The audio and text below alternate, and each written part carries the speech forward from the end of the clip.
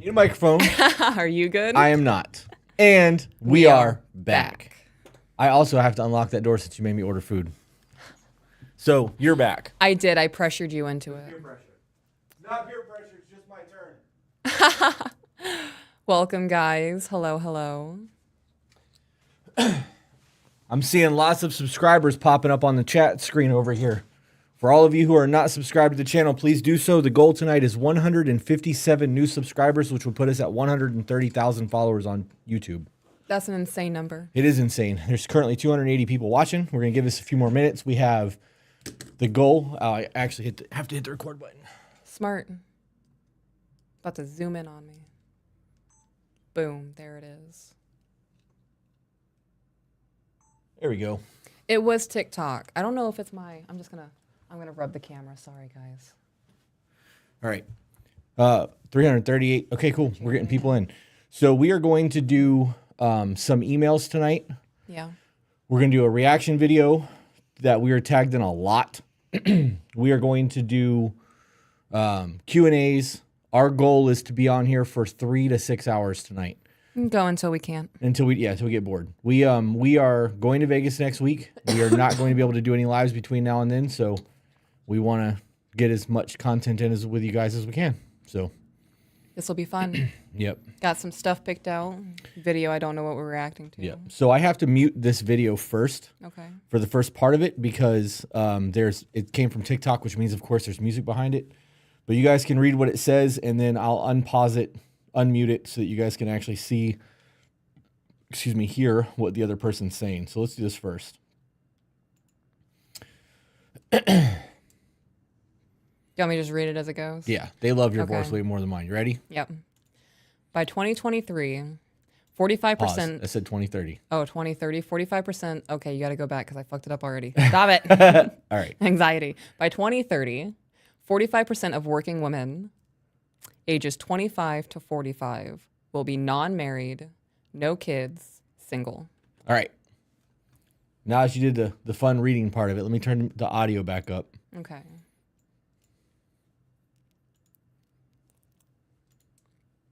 It's not gonna Y'all are work. confused about why. Let me show you. My dad still struggles with where to put things in the kitchen, and we've lived here for about 34 years. Stepdad goes grocery shopping with my mom every single week and still needs pictures of the stuff he's supposed to get if he has to go alone. Okay, so that makes absolutely no sense. Okay, so it's not that he doesn't know what to get. There are multiple brands of one type of thing. Right. So let me come back to turn this off so they can see Okay. us. This is one of those things that you like things that I don't like. Correct. And I'm a fucking garbage dispenser. Yeah. So you can get what you like and I'll eat it. But if I have to go, I'm going to get the brands that I'm familiar with getting. And if you're like, that's wrong, I fucking can't believe you don't know the one that I like, blah, blah, blah, I have to hear it. So why not just take that extra step and be like, this is the one you want, right? Because it takes 2 seconds to send a text message. How is that an inconvenience? You mean on his end or on her On end? either. It's not an inconvenience to me. If I'm trying to make you happy and I'm taking pictures of shit and sending it to you, why is there a problem with that? Wouldn't you think, yeah, babe, that's the right one. Thank you. How easy is that? I would appreciate it. I would very much appreciate it. Come home with the wrong ketchup. Be like, that's not my ketchup brand. Right. Be like, it's ketchup. No, it's not. Do people really? I mean, you get spicy about mayo. So. Yeah, people are like that. I mean, that's the thing. Right. All right, going back to the video. Okay. I'll never forget the day my dad randomly ripped out the toilet 3 hours before company on Christmas and then left to get a new one. Like, couldn't this have been done another day? It was working perfectly fine. That was that toilet thing was a preemptive strike to not have to deal with all the people that were coming over there because he clearly didn't want to.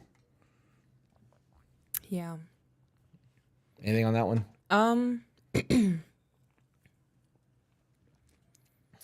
I could understand how one would feel a certain way about that. He did it on purpose. Yeah. He did not want to be in the house when everybody arrived. Now, if it's the kind of situation where all of her family's showing up and they all have a negative bias towards him because she's gone to all of them with their marital problems, and he knows that her mom has said, you should just leave him. You should have married Frank. Right. What is the probability that for the last 2 months, this woman has been asking this man to take care of this toilet remodel or whatever's going on in the bathroom, and he finally has a little bit of free time because he's off of work for the next 3 days. Oh, yeah. And he's just going to make sure that it gets done so he doesn't have to hear it anymore. Do you think that's a possibility too? That could also be a possibility. It could also be a possibility where they're just in a tumultuous relationship and he waited until the last minute. Right. It could be a whole lot of things. Yeah. The big thing here, though, is that this is all people talking about their dads and not actually having the husband or the wife chime into the situation. Oh, is it just about dads? Well, so far it's all been, this one's about to be a husband. Okay. Boink. Boink. One time we were 30 minutes away from people arriving. I asked my husband to help, and he started to organize the closet. I suggest we start having family gatherings where they clean. What closet is he cleaning? Is he cleaning the entryway closet where everybody's going to be putting their shit when they walk through the front door? Because I would want that organized. I don't want you... Could be snowy, wintry out, maybe a rainy season. What closet is he cleaning? If he's cleaning the bedroom closet, I'd be like, okay, babe, there was a miscommunication here. Let's go back out there and do the kitchen or something. All right, for the men who are in the chat, on a scale of 1 to 10, how important is it for you to get the house ready when guests are coming over? Just a number. That's all I need. I'll look back over in a second and see where that's at. Let's see if TikTok responds. Because I got to be honest, that shit is so much more important to you guys than it is to us. Are these all men? I can't tell. I'm seeing 10s. Robert said 10. Oh, Lou said 4. Martin said 2. 3. Zach said 3. It's kind of bouncing all over the place. 3. 7. A lot of 3s. Oh, 9. I got to be honest. 10s. That situation for me is less important than it is to you. Like, we have poker coming on Friday nights and you start getting the house ready for it on Wednesday. True. I don't give a shit. I live there. Yeah. My house is not a rental. It's not Pinterest. We have 2 fucking kids, 3 thriving businesses, and we're not home. And when we are, it's fucking chaos. So, like, I mean, we're home, but we're working. Right now, I understand your perspective. You are in the captain's seat. You're the pilot, and I'm the co-pilot. Yeah. Right? So it is not on you to worry about what the house looks like. Right. And even if it was on you, I know you have that mindset of, we fucking live here. Right. If people were to walk in and be like, your house is disgusting, I don't like it, I'd be like, leave, motherfucker. I don't want you here anyways. You're invading my castle. Christmas Eve, motherfuckers coming over to like, have some eggnog, hang out by the fire, eat s'mores, lets the kids play. Yeah. I would rather be on the couch with 2 kids and a woman watching a Christmas Carol. You motherfuckers go home. Yeah. I don't get a lot of free time to just veg out like that. I don't know. You live in the house, and the house is a representation of us. And poker night is chaos. Well, majority of the time, I'm the only woman sitting there. So it's a flex on me to have a bunch of your man friends come into the house knowing how busy we are and the life we have, and knowing that I can still maintain a decent-looking house is pretty dope for me. I have to interrupt because we got a $50 super chat, and that's the rule. Okay. So first of all, thank you, Nicole Greer, for sending us a $50 super chat. She said, quick thank you. My hubs and I had been in therapy for a year, and it wasn't helping. We started to not only watch your pod, but doing the things, and you guys have 100% saved our marriage. Our level up is 5 times. Thank you all for all you do. Have a great vacay. Thank you. Thank you for the super chat. That's dope. It means a lot. Knowing that you guys are taking the tools that we've laid out and you're changing your life with it, all we're doing is teaching you guys shit that we've already been through and already learned. You know what I mean? And we're hopefully saving you guys a whole lot of fucking headache because you're not having to do it during conflict, right? All right, going back. Also, I would like to point out that if you were like, hey, can you help me? I'd be like, with what? That's a good response. Give me the details, what you want me to do, because otherwise I'm running around like a chicken with my head cut off. I also wouldn't just approach you and say, help me. I am a very surprisingly decisive person sometimes. Yeah. Sometimes? Yeah, sometimes. I like to think when you ask me a question, I'm able to give you a definitive answer. Most of the time. Like, we could have spent 6 hours walking around the mall today. Yeah, we only could spent have. like an hour. I actually think it was less than that. We were pretty thorough through there. Yeah. I think if you remove the Annie M pretzels, because I had to get pretzels while I was there. Hey, you guys in the chat, if you didn't know this, Auntie Anne's stopped doing the sour cream and onion pretzel, and I am writing a fucking letter to my congressman because that's bullshit. All right, going back to the video. Oh, you cleaned the closet? Can't wait to tell your parents that's where the party is. If I was married again and my husband asked me to go cook, I'm gonna go clean my makeup brushes and organize my makeup and skincare. Fair is fair.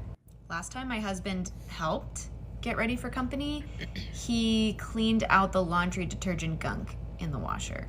My friend's husband decided that the kitchen cabinets were off-center by 1/8 of an inch, so he took them all down while she was fixing Easter dinner. My ex planned a party at our house with like 30 people, and then he went and cleaned his friend's brush from his yard. I left and went shopping, and he was mad when he got to his party in a dirty house with no food or entertainment. My dad sanding a table that was... Can you pause it? All of this is just screaming, you guys don't communicate. Right. Like, wow. All right. I see how there could be pettiness on the husband's end. The pettiness is being matched. Right. There is an equivalent exchange of energy there. You guys are fucking each other. I think they just pulled in, but I think they went the wrong way.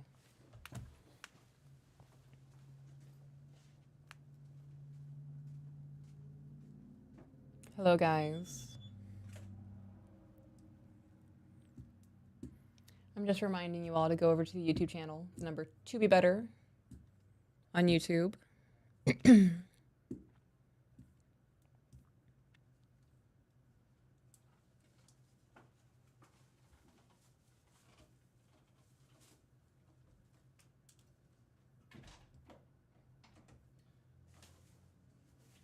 know what's gonna really suck? What? If they didn't give us silverware. No. I don't know if they did or not. Oh, goodness. I mean, luckily they're French fries and they can be eaten with the hands, but They did not. all right. My mashed potatoes. Sorry. I have straws in my purse. I can use them as chopsticks. I'm trying to think if I have any silverware here. I don't think we do. Oh, maybe. No, we don't. That sucks.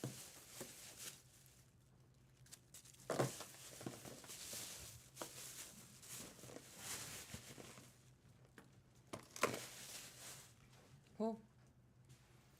Yeah, we're up. Oh, headphones. Ha! That would have sucked. Yeah, I don't know, babe. Sorry. I appreciate you looking. All right. So while you're doing that, the whole point of that video was that the guy is saying that there's not going to be married women by 2030. More than half of the women are going to be unmarried and not having kids. Thank you. I appreciate that. So if that's the case, don't come over here being dirty in my ear. I'm not. I want to kiss. I know you. I know better. I don't do that to you. Yes, you would. Not alive. And these are the reasons that they're saying that women won't be married and won't have kids. So if the reason that I almost sat on my cord. the reason that you're not having kids is because your parents and your siblings and your friend circle have husband and wives in them that cannot communicate with each other, and this is the unhappiness in their lives, I agree you shouldn't get married. Yes. They're not leading by example. They're not showing you what a good marriage looks like. And if this is the gripe in life, is that they can't help you clean, or that they clean the wrong thing when you ask for help, and this is the biggest unhappiness you have in your life, I think you got it pretty fucking good. I agree. All right, unpausing. Hang on, before you do that, I also find it strange that people are so willing to give, for example, children very direct instructions or answers, but when it comes to their spouses, they expect them to read their minds. Yeah. Yep. Crazy how that works. Getting a tablecloth on it the day before my sister's backyard wedding. My roommate, male, will go clean the basement when people are coming over for a cookout. Bitch, we're gonna be outside the whole time. We were having a Halloween party, and my husband decided to paint the front room instead of helping clean the kitchen. We had people get wet paint on them. That's funny. So you guys marry idiots. Yeah. So we know now we know, and I'm done with this video. I don't. We were tagged in that a whole lot because people wanted our opinion. I'm also wondering why are your husbands so spiteful? Because people aren't happy as fuck in their marriage. Like, really, if I were a man and I knew I had people coming, I'm not gonna fucking paint the living room. Logically, I'm not painting. That really is like a fuck you. It depends on who we're having over. Okay, so Elaborate. So scenario, Okay. right? Say that. Now I'm intrigued. Say that you and I have the most amazing relationship on the planet, but we don't get along with each other's in-laws. Okay. And it's Thanksgiving dinner, and all I want for dinner is some ham, some really good dressing, and Fixins. yeah, right? And just peace and quiet. Yeah. Right? Because I don't get a whole lot of that. Right. And you're like, but my sister, my mom, my cousin, their boyfriend, their 6 kids, you know, my long lost uncle twice removed, and his family's coming, and there's gonna be 14 people here, and you tell me the day of, I'm fucking ruining Thanksgiving dinner. I understand. Petty spaghetti's full effect. Yep, I'm gonna turn into Forrest Gump real quick. I'm gonna be dumb as a motherfucker. I'm gonna be honest. If you told me day of, hey, my whole family is coming, you're gonna have to change dinner from 4 people to 10 people, I'm burning dinner. So that's why. I get it. But that also boils down to there is a lack of communication and respect. Somebody asked what my shirt says. They said they love your outfit. Oh, thank you. It's a dress. My shirt says lock, load, and live, because we are avid supporters of the second. Okay, would you like to get into some emails? I don't have any other videos for us to react to unless you want me to pull up the Discord. Pull up the Discord. Oh man, this is going to be risky. I have no idea what any of these videos are. New suggestions. I saw Lorna's in the chat. Let's pick one that she posted. Oh wait, that was all the way back in early August. Let's go down. Can't believe they didn't give us silverware. I can. Like, homie, you gave me mashed potatoes. All right. Did I? Maybe. I don't know. Did you? Possibly. Boink. Ooh, what a smart looking dress. She looks like a really bad curtain from the 70s. All right. A husband crossed the line when he left his wife at the airport. The husband explained they had about 15 minutes until boarding started, and his wife insisted on going to Starbucks, which was on a different terminal. He told her she didn't have time, but she didn't listen. He waited as long as possible, but when the gate agent was about to close the door, he decided to get on the plane, and the wife did not make the connection. Yeah, throw the whole wife away. First of all, he was going to visit his daughter. So when the wife decided to go to another terminal with 15 minutes to board. All right. So, all right. I don't really give a shit about the rest of that video, but let's talk about that for a minute.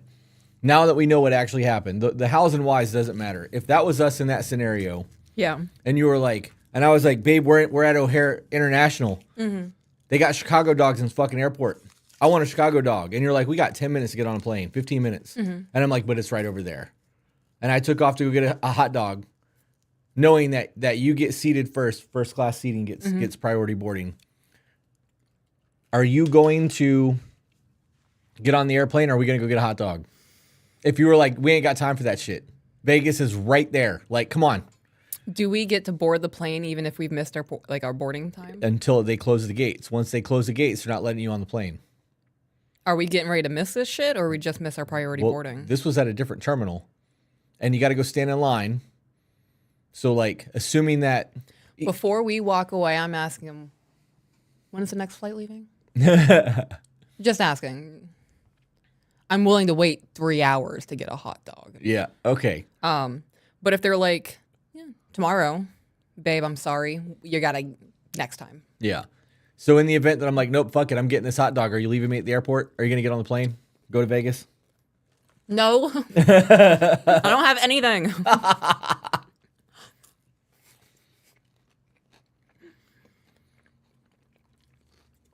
I'm going to get to Vegas and be like, did my husband send you? Did my husband send you? Are you here for my husband? Chris? Anybody looking for Chris? That's funny. That's funny. You really would be that way, huh? I would. No, I'd probably text you and be like, I need you to text me where we're staying. I'm going to use the shop card to get an Uber. I'll have dinner here when you get here. Love The you. rental's there. Oh, is it? There's a rental car there waiting on us. I'll pick you up at the airport when you get here. Okay, so then let's not put us in this situation because clearly you would wait. I would wait. I know you probably wouldn't. You'd be like, we're fucking no. We're not doing this. Right. So if it was the other way around and you're like, no, I need Starbucks before I get on that plane. I'm like, this plane leaves in 15 minutes. Takeoff is in 15 minutes. And you're like, I'm gonna go to Starbucks. And I left you there. How would you react to that? I get it. Really? You would be so fucked if I left you at the airport. I would be. And I know with the way that we are, you would get very exasperated with me. It would very much be I'm fucking saying no this time. Yeah. I said no to the plants and I'm saying no to Starbucks.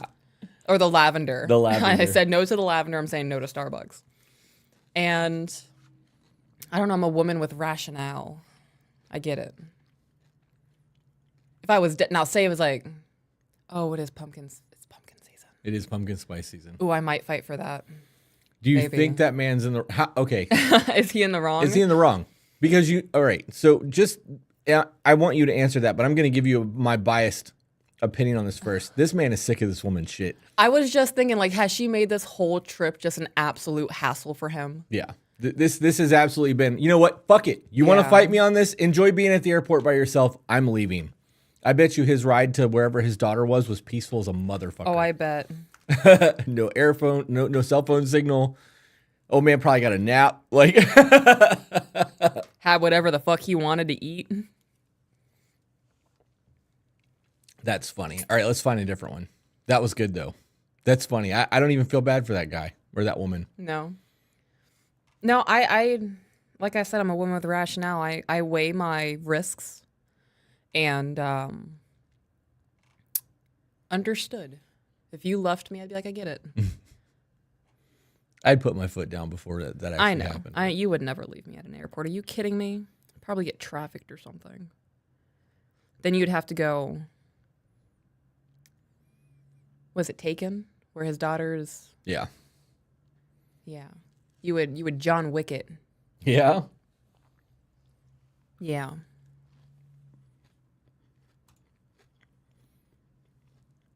So this story She's way louder than she needs to be.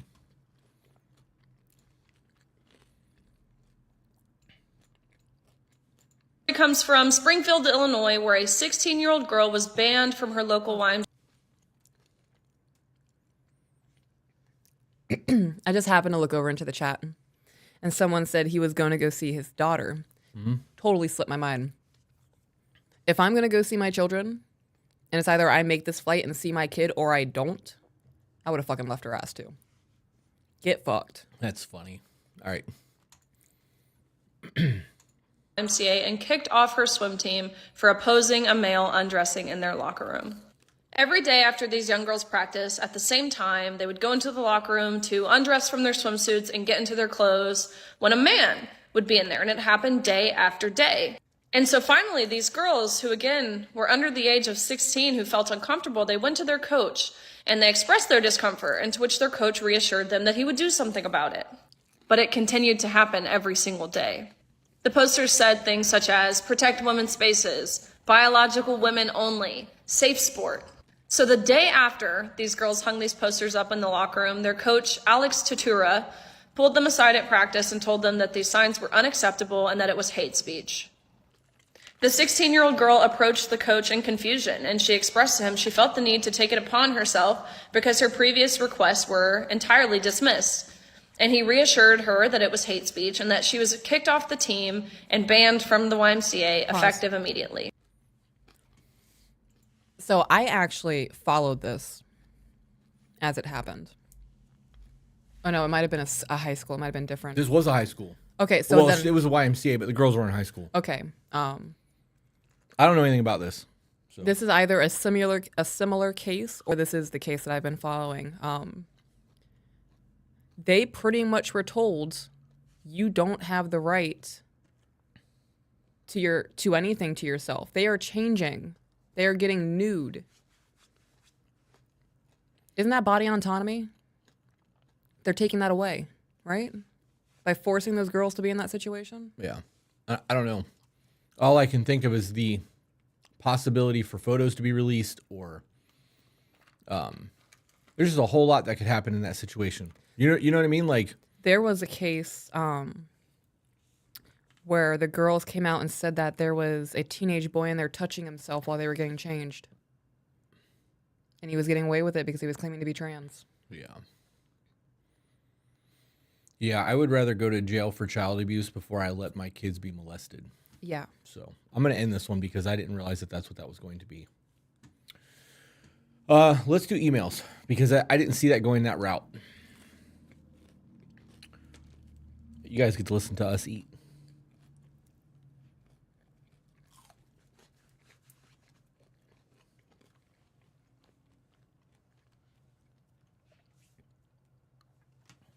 Okay. I'm gonna. What are Pardon you doing? me. Excuse me. Just one moment, guys.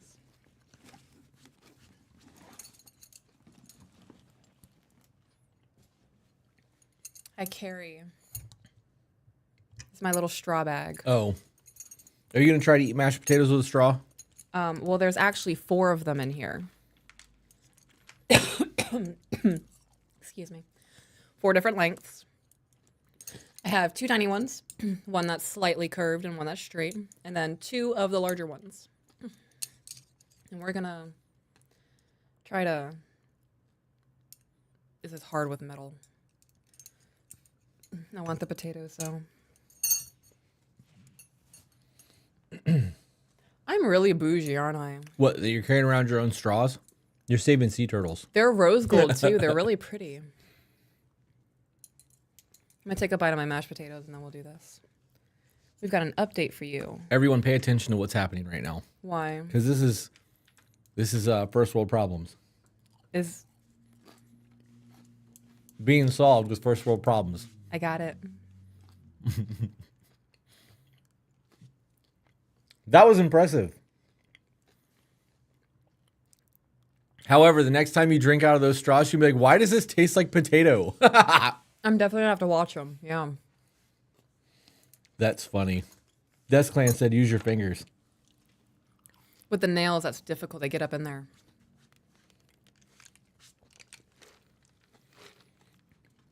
Mashed potatoes is one of my favorite foods. I will never pass on fucking them up. And it works. Need a tiny traveling spoon on your keychain. Oh, that's so smart. I actually have a spork spoon setup. There's 3 of them in a bag and it's on the counter at the house. I thought they were here. They're not. Oh, that sucks. That's what was in that box that was on the stove the other day. Really? Yeah. Huh. Okay. Let's do eeny, meeny, miny, mo. That one. I do that with the kids when I have decision fatigue. I don't even. Just pick one of them and act like they won. Eeny, meeny, miny, mo. Catch a tiger by the toe. If you always let them go, eeny, meeny. That one. I don't even really do it. They're just excited that I'm chanting something. And it's a game. All right, so this one is titled Feeling Misunderstood / Lack of Catharsis. Catharsis. Catharsis. Cat Harris.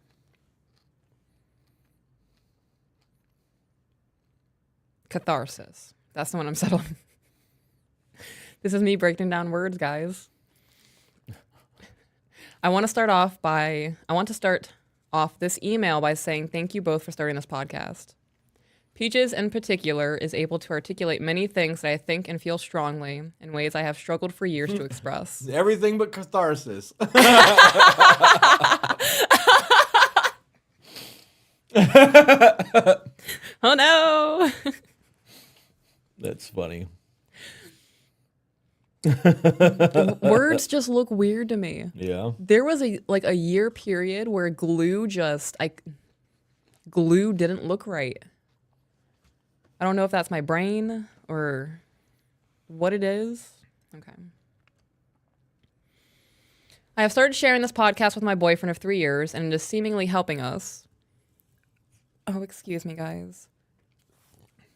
Oh, pardon. But even with this help, I still feel unheard and misunderstood often. I believe it is a communication barrier. We've been together for 3 years and are discussing marriage and our future. This man has been my best friend, my teacher, and biggest inspiration for these 3 years. I have some values in relationships that some would label as traditional. I am very big on our relationship/marriage.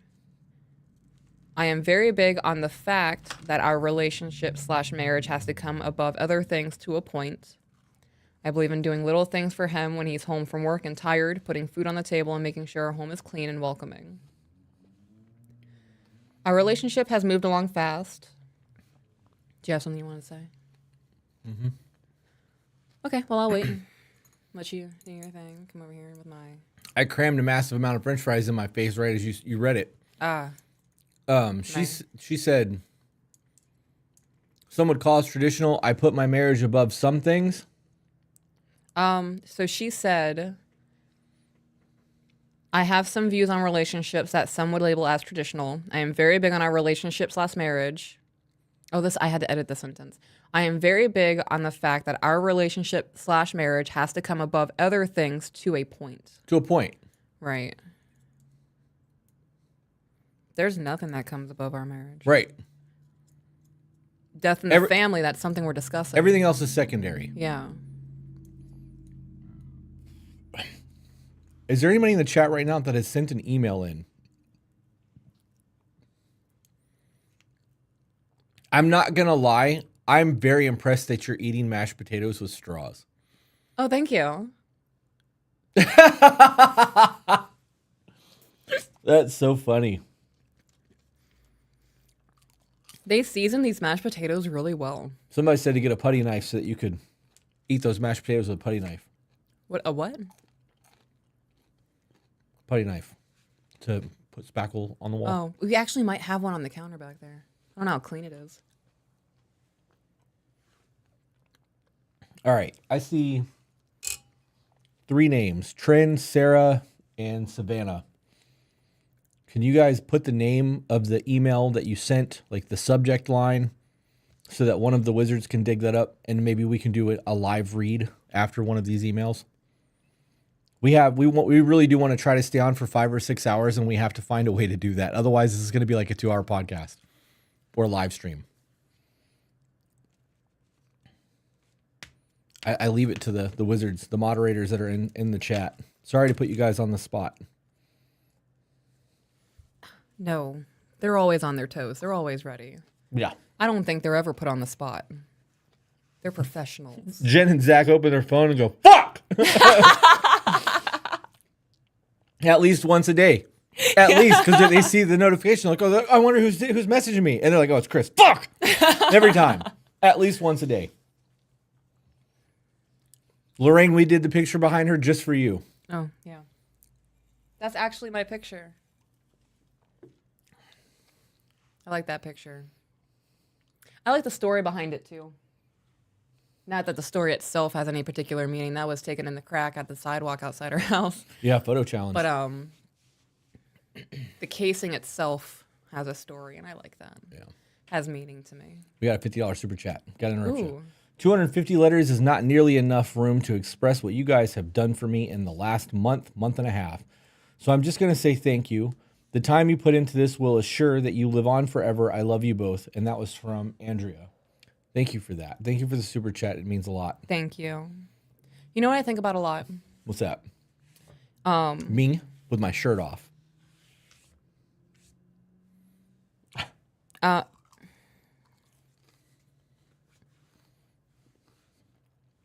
Taking my boots off. It just kept going.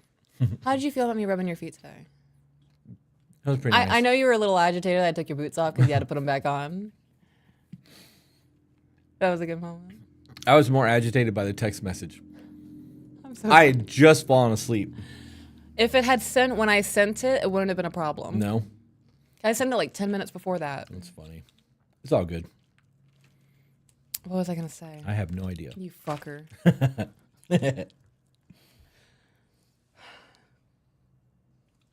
Oh, so people who are in love want their love, well, not every couple, but you see it throughout history. People want their love to resonate throughout time. Like, there's Cleopatra and her lovers. Can you name one of them? Julius Caesar, and the other one was Antonius or Antonio.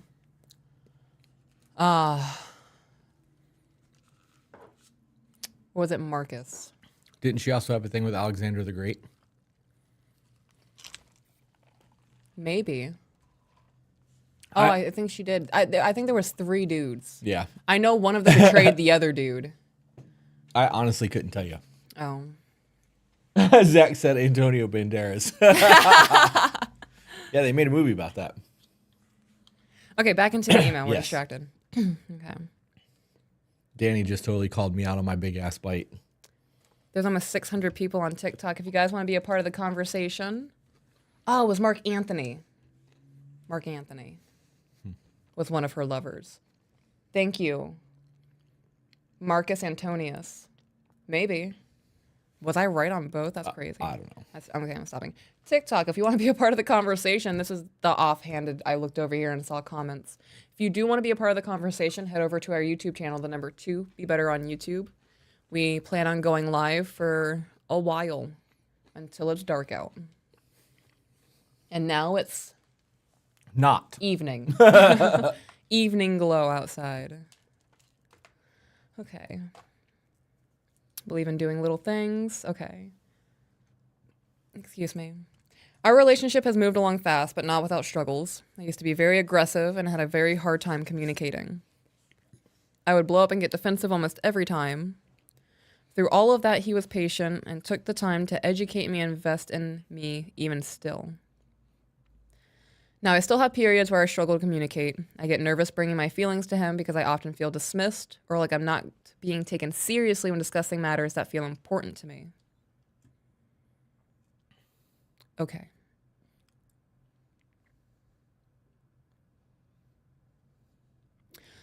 So, in 2 sentences, she's contradicted herself. She said, through all of that, he was patient and took the time to educate me and invest in me still. But currently, I still get nervous bringing my feelings to him because I often feel dismissed or like I'm not being taken seriously. Is that contradictory to you? Does that make sense? I'm having a very hard time focusing right now. Why? Fucking Danish. So she's making fun of the way that I'm eating my food, but she made a comment because every time I go off screen to take a bite of my food, she said it looks like he's about to take a bite of peaches, and now I can think about is biting your fucking arm.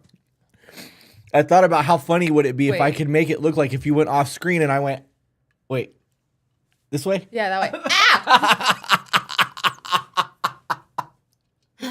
So fucking stupid. We're not even sitting next to each No, other. we're not. You're like 6 feet away from me across the room. I'm chicken winging it towards another picture on the wall. That's what I was thinking of the entire time that you were reading that. I'm like, dismiss it. Let it go, dude. She's talking. Pay attention. I can't. Yeah. Do you feel understood when I just go with it to get out of your brain? I appreciate that you allow my stupidity to manifest itself into this world without judging me. Yes. I mean, you do it to me. So. It's so bad. Okay, so was that contradictory to you? Did that make sense? Is it just me? I need you to read the entire thing over again because the Okay. entire time you were reading, all I could think about was biting your arm. And you doing that just totally made that whole thing worth the interruption. You're welcome. Okay, so she said, I would blow up and get defensive almost every time. Okay. Through all of that, he was patient and took the time to educate me and invest in me even still. Okay. So in that scenario, she's freaking out and he's being the calm, Right. reassuring, Let me help you through this. Yeah. Now, I still have periods where I struggle to communicate. I get nervous bringing my feelings to him because I often feel dismissed or like I'm not being taken seriously when discussing matters that feel important to me. Okay. Does that sound There's contradictory? 100% a contradiction there. Okay. Unless something has changed, and at one point he was very understanding, empathetic, paying Right. attention, and now he's like, I can't believe you're doing this again. Okay. Yeah. He is less of a talk it out or check in person than I am, always has been.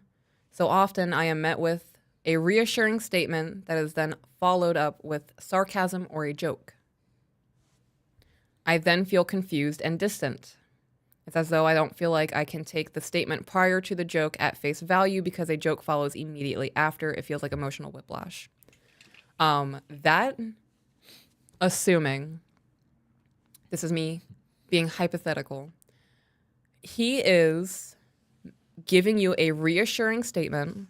He is acknowledging your feelings, and then he is following it up with sarcasm or a joke. It's not to make fun of you. It's not to give you emotional whiplash. That is, she's fucking going through it, and all I can do right now is make her smile. Is that always the correct response? No. I will die on the hill that men are on a different emotional level than women. Right. Women are on a higher frequency, if that's how you want to say it. We actually use less of our emotional brain than you do, and that's been scientifically proven. Right. So he might not know this is a thing for you. If you were just to sit down and say, hey, babe, when I come to you about something and I'm really going through it, that's not the time to make a joke. It confuses me. And I walk away feeling worse than when I came to you. And I know that's not your intention. I know that's what you're not trying to do, just not the time and place. And his feelings might be hurt a little bit. He might be like, damn, I didn't know I was doing that, because clearly all he wants to do, or from what you have said and I'm gathering, is he wants to be that emotional support. He just is doing his best without knowing what you need. Yeah. Oh, that makes sense. I wish I had my heating pad. So old. My back hurts. I'm over here like massaging it. This doesn't happen all the time, but it is often enough that nowadays I am hesitant to be as open because I am afraid of feeling dismissed or not being taken seriously. I wish she included like an example. Me too. Like the conversation that was had, what her problem was. And the way he handled it. And the way he handled it, what he said, and then what the joke was afterwards. Because right now all this is I feel. Right. Even his body language would be helpful in this situation. If he makes a joke, but he's holding you as you're crying,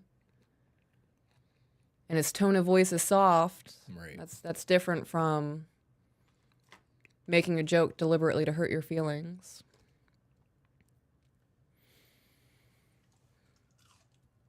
I would like to note that I never expect him to listen and fix whatever the issue is, or always want him to reassure me, but I do expect some acknowledgement or a short conversation.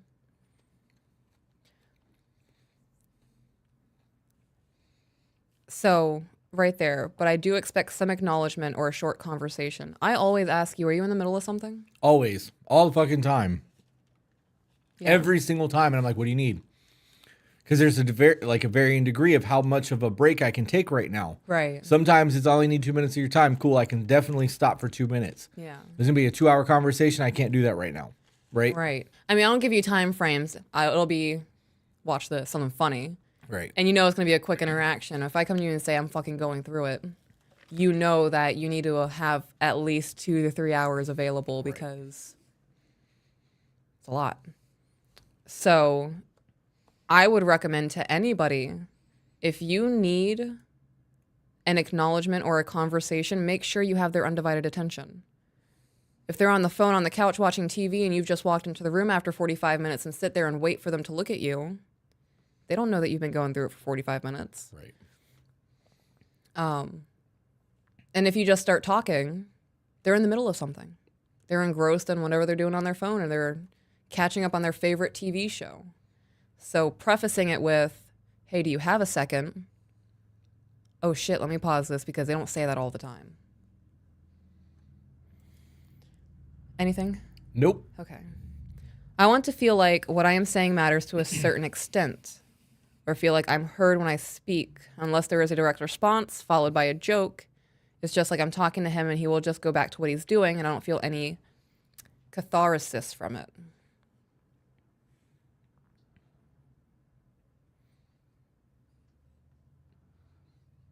Well, what do you want him to do when the conversation's done? Like, if he's giving you the reassurance and he doesn't know that the little joke or the sarcasm bothers you because he's trying to make light to make you smile, he doesn't know you're still going through it. Right. If you just shut down and walk away and are bottling these feelings, he's going to go back to what he was doing before you came into the room. He was in the middle of something before that conversation happened. And everybody's going through their own fucking hurricane of bullshit. It is nonstop for everybody. I know this is not what she said. That comes across as, I want you to have a breakdown with me. Does that make sense? I'm curious to what degree she needs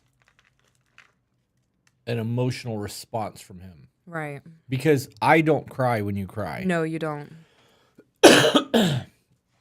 But I can let you put your head on my shoulder and blow snot bubbles on it. It doesn't faze me.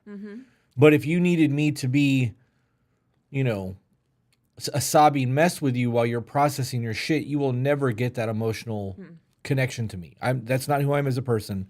I can't make that happen. So, like, if that's what she needs from him, that could potentially never happen. So, like, you need to sit down and explain the things that you need. Like, you and I, for a long time, had to have discussions of when you are going through it, you need to be held. Yeah.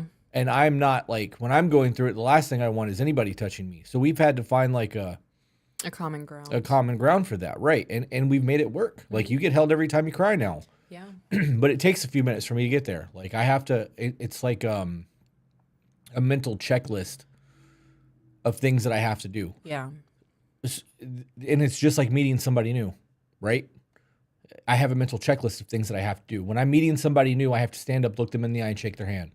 And I have to mentally tell myself that. And if it's a woman, I have to then gauge how hard I'm going to squeeze the hand in terms of the handshake. So, like, even today when I came out and met your aunt, there was levels of things that I had to mentally check off my list while I was going, because that's how my brain works. Right. And if I don't do that, I'm going to stare at the ground the entire time. I'm not going to make eye contact, and like I'm not going to engage. Right. Yeah. So that could be a thing for him. I want to point out earlier, she also said that he's always been this way.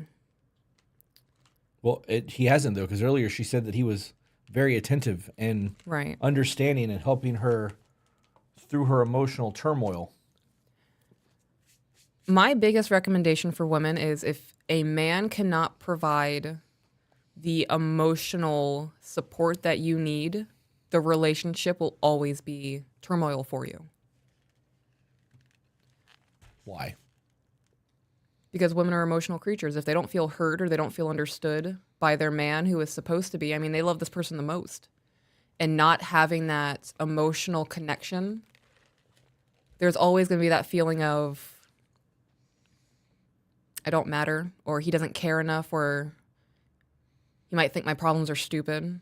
She's shutting down. She doesn't want to talk to him anymore because she feels this way. Okay, so this is not Chris asking about the emailer.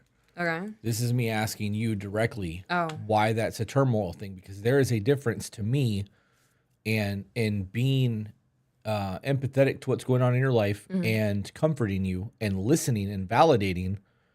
It doesn't have to be an emotional connection for that to happen. I can do all of that without being emotional. So on a Peaches level, is that an emotional connection for you? Because to me, it's me being there for my woman. It's not the same thing. That is an emotional connection. Okay.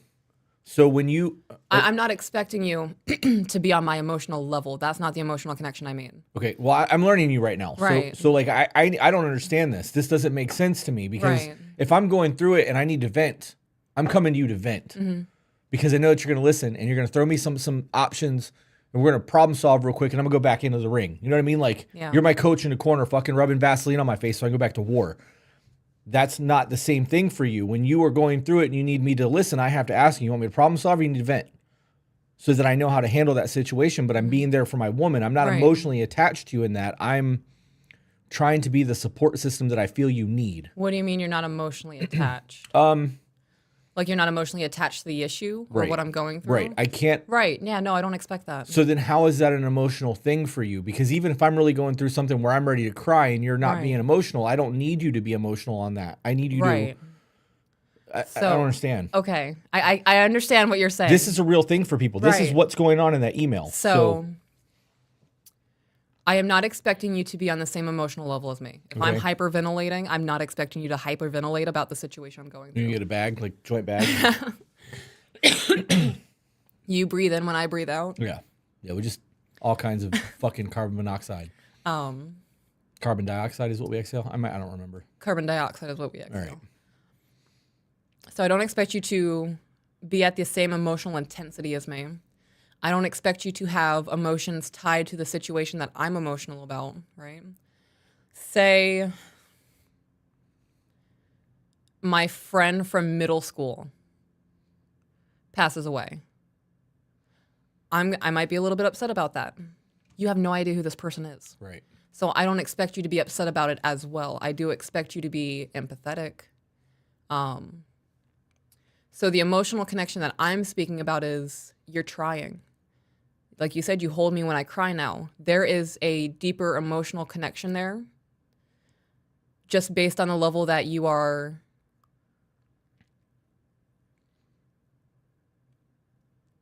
soothing me. Right. But it's not an emotional thing for me. It doesn't have to be. That's the difference in the man-woman brain. Right. So like I'm doing the mental checklist. Am I being a good husband right now? Does she need to be held? Does she need tissue? Like how do I serve my wife? How do I serve my wife right now in the best fashion that I can? For you see that as an emotional outlet. You feel more connected to me because I'm Oh my God, you're like a doctor and I'm like a patient. yeah. Yeah. That's how I'm viewing it. It's like not like a psychiatric doctor, but like there's something going on with me and I'm having a meltdown on the inside and I don't know what's going on. You also don't know what's going on. And you are going through, okay, check their breathing, look at their eyes, touch the abdomen. Does it hurt here? There has to be a logical balance to the emotional side of things. Does that make sense? It does. But I think that the bigger takeaway in all of this for me is that I would have never looked at that as an emotional connection in those moments. Ever. Right, because it's not that for you. Right. But it is for you. And now Right. I know that. So I'm going to look at those situations differently. And if that's what's going on in the emailer's household, and he doesn't know that, because in almost 3 years of existence, I didn't fucking know that, that could be a real thing. We got a $100 super chat. We got to get into before you holy get back. Shit. I didn't want to interrupt your train of thought to read it. Jared said, after moving to Washington State, my wife of 3 years decided to leave back to Texas with our 2-year-old son. She's planning a divorce. I haven't seen my son in a month. I want to work on the relationship, but she wants nothing to do with it. What can I do to bring her back? This is not a whole lot of information into what's going on with your life, but if she's leaving and not wanting anything to do with you, that change should have happened before this. There's a whole lot of things that if you're paying attention to a situation, you know a drastic change is coming. Things are about to fall apart. You have a whole lot of opportunity to fix things before they get this bad. Like, there were signs, if you really look back at what was going on, that you saw this was coming. You'll be able to connect the dots too. I want to know why you moved from Texas to Washington State. You went from freedom to communism. I don't understand that. Granted, obviously not all of Washington is like that, but Are we getting back into the email? well, I mean, I don't want to just scan over that and ignore Okay, that. so we're invested. Well, it's, yeah. I mean, Well, I didn't know if you yeah. wanted to. I feel like maybe you need to sit down and actually talk to your ex and listen to what she has to say, and listen to her criticisms. She's going to criticize the shit out of you, and you deserve that. Because if she's been criticizing you this entire time and you've not done anything about it, it's a problem. Is that you or me? Where? You don't hear that?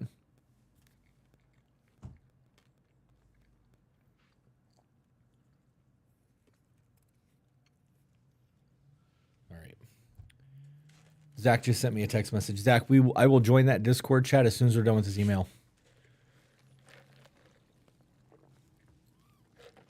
All right. So I read his thing. I think that you need to sit down and talk to her and actually listen to what she has to say. She can tell you where your shortcomings were and what you need to do to fix that. Everybody else that's sending super chats, thank you so much for sending those. We will absolutely guarantee read your super chats. Zach is screenshotting them, and I will get to those, or we will get to those at the end of the email stuff, or maybe in between them so that we're not super behind. Mm-hmm. Okay. I'm at a bit of a loss, as I've tried expressing this numerous ways to him before, but I'm running out of ways to break this barrier down.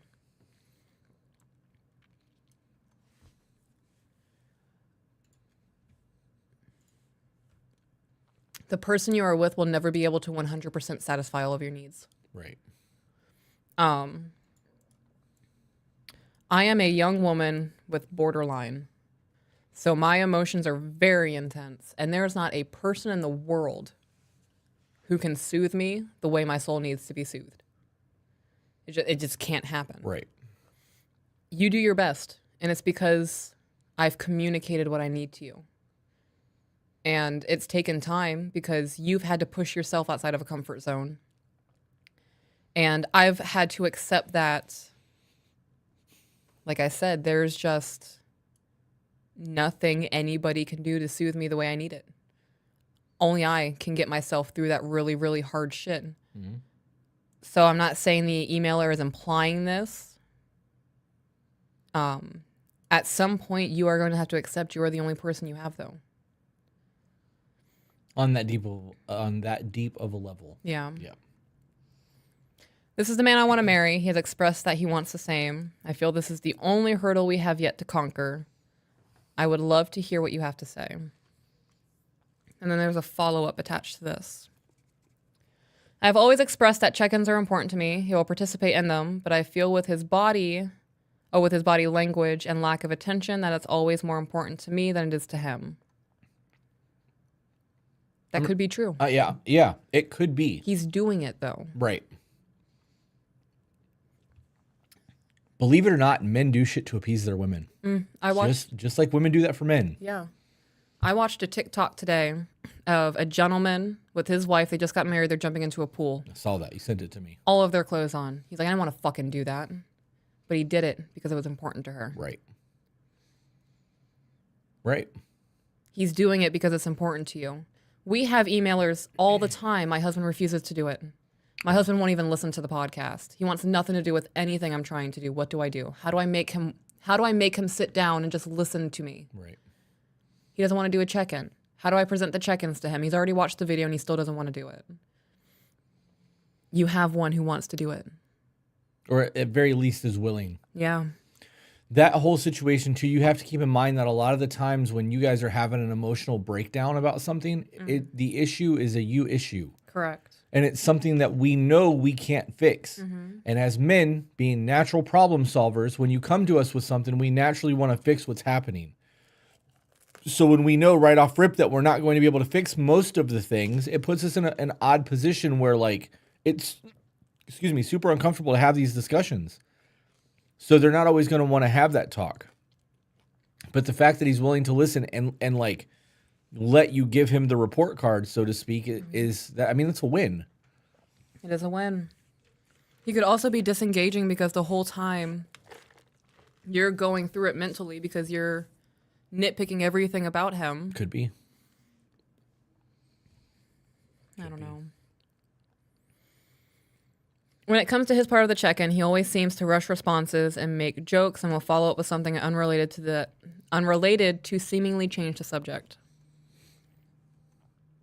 I'm still glad he participates. It's important to me to know how my significant other is doing and what level we both feel our relationship is on. How often are you having that conversation, though? We don't have to have the conversations of what level we're on. We know what level we're on. Yeah, I mean, okay, so this is the evolution of what the check-ins do. We got another super chat, and I'll have to get into that afterwards. The evolution of the check-in is literally to allow you to learn how to communicate with your person. We did them a lot in the beginning. We did. We do them once every 4 or 5 months now. And it's when there's a lot going on and like we need to be able to really hash it out. But for the most part, we get in the car. What do you mean hash it out? Like if there's, I don't mean hash it out in terms of like conflict. I mean like if there's a lot going on in life and we need to have a deep discussion, then a check-in will happen. But even then, it's more along the lines of, like I said, we get in the car and we drive somewhere. Because we have an uninterrupted conversation in the car where there's not cell phones, there's no TV, there's no kids. Well, not when we take those kind of car rides. But we have our most meaningful, deep conversations in the car together. So you learn how to communicate with somebody and you don't have to have those check-ins like that anymore. So let me get the super chat real quick. He said there was signs I just never noticed. I was unknowingly disarming her emotions. I have only recently realized my mistakes and I have been moving to better myself through therapy, the gym, finances, etc. But it seems like nothing is working. I moved because I'm military. Okay, so the move makes sense knowing that you're military. You are going to have to regain her sense of emotional safety. There's a lot of things when it comes to women that is really fucking crucial. And when a woman loses that safety feeling with you and that emotional safety, knowing that like she's fucking secure, that is the hardest thing to get back. It is easier to get a woman to forgive you for cheating on her than to lose the emotional safety and try to get that back. Yeah. Yeah. I knew all of my relationships were over when I would wake up in the morning and go, I don't want to fucking see you today. Yeah. Yeah.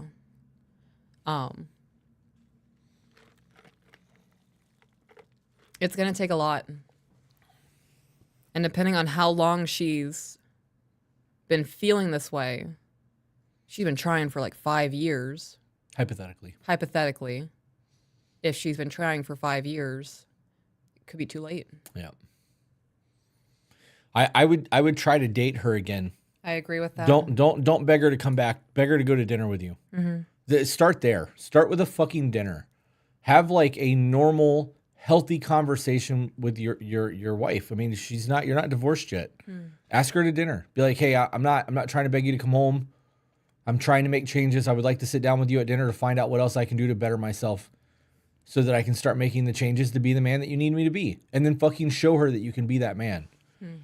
Too many people try to jump right back into the way things were without actually fixing things first. And you have to do the work. You can't just jump out of it and jump back into it and expect everything to be fixed. It doesn't work that way. Right. You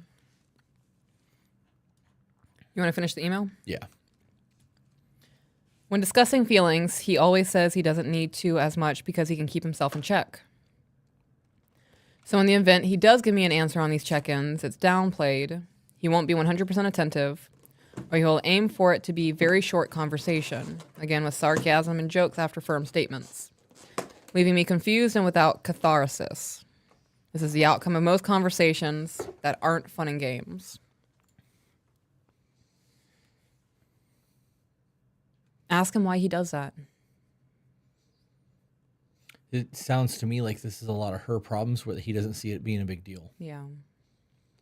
Because how did she say it? He said that he knows how to regulate it, or he knows how to keep himself in check. Right.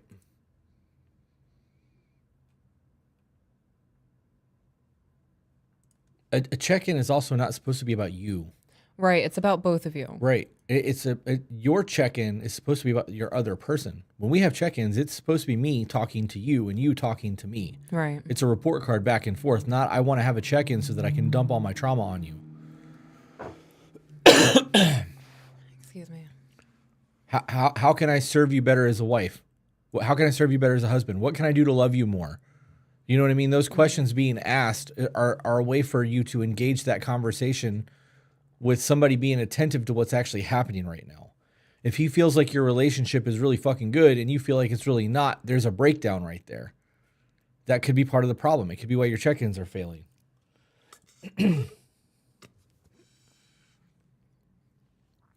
Zach was able to get somebody into the, we actually have 2 people that we can do live reads with. Oh, dope. Zach, what are the emails called so that she can find them? How am I supposed I can't search emails. He's going to put it on a drive, I'm sure. I'll say if it's not on the drive. I haven't looked at our email in A while.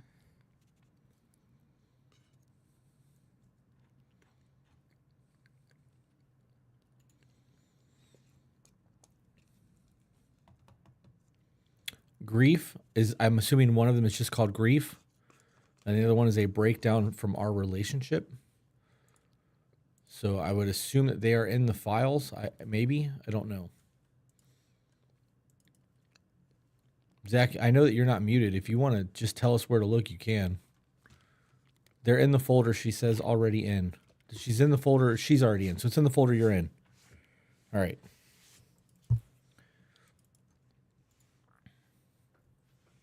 Oh, grief.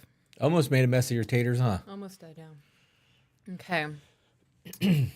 Dear Chris and Peaches, I just want to say that I love your content and watching Ruminations number 10. Oh, and was watching Ruminations number 10. And the part where Chris mentions talking to his mom really got me.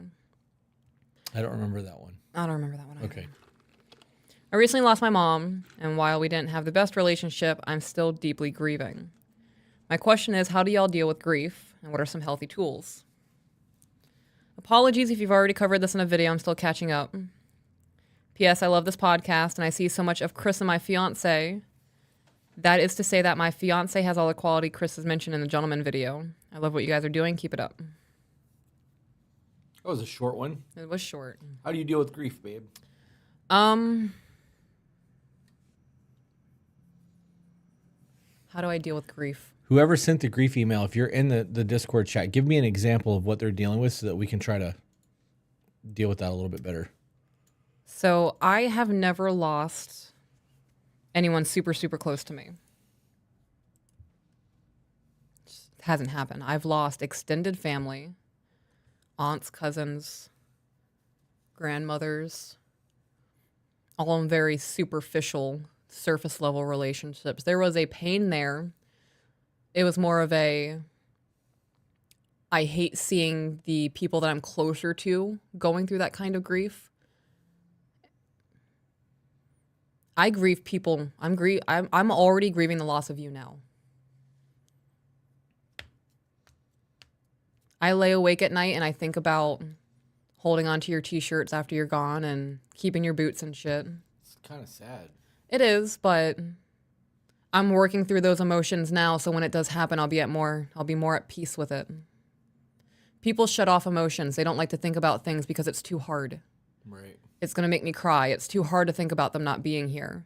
So when you shut down those emotions instead of just processing them, when it actually does happen, you're going to be hit by a fucking brick wall. I was really hoping that they would give me an example of what they meant by processing grief, because it's been a long time since I've lost anybody that I've loved on that level in terms of death. Yeah. But otherwise, like in terms of people and being done dirty and like friendships ending and shit like that, like I just shut that shit off and move past it. Yeah. When something's done to me, it's done. You know, when I'm over something, I'm fucking over it. Mm-hmm. Like I'm not gonna dwell on it. Like you know what I mean? Like I don't know. I don't really have an answer to that one. How was my answer? It was way better than mine was. Okay. I mean, she's asking how we deal with grief. I haven't had, and they're not even answering in the Discord. So, I guess we can just go to the next one. What was the next one? It's on your screen. I'm sorry, and a break from our relationship. A break from our relationship. You said it's on my screen, like I know what I'm looking at. No, I meant here. Oh, sad day. You want the rest of mine? It Yeah. looks like it's halfway full. I do this thing. I don't know if this is my autism or what it is, but I will perfectly time out my meals. That way, once I'm done eating, I have enough drink left over to wash it all out of my mouth. Yeah. Thank you. And I did not time that well. And I'm upset with myself. All right, a break from our relationship. My boyfriend and I, both 20, have decided to go on a break. I'm an anxious attachment while he is an anxious avoidant. Do you remember what either one of those are? Yes, so anxious attachment is somebody who will overthink. They will pull people closer to them. They'll appear clingy. Anxious avoidant is somebody who, when they get anxious, they push people away. Those two styles combined together is going to be one of the hardest relationships. Okay. Because the anxious attachment craves physical touch. Be near me, the reassurance that you love me, that you're not going to leave me, while the anxious avoidant will distance themselves.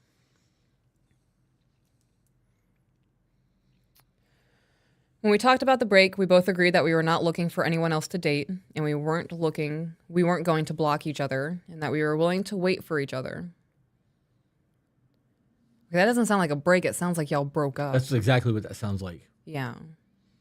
If you have to have that conversation, the relationship is ended. Yeah.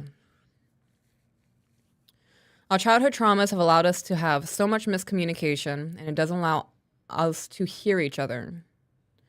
Our childhood traumas have allowed us to have so much miscommunication. Okay.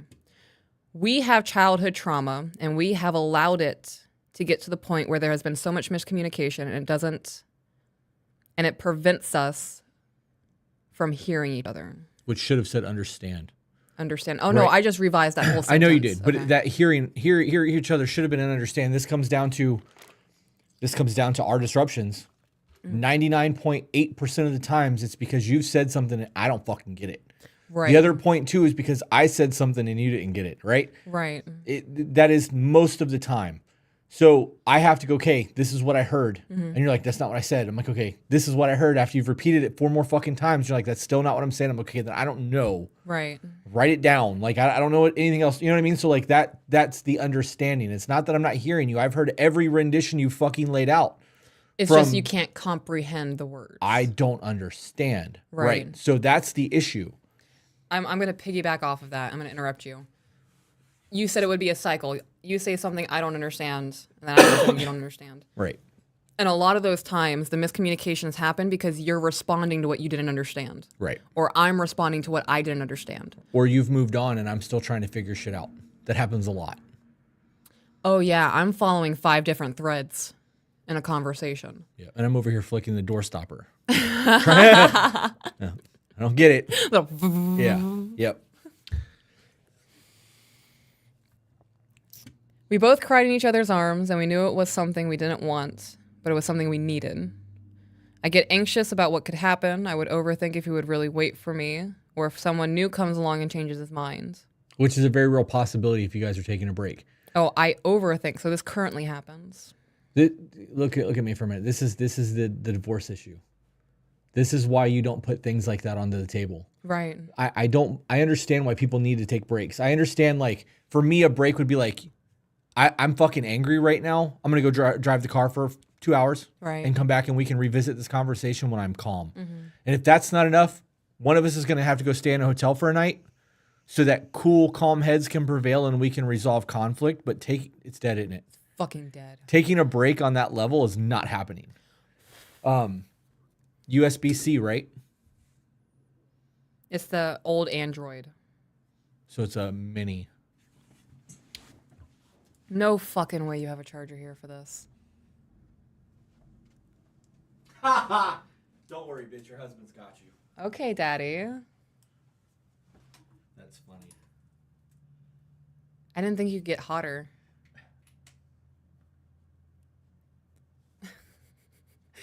I'm running through my mind of thinking of other things that I could need. Yeah. Yeah. Although it's not wanting to plug in very well.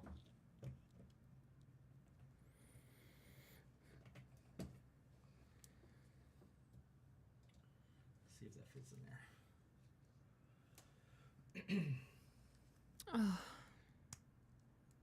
Boom. I totally just crotched your cell phone holder. You what? I hit your cell phone holder with my crotch. Me next? Is there a waiver to sign? Height requirement? All right. Oh, I'm just knocking things over. Don't look. That's funny. Okay. I'm going to reread that. I get anxious about what could happen. I overthink if he would really wait for me, or if someone new comes along and changes his mind. So like you said, that it's a possibility. Nobody can guarantee that that's not going to happen. Right. Who's to say you're not going to meet somebody new? Yep. and decide that that's not what you no longer want. I fucking hate that. I hate that I say You're right. That's why we don't have divorce on the table. It's a really hard word for me sometimes. You guys can grow while still being in a relationship. That's what a relationship is. You guys lean on each other through that growth, and sometimes it's 80-20. Yeah. Sometimes it's 60-40. I want us to work, but I also know that feeling secure is work that I need to do on my own. It's not, though. It's not. Okay, it is, because that's a you problem. Right, but you don't have to do it. But you don't have to be alone while doing the work. That's something that feminism pushes hard. Yeah.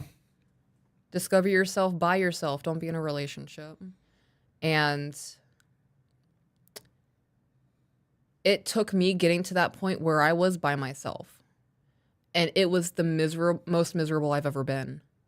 I was paying $2,000 a month in rent for a 2-bedroom apartment. I was paying almost $1,800 a month for daycare so I could go and work to pay for the apartment. Just in rent and daycare, I'm paying almost $4,000 a month. Yeah. It would have been so much easier working through my mental load if I had somebody there to help me pick up the physical shit in the world. Right. It would have been so much easier. Yeah, we constantly preach do the dirty work on yourself between your relationships. And I stand by that. I believe that. But I also know that some people don't do well by being alone. Some people don't do well being isolated. You know, when you go through a breakup and that depression comes along and they isolate, it can make things a whole lot worse for them. Right. So like that being alone thing isn't for everyone. It's not. But you should do the work on yourself in between relationships so you don't fuck up the next relationship that you have. But the idea that you need to be alone to worry, work on yourself, we work on ourselves daily. I don't, why would the fuck would I want to push you away so that I can fix something about me? Like, Right. good on that one. AJ just sent us a message and said we hit 130,000. Shut the fuck up. Yep. Thank you guys. That was the goal. Quick. That was the goal. We wanted to hit 130,000 before Vegas. So we went Hell live yeah. today, and you guys, we got 157 subs since we've started live. That's dope. If you guys have not subscribed to the channel yet, please do. Please do. I was so proud of him for telling me what he needed and emphasized that even though I wasn't the last on his list, a relationship was. He's had such a hard time telling me what we needed. Such a hard time telling me what we needed. And when he did, I was so happy for him.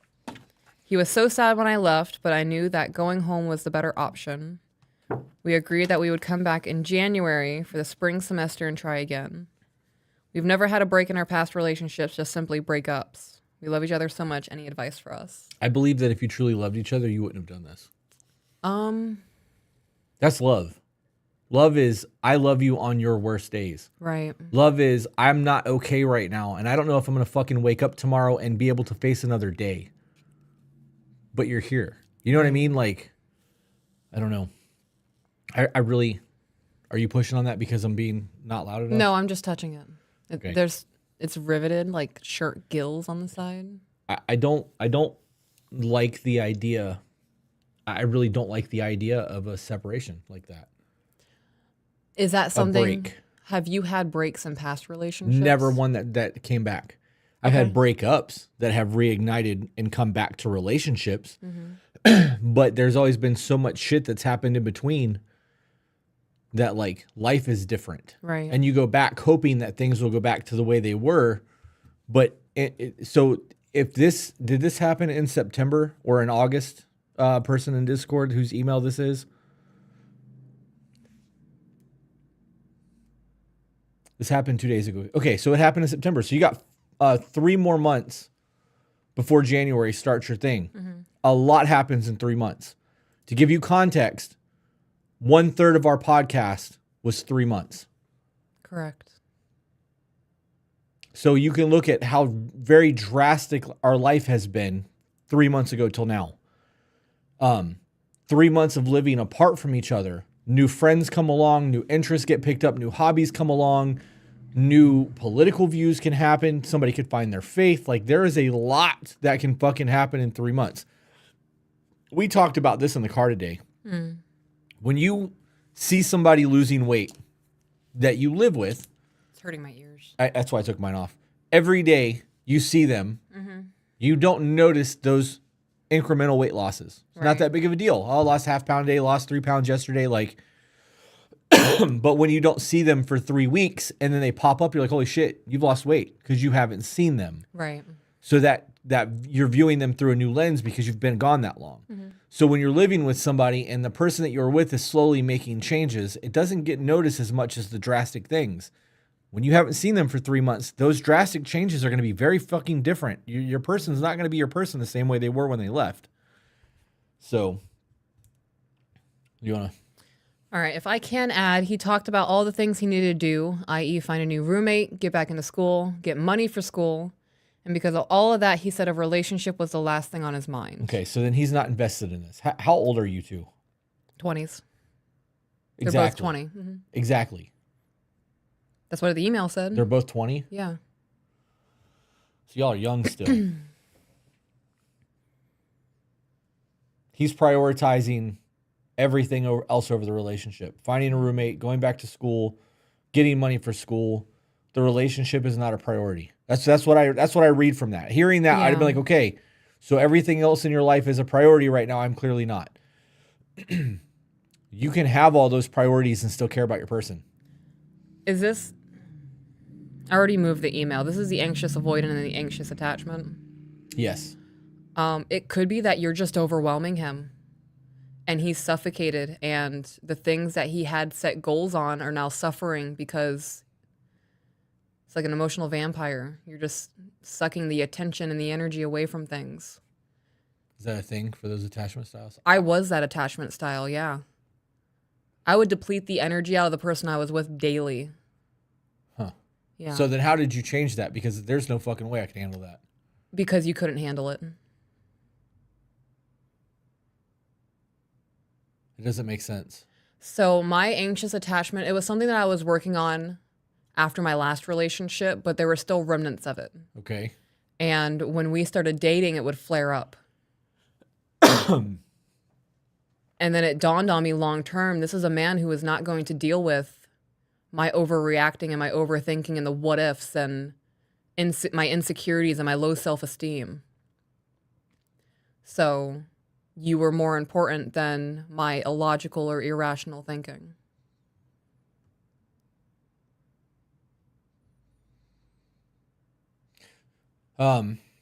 So then I can already see that there's going to be somebody that's going to watch this at some point and go, she changed everything about her to accommodate a man. You want to live with anxious attachment? No, I fucking don't. Right, but to the person who could comment that, to the person who could comment that, why wouldn't you want to change your attachment style if it's only bringing you misery and suffering and hurting the people around you? Okay, so then what do you say to the people who are say, it's not that easy?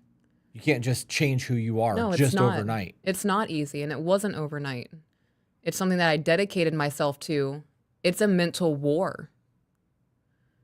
And it is one you are either going to come out victorious and you are going to be the king of fucking you, or your soul is going to die and you're going to be a shell of a man where people don't want to be around you. You're going to be miserable. You probably can't hold a job, or you're working entry-level jobs. It's your whole mental state and the life that you want to live should be worth it. She sent 2 more messages. Okay. I can admit to that. I feel terrible for it, and it's something I need to work on. He gets so defensive whenever I confide in him. He gets defensive because he's avoidant. He doesn't know how to handle the emotions you're experiencing because he's never experienced them. I wouldn't say that you're an anxious avoidant, but you are very much an avoidant. I am? Yeah. Can you elaborate? I didn't pay any attention to any of that shit when we read through Okay. those chapters. I mean, I did, but not enough to commit it to memory because Right. I'm not going to allow that to dictate the way I live my life. So you're somebody who gets uncomfortable with emotions, especially if they swing in the extreme of me sobbing and crying and wailing in the house. Only because I can't make you not be upset. Right. Right. So you avoid it. It's not an avoidance. Right. My issue is that I can't fix it. Right. And if it was somebody else, it wouldn't bother me as much. I still don't do well with women crying, period. Right. I think that's childhood trauma that's not resolved. It is what it is. Women crying? Yeah. I watched my mom get beat on a lot as a kid, and like I don't do well when women cry Gotcha. around me. There's a whole lot of things that fall into that for me, and I'm helpless. Right. And that's where my issue comes in. So I guess maybe that's why I feel the need to detach from that, because I can't fix the shit. What do you want me to do about it? Like, Right. That's the avoidant. okay. It's a lot for you. It is. It is a lot for me. It's very overwhelming. Right. Okay. When I first moved in, it was very much you didn't know what to do with your hands. And you would give me space because you thought that's what I needed. You didn't know how to handle the situation. Right. We've had to work up to you holding me while I cry. Yes. That is you actively changing the attachment style you have. Okay. It's not. Why? So, it's not. It's because I'm still. Fuck. How do I explain this? I still am helpless, Right. but I now have a tool. So even though I can't make it go away or fix you from crying or make the hurt go away, knowing that holding you might make it 7% easier, I'm helping. Right. Right? Right. So now it's like, okay, I have a task. I can't fix it, but I can fucking put some duct tape on this bitch. Get the Flex Seal. Yeah. That's a really good sound. That's the. You have given me the ability to try to fix or help the situation. Yeah. So now I have a tool, and I'm less awkward about it because I know that there is something I can do, even if it's just letting you blow snot on my t-shirt. I do appreciate that you let me do that. Right. Men are most men, and by men I don't mean male creatures. Men, fucking men, are very good when we have a goal to achieve. When we set out to accomplish something, and we know like this is the end game, and you give us a way to attack the problem. Most of us are very good at problem solving to make that happen. So you going, okay, I just need to be held while I cry. I have a job to do. Like I can't install this sprinkler system until I dig the ditch. So while you're crying on me, that's me digging the ditch. When you're done, we're gonna lay some fucking pipe, and then we're gonna fill it over, and then everything's gonna be good. It does though. All joking aside, it does give me a sense of purpose in the moment while you're crying versus just sitting there going, "Oh God, what do I do?" We have a for instance in the chat. Is there more in that email? No, that was it. Okay.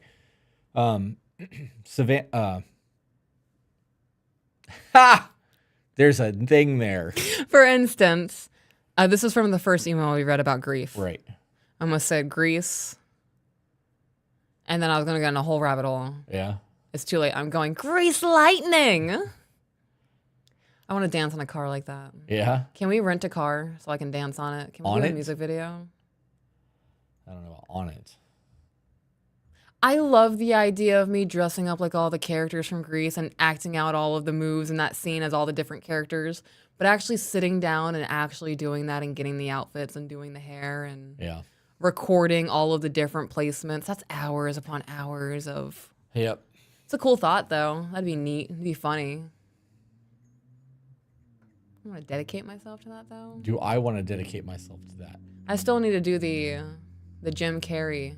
Ace Ventura thing? Yeah. Okay. For instance, the grief is more out of sight, out of mind, but I'll be listening to a song in the car or see something from Ole Miss, her favorite team, and will break down usually in the car. There's nothing wrong with that. There is nothing wrong with that. You need to embrace that moment.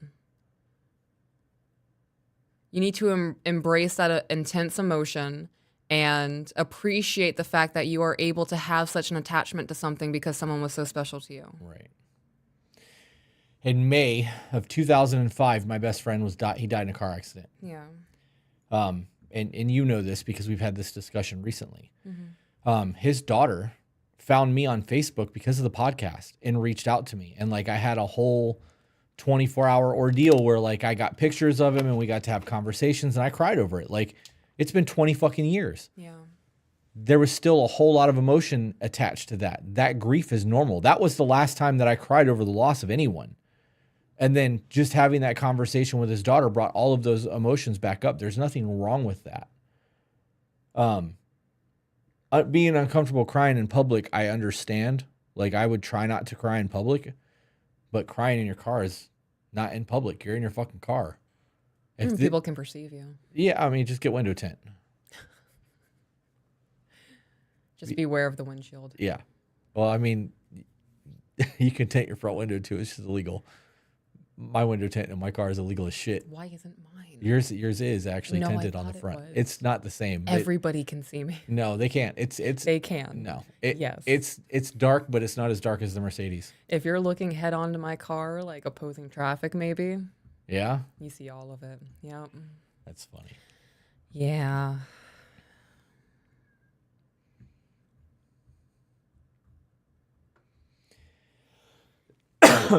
There's nothing wrong with crying. No, there's not. I want to touch back on the anxious attachment. Okay. The first thing I would recommend doing is working on your self-esteem and your self-worth. If you are constantly saying, I'm so worried you're going to find a girl better than me, he's going to start going, is there a girl better than her? Yeah. If this is how she is day in and day out, this is going to be the rest of my life, maybe she's right. Yeah, there's definitely a level of, do I really want to do this forever? Yeah. Absolutely. Oh, she's not in the chat anymore. What? Oh, the attachment style person? Yeah. Yeah, no, they left. Unfortunate. This I Hunker down here and take a hit so they can't see me. I looked over. We have 570 people still watching us right now on YouTube. I know that this has been going on for a little over an hour and a half, and a lot of you guys are still sitting here watching, and it's insane to me to think that there are 500 people watching us talk on the internet. Right? So for you guys that are here, we really appreciate the fact that you guys are hanging out with us tonight. It means a lot that there's still the 563 currently Holy shit. concurrent viewers. The fact that you guys are here hanging out and like allowing us to do this shit and actually paying attention, it does mean a lot. Like, we don't take the shit for granted still. And we definitely, it's actually a humbling experience. It really is. There has been a massive influx of accounts pretending to be me. Yeah. And reaching out to fans and following them and DMing them. People are getting scammed. We have had people say that they've given them money. Yes, they're asking for money to read emails, to just take a donation. There is a new guilt I'm experiencing that I've never fathomed before. Yeah.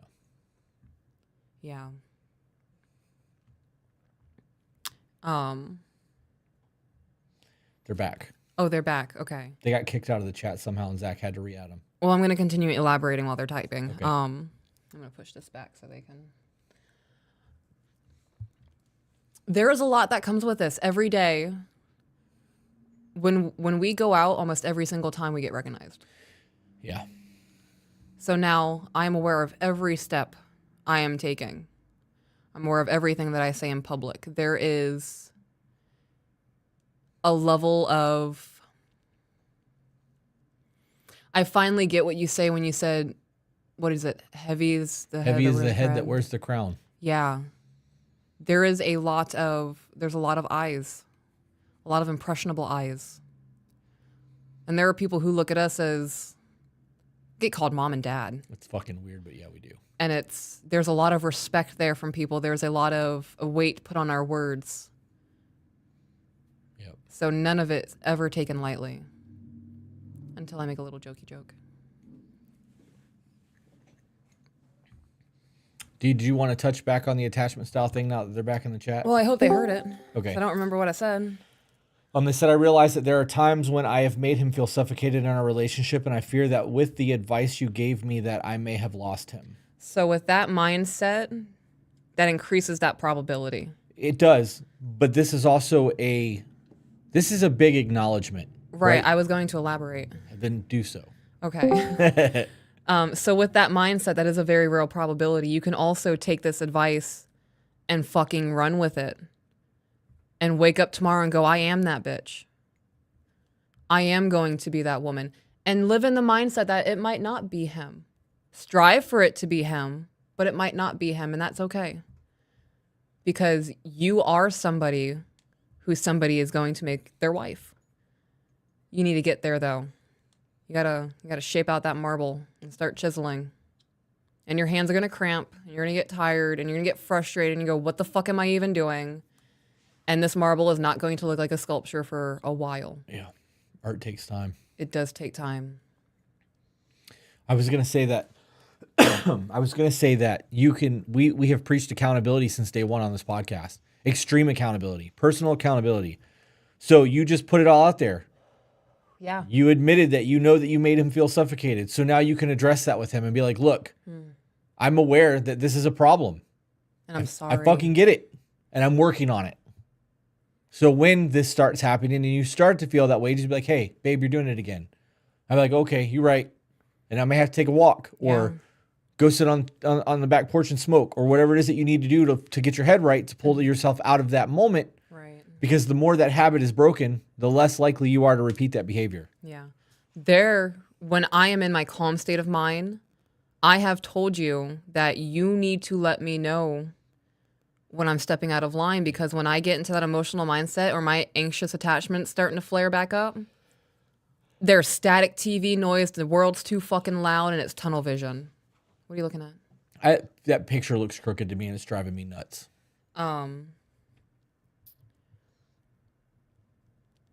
So it might be worth having conversations with babes. I don't even recognize when this shit's happening until it's too late. So if you start to see that I'm becoming too clingy, or I've asked you to give me reassurance that you love me 4 times today. Right. Those are things that can help progress not just you, but the relationship, because he's going to feel comfortable in letting you know those things and know that there's not going to be a backlash. Right. She said, can I tell him even if it's been 2 days? Well, do you believe that? Do you believe that there are times that you have suffocated him in your relationship? And if you do believe that, I would tell him. And when he says, yeah, it does happen and it sucks, or he tries to downplay it. Okay, let's say he does say it happens and it sucks. Say, I get it. Like you said, I'm sorry and I recognize it in myself. And in January, I'm going to be a whole new person. I'm going to show you with my actions. Yeah. Don't give him a long list of what you're going to do and the things that you're going to put in place. And you can update him and be like, it's been a week. I've started jogging and I feel great. Don't give him a laundry list. Show him with your actions. Now say he tries to downplay it and go, it's not that bad, babe. Go, no, I know it is. I've sat down and I've reflected a lot in the last 2 days. You're not here and I fucking miss you. And I recognize that I am part of the problem here. Yeah. That goes a long way. Yeah. Some people will do that. They will try to downplay the other person's behavior, no matter how drastic it could be, just to preserve their feelings because they love you. Yeah. Yeah. Yeah. All right. Let's see what's going on over here, because Lots of emails popping up in here. all right. So Zach, we need the name of the next email that we're going to read. And then I would also like to bang out the super chats that we've had thus far, so that if people are waiting to get their super chats read, that we can at least knock out the ones we have read, so that they're not working mom / stay-at-home husband is the next email. You can send the super chats to me in the other chat if you don't mind. Okay. We're just getting into it? Hang on. Let's do the super chats first. Okay. And then we'll get into that email.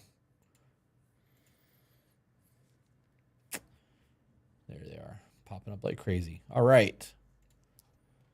Can you see that easier than I can? Yes. Okay. This is from Evan for $5. I listen to you guys to get new tools for myself and to pass it on to my 2 daughters. Thank you for everything. Love that. We're breaking generational trauma. I'm here for it. The hidden $2. Congratulations, amigos. That's Luca. Garrett, for $10. I appreciate you two so much. You've helped me more than anything through this rough month. That was the person that sent the 2 $100 super chats. Oh, wow. Thank you. And for $20, you two have a connection that a lot of people run from. For a lot of people, that intensity is scary. You two model how that intensity combined with communication can open a whole new door to something beautiful. Thank you. Do you believe that? That What? people run from this? Yes. Why? It's a big commitment. This is the biggest commitment I've ever made in my life. Huh.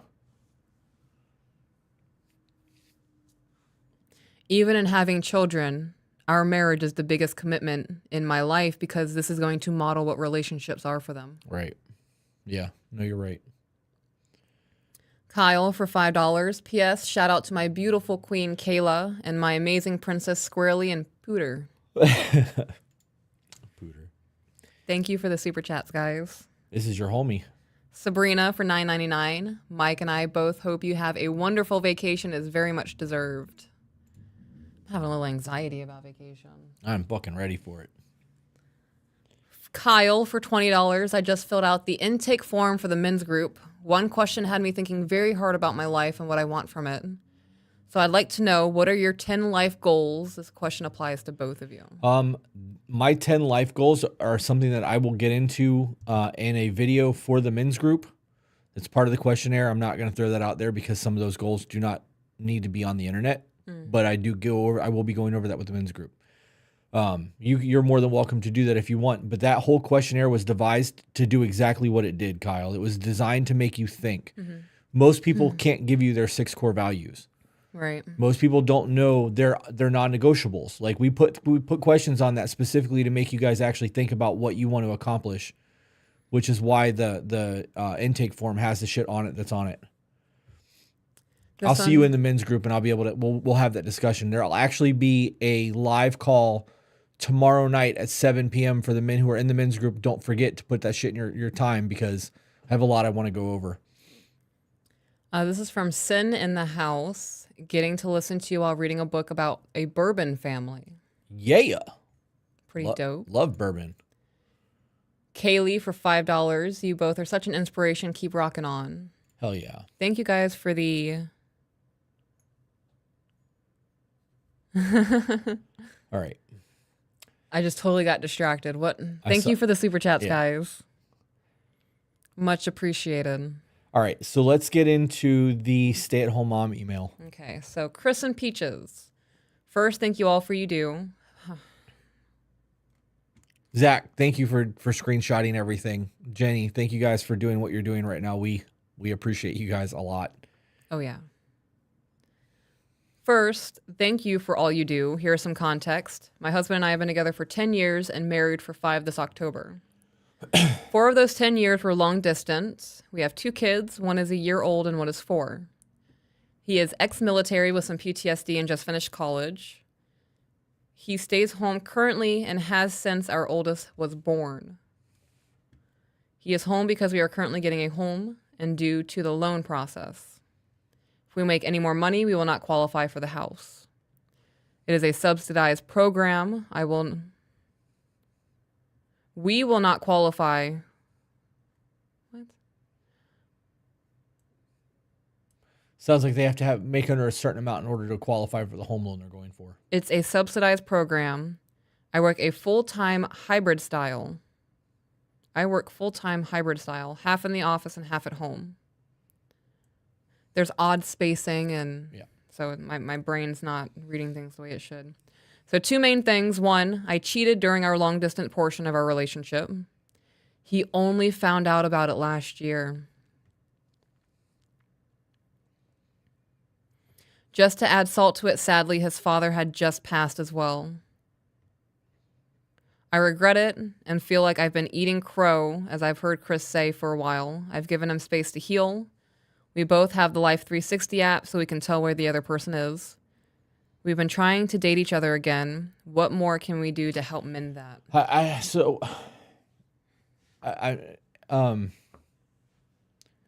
That Life 360 app is no different than sharing your whereabouts on the iPhone. Mm-hmm. That should be a safety measure, not a keep track, keep tabs. Right. Like I don't know. I feel like you've low-jacked your partner with that. We have our sharing on our phones. We do. But it's for safety measures. Right. not because you need to know where I am at all times. Yeah. And if you did need to know where I was at all times and you were to look, it's because I'm not answering my phone or because I'm not somewhere I said I was going to be. There's a whole Yeah. different issue there at that point, though, because now there's lying happening. Like, you don't need Right. an app to find out if your person's lying. There is a peace of mind that it brings me.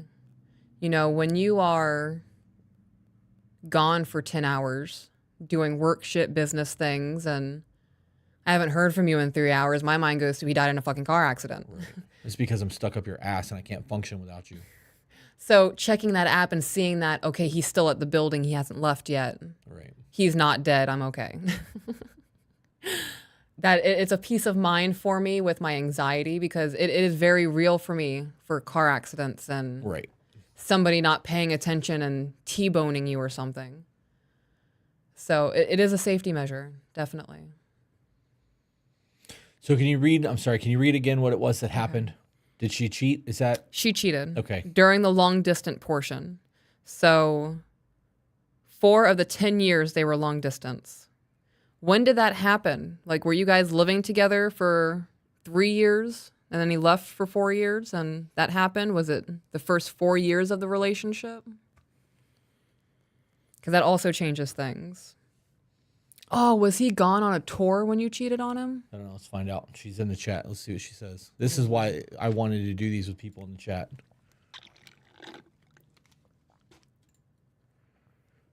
We've gotten a couple new patrons since we started reading these today. So you guys who are new to the Patreon or have been thinking about the Patreon, thank you so much for joining. It means a lot.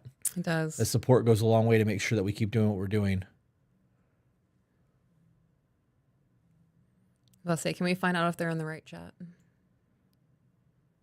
I'm so mad at myself for forgetting my glasses. What? They're not responding.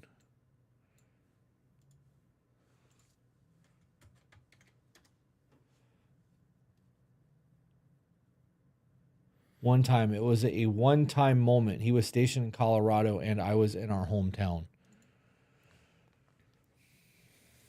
Okay.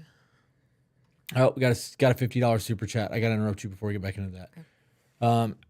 From Sarah says, how much do you think the honeymoon phase affects a relationship when the two live together as roommates for a year before they began dating? I need you to read that again. How much do you think the honeymoon phase affects a relationship when the two live together as roommates for a year before they began dating? Well, I mean, that sounds like you were roommates. I don't see how that would have any effect at all. I don't see how that would have any effect at all. We're after all this time, we are still in the roommate phase. Right, and we were friends for 4 years before right. But that's one of those things that's a choice. Being in the roommate phase is a choice. You go above and beyond, and you try to flirt and make your intimate connection still a thing, and like you don't let that die. Right. And when you have those moments like, oh, I should probably, and you're like, I'm just tired. I'll do it tomorrow. No, don't fucking wait until tomorrow. Do that shit right now because you thought about it. Mm-hmm. Like, I don't really understand your question, though. Just because you were roommates before you started dating, that doesn't affect the honeymoon phase or your intimacy whatsoever. All that does is gives you an insight of the way the person lives because you weren't, unless you were fucking the whole time. True. Then that doesn't mean you're not roommates at that point. You were roommates with benefits. Yeah. Okay. What more can we do to help mend that? I'm going to be honest. I really don't have any recommendations. He knows what he needs in order to gain back a resemblance of what you guys had before. It's never going to be the same. You shatter a vase and put it back together, you're not going to get all the pieces. There's going to be little holes. The whole thing's going to be cracked. You can tell it was broken before. Did you guys get married after this? That's a good question. Yes. Is there a possibility that this is a you problem? Yes. Okay. Have you had the conversation with him about any of this recently?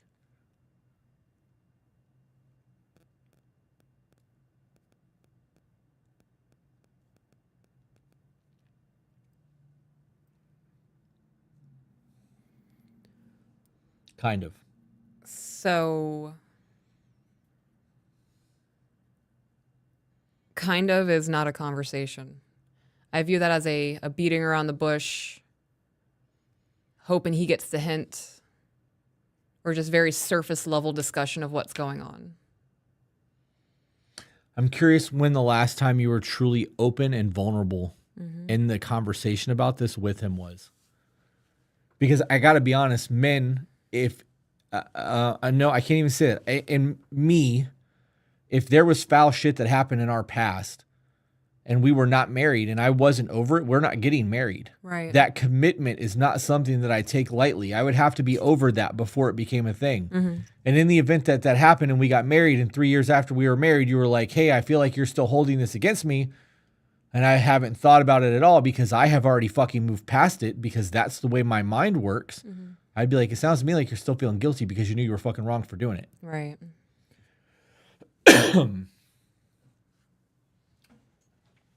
She's still typing, but I have to use the bathroom. Oh, okay. So you get to entertain the chat for a minute. I get to entertain the chat? Yep. Well, you know what we're doing, chat. I'm going to do that. That's what we're doing. Because TikTok is sensitive.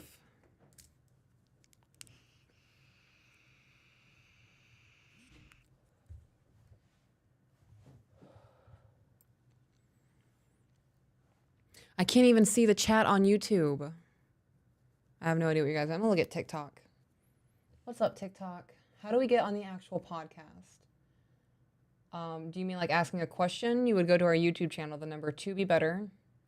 If you want to send in an email, all of the links are in my bio. Click that little link tree. It'll take you everywhere you need to go. Oh, I hate this cardigan. I bought this cardigan because I thought it would be cute. Right? It's like a little, like a crop top fucking moment, and I hate it. It's so lopsided. Like, what is this? That makes absolutely no sense to me. Why is it longer in the back? And it fits awkwardly.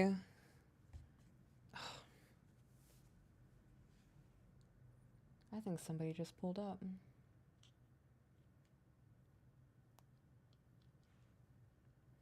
Very loud motorcycle. Do you watch the Whatever podcast? Oh, I'm going to scroll back up for that. Do you watch... Where'd it go? Oh, it's gone. No, I don't watch the Whatever podcast. The Whatever podcast... I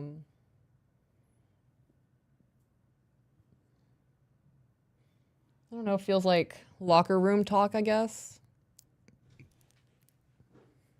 Like a gimmick, I suppose.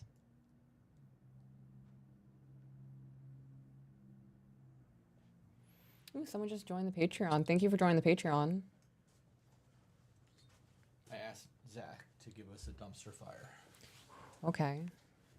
The person said most of his vulnerabilities come out as anger, so I'd probably say 6 months ago. Okay. It sounds to me like there's unresolved anger there, and it only comes out while he's angry because he's lashing out. Yeah. If he doesn't bring it up when the anger's not there, it's not a thing. It could be one of those things that in the moment of being angry, he's looking for fuel to stoke that fire because of it. Before we move on with that, there is a super chat from Dottie for $100 that I want to read. Ooh, thank you, Dottie. My husband doesn't work all he wants to do is skate and hang with his friends. Okay, there's no punctuation, so let me try that again. My husband doesn't work. All he wants to do is skate and hang with his friends. I stay home and take care of our son. We also have one on the way. He thinks I cheat on him and wants a DNA test on the kids. I've never cheated. I don't know what to do about this. Well, do the DNA test because it's super fucking cheap. And that eliminates a whole lot of concern, and I don't understand why that would be an issue. If he wants a DNA test and you've never cheated and he is the father, that shouldn't even be a problem. You should be like, okay, let's do that. Let's just get that out of the way now because then you can never bring it up again. Well, that's the easy fix there. Call and worry. Like, you are the father. Like, I don't see what the problem is. Right. As for him being a workless, that's a whole other issue on its own. Sounds to me like you need to have a conversation to him about what it is to provide for a family. How is it that you guys are able to survive financially if all he does is skate and hang out with his friends? That doesn't add up. Are you working and taking care of the kids? And Jenny also said workless episode 24 of the podcast. So we cover that. That was episode 24? Yep. It's crazy that episode 39 drops on Monday and episode 40 drops the following Monday. We have had, it's been 40 weeks. 40 episodes of the podcast will be September 25th. In 2 weeks, 42 weeks is a year. No, 52 weeks is a year. 52 weeks is a year? Yes, 52 weeks is a year. I'm putting this back on the charger.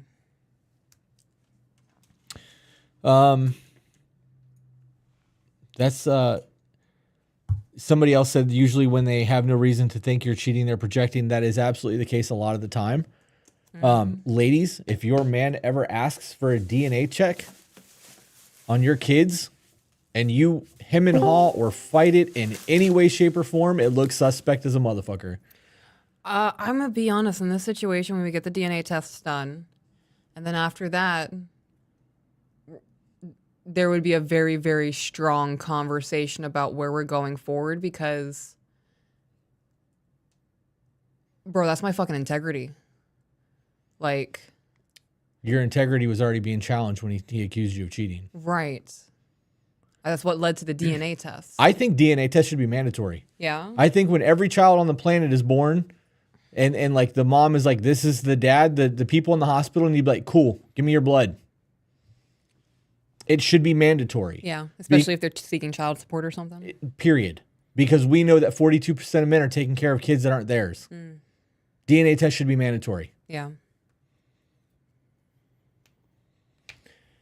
All right. Life update / getting rid of a toxic mother. Oh, it's Teresa. I think that's a different Teresa. Oh, I don't think it is. I'm almost positive that's old school Teresa from when we first started. Are you sure? Teresa, are you the same person from the beginning of the pod? I'm almost certain it's a different last name.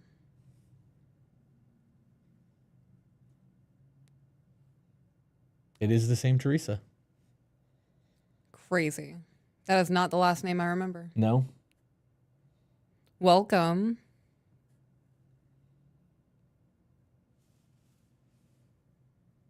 Blue check mark verified. That's funny. Well, there's another question on this. Okay.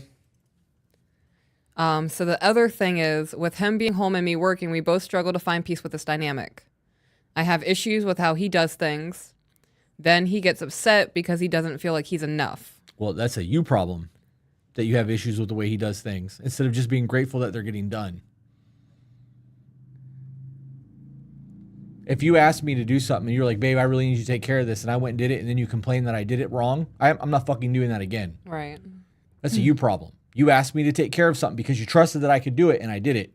And it wasn't good enough. And if it's not good enough or it's not done to your standard, then you should have done it.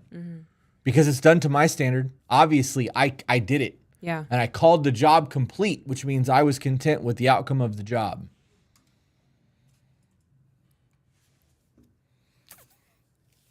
How can we make this work for us?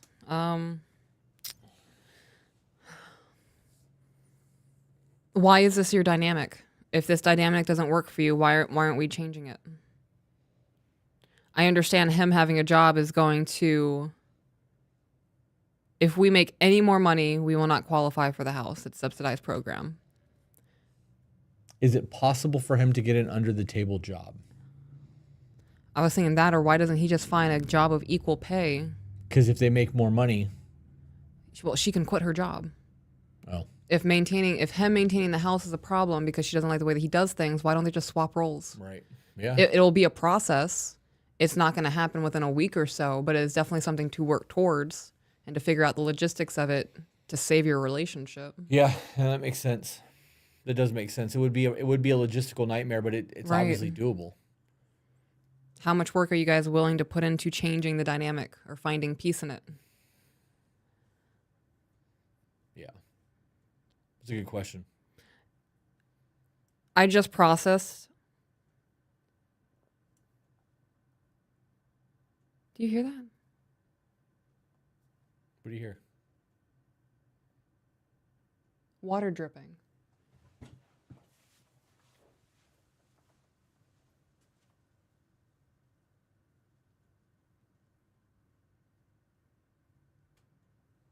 Sounds like it's coming from over there.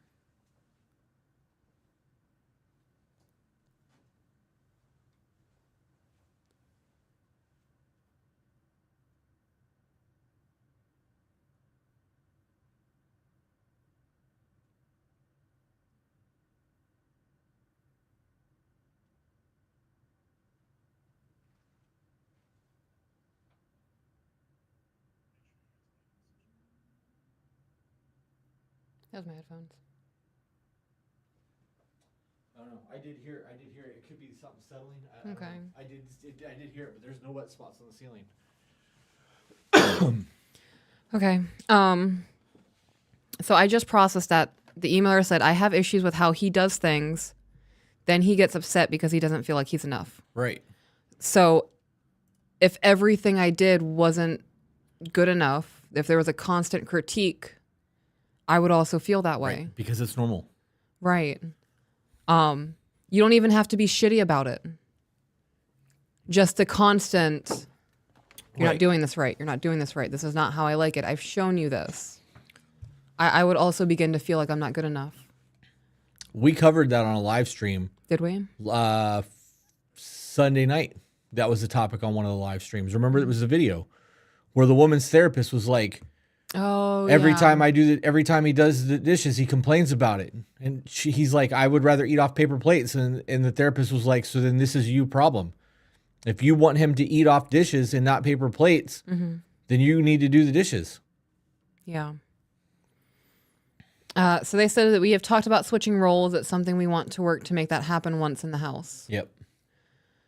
So now it's just fucking peace treaty. Y'all shake hands and say, once everything's settled, we can live life the way we want to. But right now, we just have to get through it. Right. Now, if there's cockroaches running around the house, or he's not cleaning up after the children, right? Because they have a 1-year-old. Yeah, say he's just leaving the shitty diapers underneath the crib. That's a problem. Right.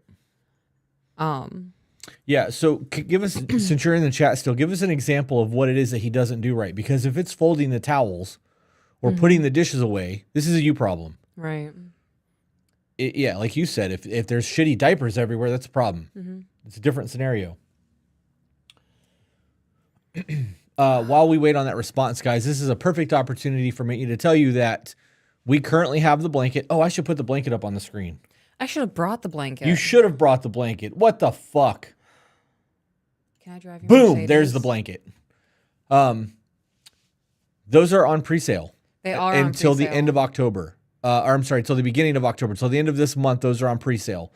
They will not be ordered again. If we don't hit 50 pre-orders, I will buy 50 of them, and then they will go on the website. But 50 is the magic number that we're going for. We still have his and her shirts on the website, and we are doing a accountability drop, a reprint of accountability. People kept asking. That's happening on September 24th. There will be Carhartt hoodies, accountability t-shirts, accountability hoodies, burn the fucking ship hoodies and t-shirts. There are still a couple of journals. We have sticker packs. All of that shit is currently happening. tobebetter.com. September 24th, 7 p.m. The rest of the merchandise will go live. These blanket hoodie things that you love as much as you love will be shipping in October if you pre-order. I look so happy in that blanket. I was so content. You were pretty fucking stoked in that thing. I was toasty and warm and... All right, so 1-year-old and a 4-year-old. He used to be doing a deep clean once a week, something he learned in the military. I'm used to how I was raised where my mom, a stay-at-home deep clean twice a week.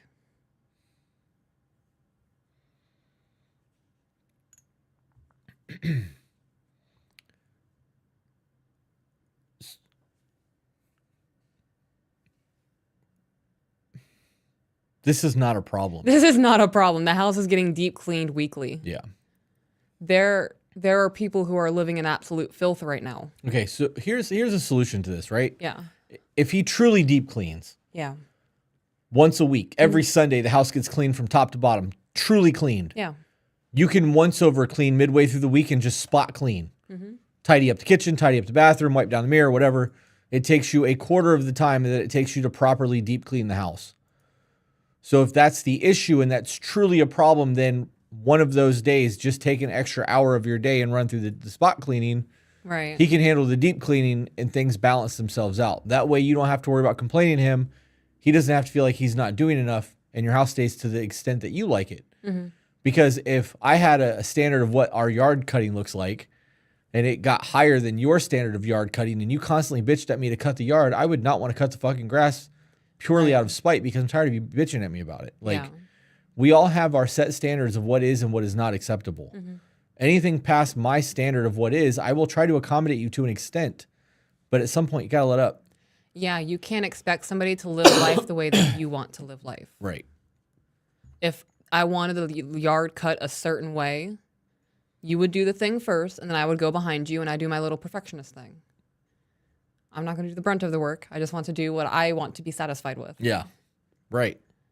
I would try to accommodate you for a while. Right. But if it became a problem every single time, okay, actually, you know what? That's a lie.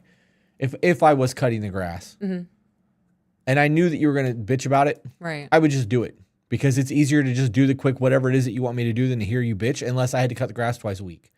Yeah, I was about to say, that's more time for you in the sun, though. Right. We have almost an acre of land. I'd be cutting grass at 6 o'clock in the morning. As soon as the sun came up, I'm pissing neighbors off. Fuck them. Okay. But because, you know what I mean? Like cutting grass that early in the morning, we have a lot of yard to cut. But we pay somebody for that. So that's not even a thing. But I would try to accommodate the want that you have because I want to make you happy. But there's a point where like, is this nitpicking or like, is it good enough? Right. I actually have a real life example. Okay. I am somebody who will get on their hands and knees with a hand vacuum and vacuum carpet or rugs. I don't know what it is. It's just what I do. I feel it is not clean unless I am physically up on in the fucking vacuum. Get out of my rug. It's still dirty unless I see it with my own eyeballs. That close? That close. I need to see the suction. I would never do that. I know you would never do that. I'd throw the fucking rug in the garbage.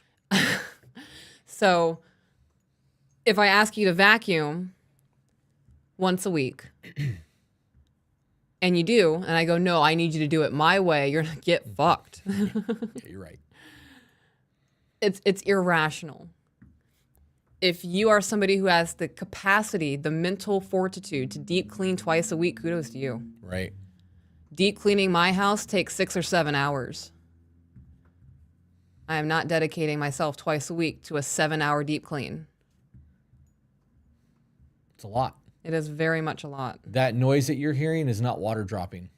It's something over here moving at my desk, touching things, or it's my computer down there because I hear it here now. I'm trying to recreate it because it was just happening. Did you hear it? No, that wasn't what I was No? hearing. Okay. Love that advice. Thank you guys for everything. I really hope it helps. Guys got to pick your battles. Definitely pick your battles.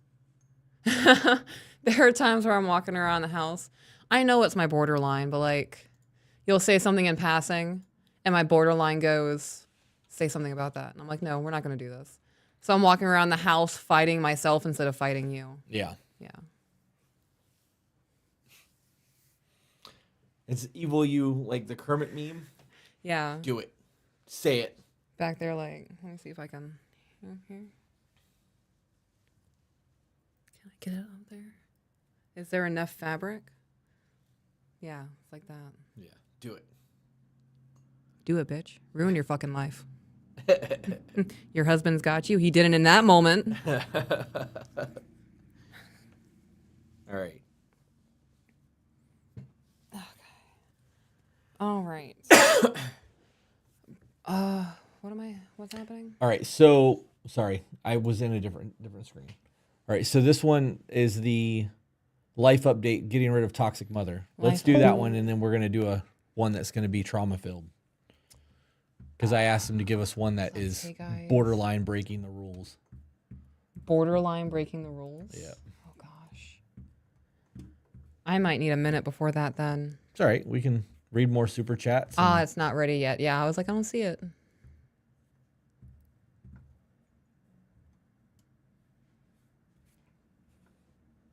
Give me a few more minutes, please. For the trauma one. The Oh. life update getting rid of toxic mother should be available. Life update.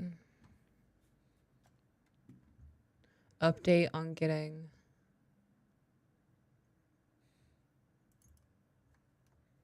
You have to refresh it. Okay. No, it's because it's not titled that. It says update on life, and I was looking for life update. Gotcha. Okay. Deanna Farmer bought a hoodie blanket. I'm so excited. Thank you for that. Hell yeah. It's so comfy. Yeah. I love it. I think the biggest flex in that thing, other than the fact that it actually has pockets, is that fucking lining comes out. It does for cleaning. Yep. Okay. Hello, Chris and Peaches. I hope that you are safe and well. Hold on. We got another $100 super chat from Dottie. Holy So shit. before we get into that, let's super chat. Okay. She said, I don't mind doing the DNA test, and I've told him that, but he doesn't support me. And during this he doesn't support me. And during this pregnancy, I've become depressed, and he doesn't believe in depression and all that shit. Oh, ew. And I'm like, dude, I'm trying to talk to you about my feelings, but you don't hear me. It sounds to me like he's disconnected and is just trying to manipulate the situation. Mm-hmm. So what I would suggest happening is order the DNA test and take it out of his lap. That way you don't have to hear that shit anymore. So do the DNA test. You can order them online and do the shit all through the mail. It's a cotton swab in the fucking mouth, just like they do the fucking... yeah, well, what is the... I keep wanting to call it eHarmony. That's not it. What is the what's the fucking DNA thing that gives you... Ancestry.com. Why couldn't I think of that one? They also have, it's not Forever 21. That's the store that you bought your boots from today. That is. It's the boots I'm wearing. New boot goofing. So Dottie, it sounds to me like you're the one that's carrying the relationship and you got a man child. So get the DNA test done. That way you can verify that the child's yours. Mm-hmm. And if you guys can't hash things out with basic communication and you decide that you got to leave, at least you know for sure it's yours and you can get them for child support. This is childish behavior. I don't understand that mindset at all. Yeah. You ready to get back into this one? Did she say how old their kid was? No. Yes, I'm ready to get back into it. Okay, first I want to say thank you, and I've had to work on some things. The first thing I've changed from my first email is I've set a boundary with my mother and I've stuck to it, which has helped me focus more on my marriage and getting rid of toxic traits. I'm still unlearning, but I'm much better. I love that there was a boundary set and it was stuck to. Yeah. I cannot express the amount of strength I can feel in me when I respect myself. Self-discipline. What do you mean self-discipline? There's a power in that. Okay. You set a boundary and you adhere Right. to it. There's a discipline that it takes to make sure that people don't cross that. Right. And there's an honor in that. Mm-hmm. She said that their child is 3. Not that, I looked over and saw that. And she's currently pregnant. Yeah. That sucks.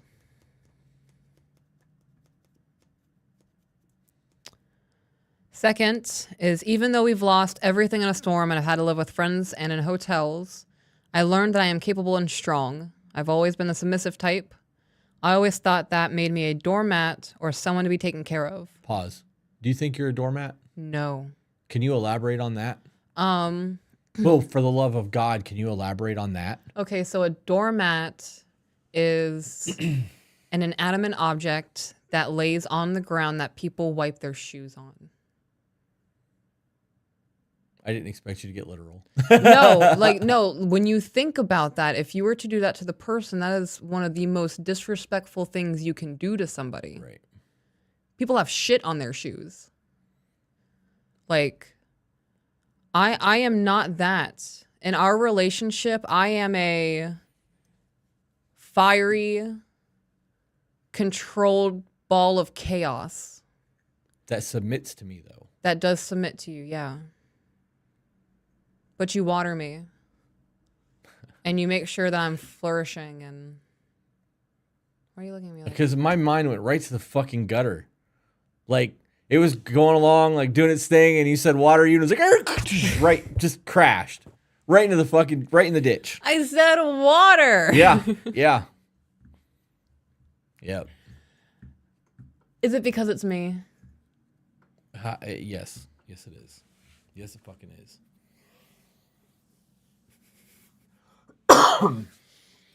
People equate your submissiveness to being a doormat. Right, they do. They think that I take advantage of you, that I'm a narcissist, that you're living in a dream world. One day you're going to wake up and all that bullshit. She said that she realizes she's not a doormat and her submissiveness is not that. Right. It's a huge revelation. Yeah. That's why I wanted you to elaborate on that, because I don't see you that way. I see you as my equal. Even though you submit to me and I have final decision making, Right. I don't just do things. Right. It doesn't, I don't know. I don't know.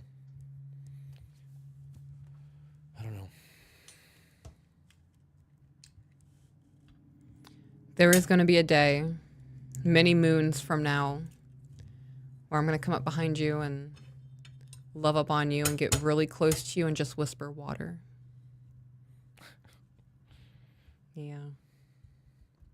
I've tried to reach you about your car's extended warranty. Yeah, that was funny.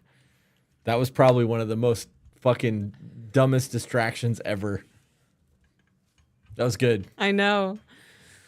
All right. Now I know that I'm only submissive to my husband and I'm a very different person than I was 3 years ago. Love that. That is a very powerful sentence. Personal update. I'm down 35 pounds and I'm feeling better than ever. We are rebuilding our lives and future because it looks a bit different than we had planned it. I'm working on accepting change and it's hard but worth it. I was recently diagnosed with OCD and to be honest, I'm glad. I'm now understanding myself a bit more and my husband is very supportive of my discovery.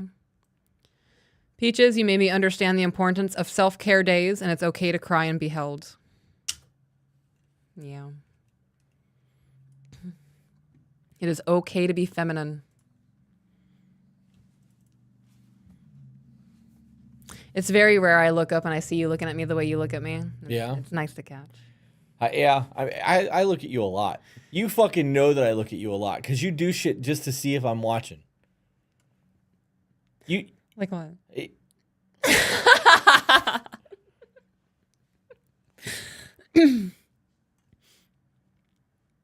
Yeah.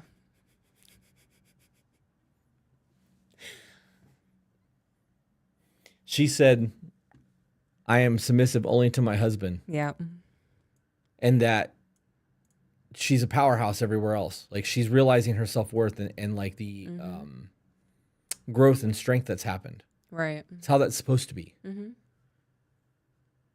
I hate to say it, but this goes right back to 300. I've been thinking that. Yeah. Yeah. We should finish that movie tonight. Yeah. I mean, we got like 20 minutes left. Yeah. I'm going to cry.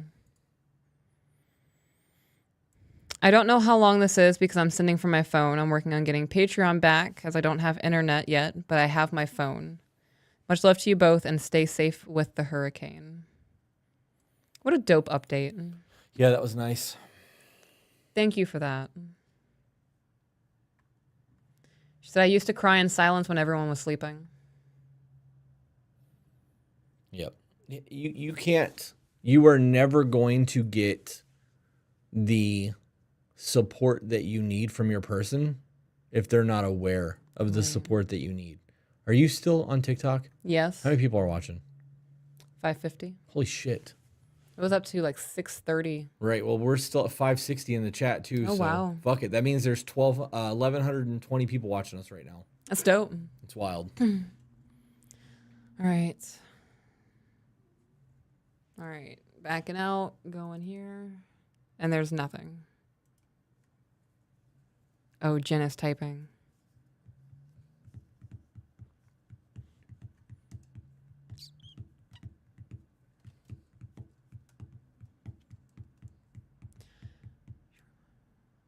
I'm converting a longer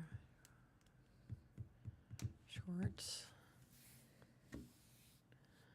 Somebody said left TikTok for here. Thank you for that, guys. Hell yeah. If you are on YouTube and this is your first time here and you have not subscribed to the channel yet, fucking subscribe to the channel. Hit the notification bell.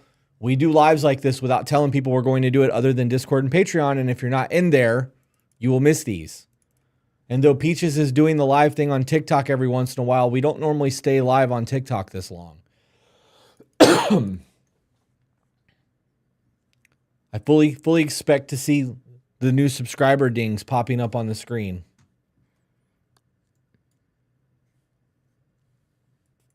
Oh, clicking things. Okay. I'm going to take a moment to medicate. Okay.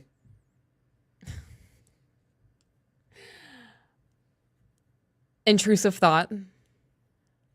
I said that like I was getting ready to like walk away for a moment, right? I was just gonna turn around in my chair and start singing Backstreet Boys and smoke in the corner.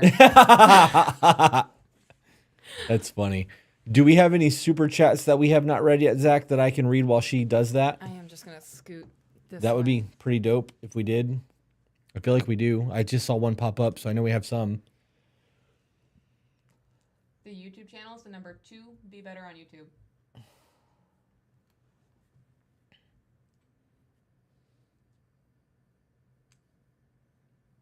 Oh, that was interesting.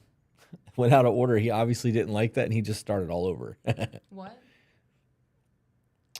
He's posting the updates or the super chats, but he posted them and like there was a 2 of 3 and a 3 of 3 and 1 of 3 wasn't there, so he deleted them. I think he's putting them in an order. I have my face just with my black hair on camera. All right. Chelsea said, love your stuff. Advice helped my relationship. You're welcome for that. I'm glad that we were able to help. Tisha said, thank you for always reminding me to remind myself to be better. Your podcast keeps me motivated for myself, my boyfriend, and my 2 boys. Oh, I love that. I do too. That, I think that is why people continue to come back. I think more than anything else, it's because people want to find that next little golden nugget of ways that they can improve their life. You know what I mean? I live for those moments. Yeah. I get so excited. Peaches, where did you get that dress? You are slaying the game, as usual, of course. P.S. Thank y'all for both of for all you do and creating this community. Is that your Sheen dress? It is. Okay. All right. Christina, 1 of 3. Your no BS style helped me build up self-worth. Love that. Let's find 2 of 3. 2 of 3. Started speaking with my chest. Oh, hell yeah. Significant other responded with positive actions first times in 2 years. Patron. Love that. Here for I that. fucking love that. You guys don't understand how much power you have in your relationship that when you are able to effectively start changing who you are, most of the time your man will follow suit. All right. Jam said, looking for an episode that goes over navigating issues with in-laws, mostly issues with mother-in-laws. Don't want to write an email before listening to what all you have already discussed on the topic. I know that there are some on YouTube that are entitled Monster-in-Law or Monster In-Laws, but that is definitely something that we have covered fucking ad nauseum on Patreon.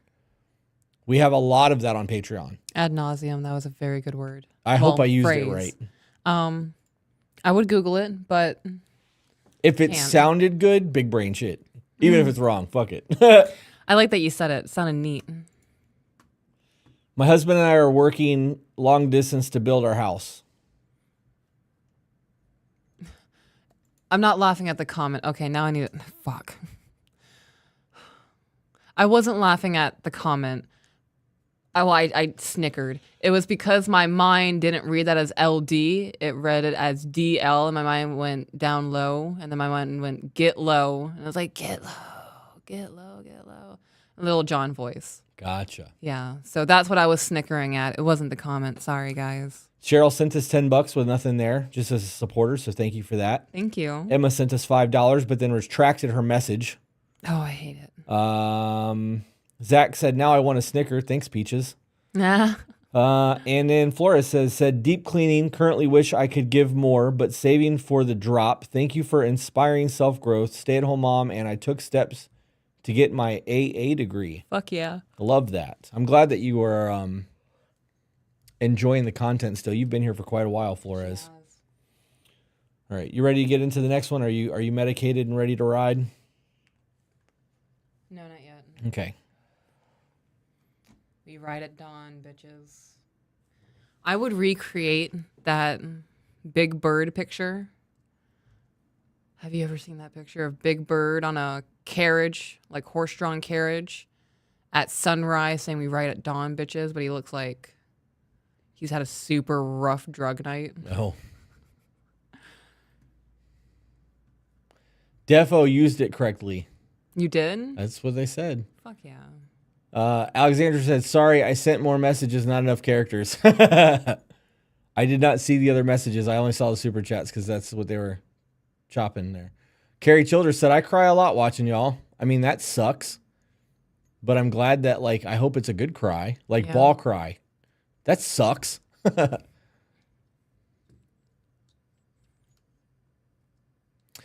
Okay, somebody said, I think Peaches Can you move it so I can see the chat? Thank you. That one. You gonna read it or you want me to read it? Okay, I was just reading it. So I think Peaches is saying the way you show up during her issues is an emotional connection to her. It is for Meadow. Oh, me too. Yeah. Fabling sent us a super chat that said, I'm extremely frustrated with being a major work in progress. However, I am much prouder of myself for being a work in progress than unfinished or abandoned. Thank you both for so much. Thank you both so much for everything. That is a fucking statement. I am much prouder of myself for being a work in progress than unfinished or abandoned. Yeah. That's a really big statement. That's fucking huge. And I really like the way that's worded. Mm-hmm.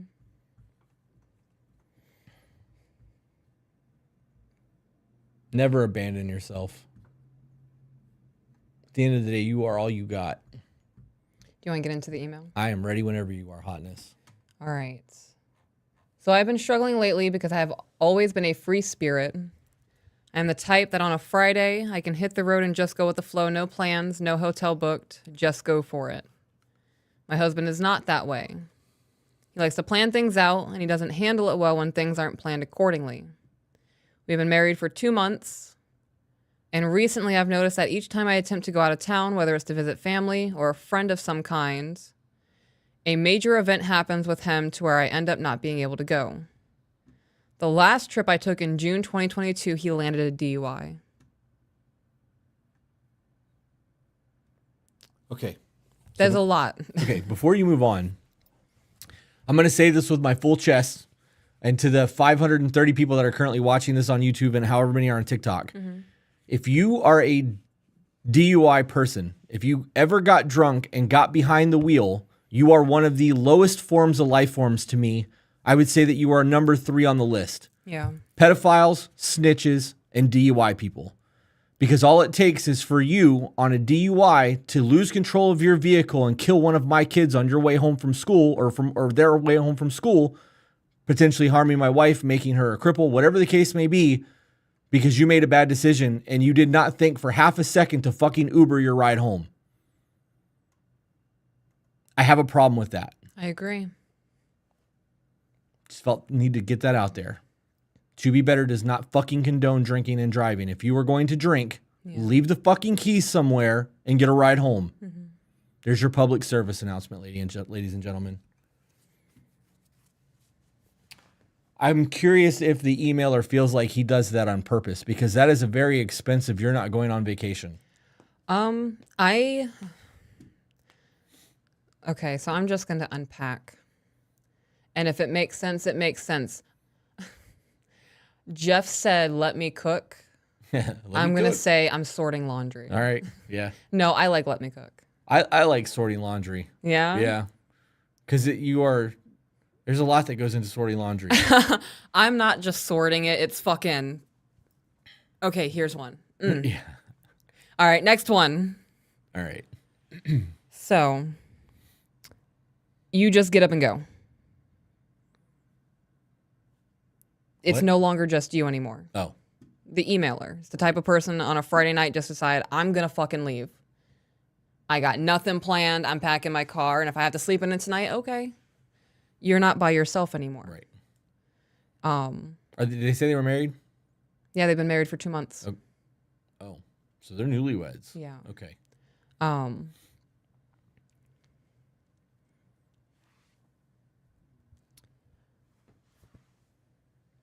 So you have to have a consideration to the person you're now married to. If they come home on a Friday night and they've had a super stressful day and you go, I'm leaving. Maybe I'll be back Monday or Tuesday. I'm going to go see whomever. They were just hoping for a whole weekend with you. And there was no communication throughout the day of, hey, I've been thinking about this. Not saying that's what happens. This is a hypothetical. But I, as somebody who, like I said, assuming there's no communication, I appreciate communication. And I am also somebody who likes things planned out. I have a lot of variables in my life. I can't just drop shit on a dime and say you're both working, hypothetical again. You just decide to leave. Maybe he has to go into work the next day. He can't go with you, so you're just going to go by yourself. That sucks. And then, sorry. Go ahead. The last trip, he got a DUI. Again, a hypothetical. Is this a temper tantrum? Like, is this my feelings are not being considered in this? She's doing whatever she wants, so I'm not being heard. I'm going to act out. I mean, that could be the case. I don't think it was an intentional that I'm going to go get a DUI. It was probably, fuck it, if she's leaving, I'm going to go to the bar because I would rather do that than sit at home by my fucking self. Mm-hmm. I think that's a very, very real, a very plausible situation in that scenario. And the DUI was just a byproduct of poor choices. Right. You would think that if you marry somebody, that they are your favorite person on the planet. Mm-hmm. And you want to experience your life with them. So if you want to go do those things, you'd be trying to make it work so that they could come with you, not being like, hey, fuck you, I'm going to go do my own thing. Mm-hmm. It doesn't mean that you can't do your own thing, but leaving for 3 or 4 days at a time just to go do the shit by yourself, like, it just seems weird to me. Like, I got to be honest, if you were that person that you were just leaving and going out of town 2 or 3 days at a time, on a regular basis, I would assume you were fucking somebody else. Yeah, there would definitely be a question of, why don't you want to be around me? Right.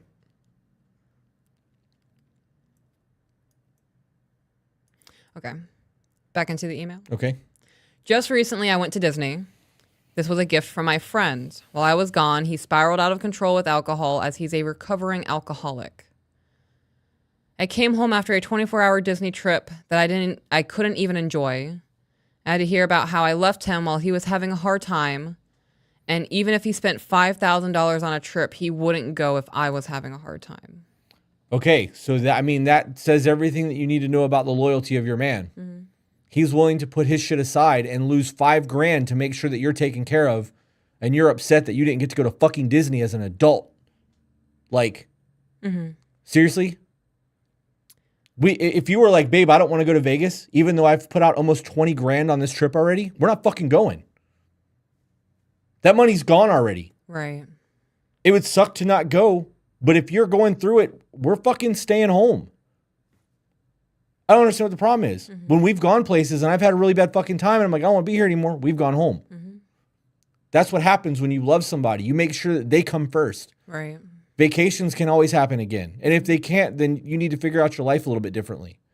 But your person's fucking mental health and like what's going on in your lives matters way more than a fucking 2-day, 3-day getaway. Right. Or a trip to Disney World. As an adult, unless you got little kids, why the fuck are you going to Disney anyways? Nostalgia. Going back to childhood. Yeah. I don't know about all that. I'm also not a big proponent of Disney. Yeah. So I'm going to hit 2 hypotheticals, right? First hypothetical is everything is fine, and then ramping up to her leaving, that's when chaos happens. And then there's a massive blow up, she comes back, everything settles down, and it's fine again. And these are heightened situations, and it revolves around her leaving for whatever period of time. And it's a repetitive pattern, it's a noticed one, and it's one that can be called out of like, look, I can tell this is an intentional thing. On the other side of the coin, okay. So let's address that one first. Okay. Are you going to remember what you were going to say? Yes. Okay. on that scenario, a conversation needs to be happened. Why do you get so anxious when I'm going to leave? Right. Do you not want me to go? Do you not want me to go with this person? Do you want to come with me? What is happening in your life that makes you feel like this is a problem every time I try to leave? Excuse me. That's the conversation that needs to be had there. There's a reason for that. And instead of arguing about it, you have a discussion to find out what the fucking root of the problem is. Right. And then you try to work around the problem. So that's the answer to scenario 1. What was there in scenario 2? Scenario 2 is, say, we don't know how long he's been in recovery for with his alcoholism, right? Being addicted to anything is hard to navigate. We don't know any of the variables in their life. I'm making up a hypothetical situation. Right. Say something is happening at work and there's a lot of stress on him and it's like fucking do or die. And he's under scrutiny, under a microscope. They're monitoring everything he's doing and he's legit concerned about losing his job. It could be a variation of that situation. It could be his mom passed away. Whatever it is, there is an outside variable affecting his mental health and he is fighting everything in his body to turn to alcohol. That is not the prime time to go, I'm leaving for the weekends. Sorry you're going through it. I'll be back in 2 days.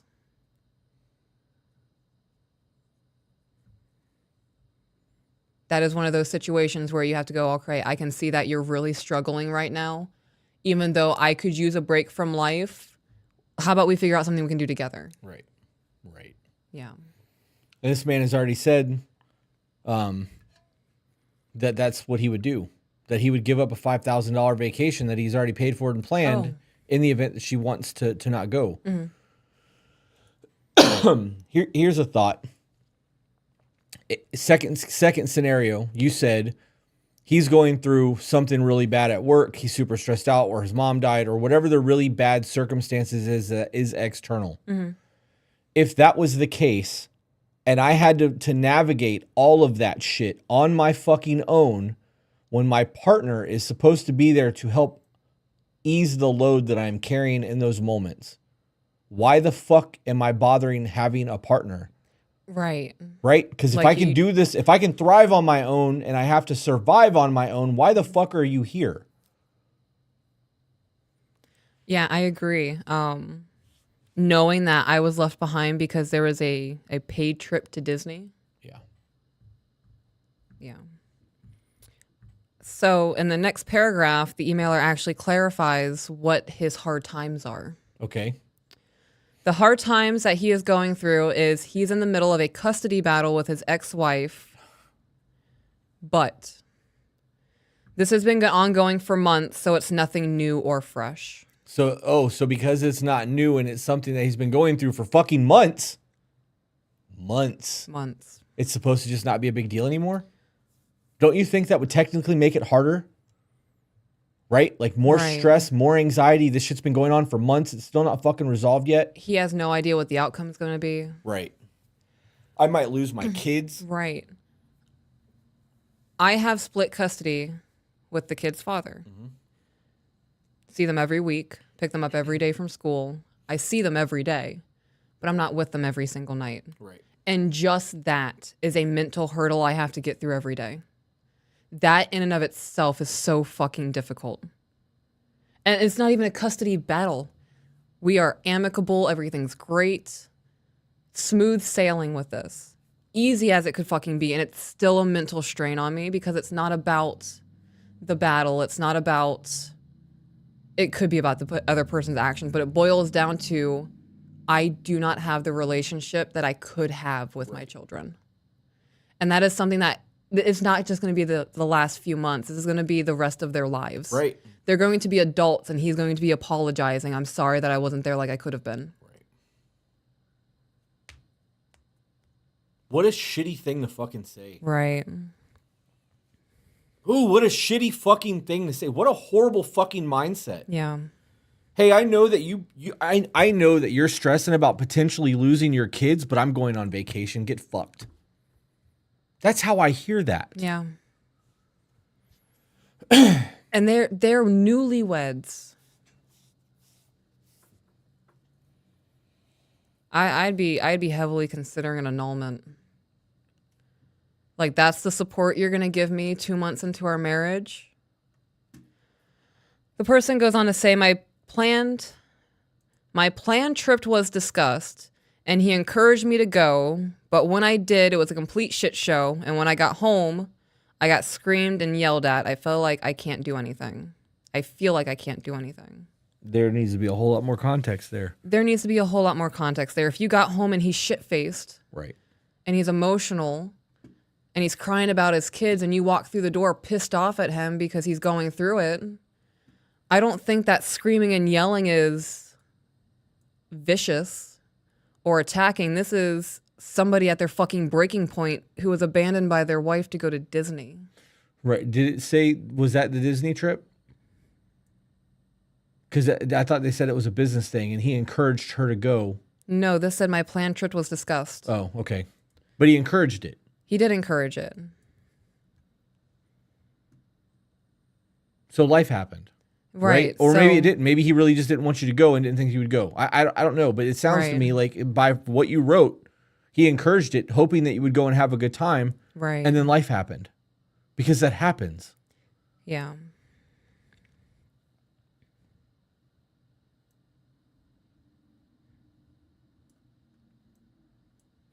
I feel like in a sense I'm starting to sacrifice myself. I want to be able to have a marriage because when we're good, but at the same time, I miss the freedom of being able to jump in my car and go do things. Then you shouldn't have got married. Then you shouldn't have gotten married. Yeah, I agree with that. Your life as a single woman will not be the wife of a wife. Will not be the life of a wife. There's girlfriends and then there's wives. It's okay to say that you don't want to be a wife, or maybe find somebody who has the same ambitions of you of wanting to just pack up and leave whenever they want to, and he's not that. If that's what you wanted, that's the kind of man you should have married.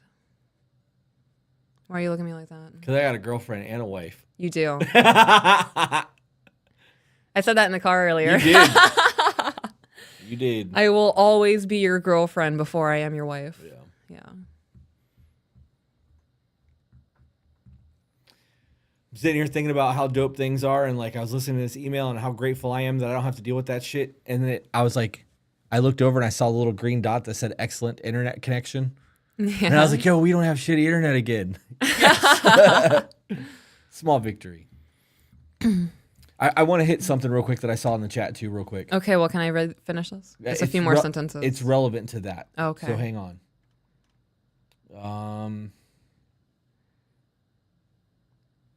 They wrote, what if he isn't putting in the effort to that situation? That's similar to what I'm going through at the moment. If he isn't and I am struggling to support my partner. That's not what the email is saying at all. That's not what it's saying at all. Everything we are saying is hypotheticals. Right. Well, in that situation with the kids and him going through a custody battle, I can understand why he's struggling with his alcoholism. right, is showing that he's depressed and that he actually wants to be a part of his kid's life. And if that's not what's going on, then she would have said that. Yeah. Okay. I used to always vacation in the mountains during the summer or take off with the kids and do fun things, but I feel like lately everything is a question or a problem, and when I'm not here, he gets out of control and my time is ruined. Take off with the kids? I don't know if they have children together. I don't know if she has children from a previous relationship. Well, okay, so since we don't know that, let's assume she's a mother. Okay. How would you fucking feel if you were in a custody battle with your kids and your partner was like, it's been 2 months, get over it? Yeah.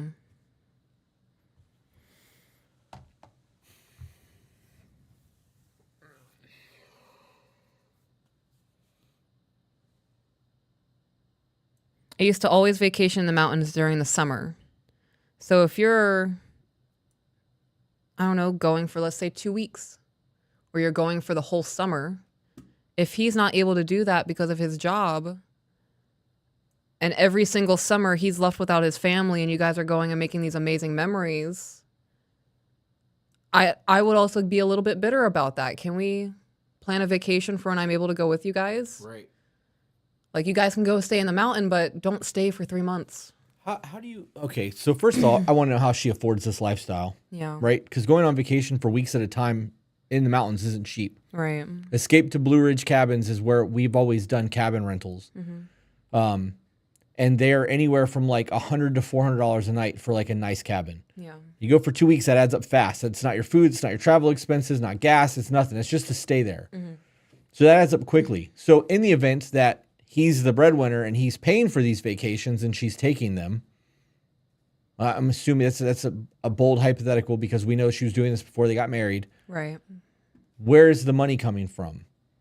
Is he struggling to get by financially and she's fucking loaded and she's able to go live this life while he doesn't get the opportunity to take a vacation because he's struggling to make ends meet? Right. Like there's questions in that too. How does that look? If you didn't want to deal with a man going through a custody battle, you shouldn't have married him, because you said this has been going on for months now and you've only been married for 2 months. Which means you knew it was happening before before you got married. Right. If you didn't want to be in a relationship with a man struggling, you shouldn't have married him. Yeah.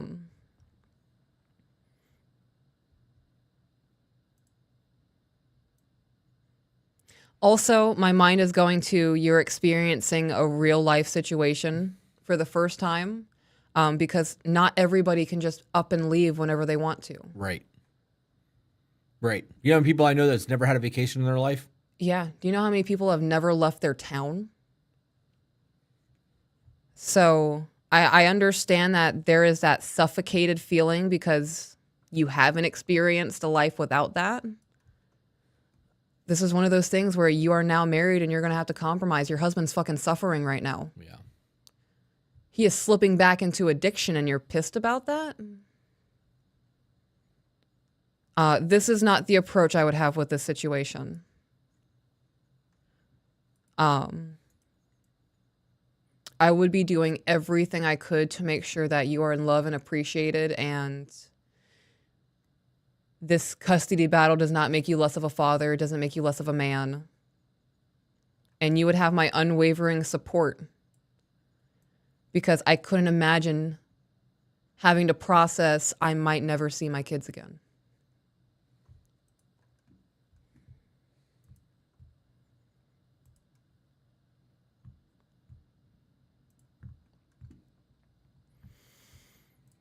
That's fucking wild to me. Yeah. Yeah. That was a lot. Was that the end of the email? That was it.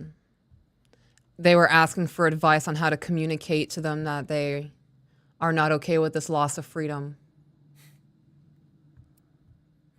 You shouldn't have gotten married. Yeah. How have you listened to the podcast and not like heard us say over and over and over again that this is teamwork, that it's compromise, that all of this is effort. It's not just a whimsical life is a fairy tale, everything is fucking perfect because you got married. Right. Life starts at marriage.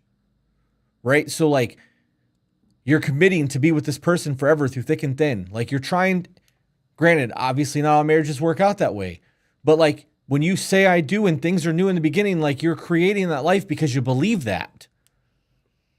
I don't understand how that early on you can be like, yeah, this isn't what I signed up for. The fuck did you think was going to happen?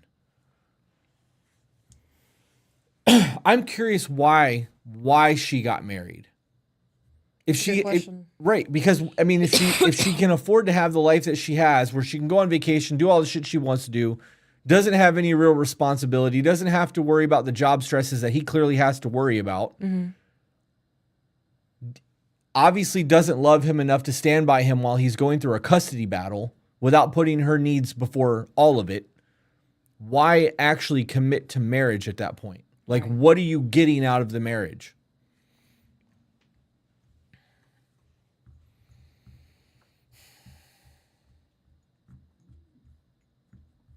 That was the end of that. Now what? Well, I asked, so we have another trauma email, like another trauma dumping email. And though I didn't think that one was going to bother me, that really pissed me off. Yeah.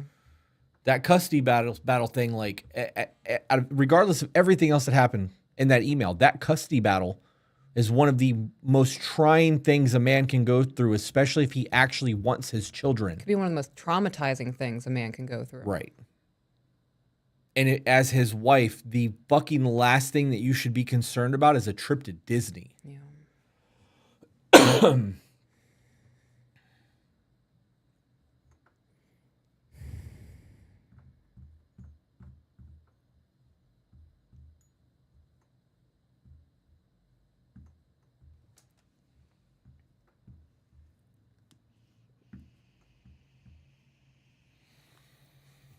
We can read some more super chats.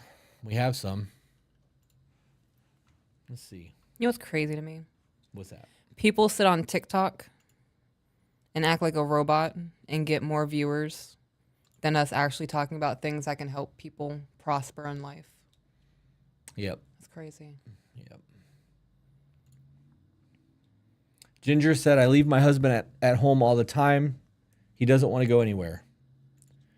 Okay. Charlie said, I have been watching TikTok clips for a couple weeks now and try to catch the lives when I can. Chris, thank you for the no BS outlook and someone that I can relate to. Thank y'all for being y'all. You're welcome for that.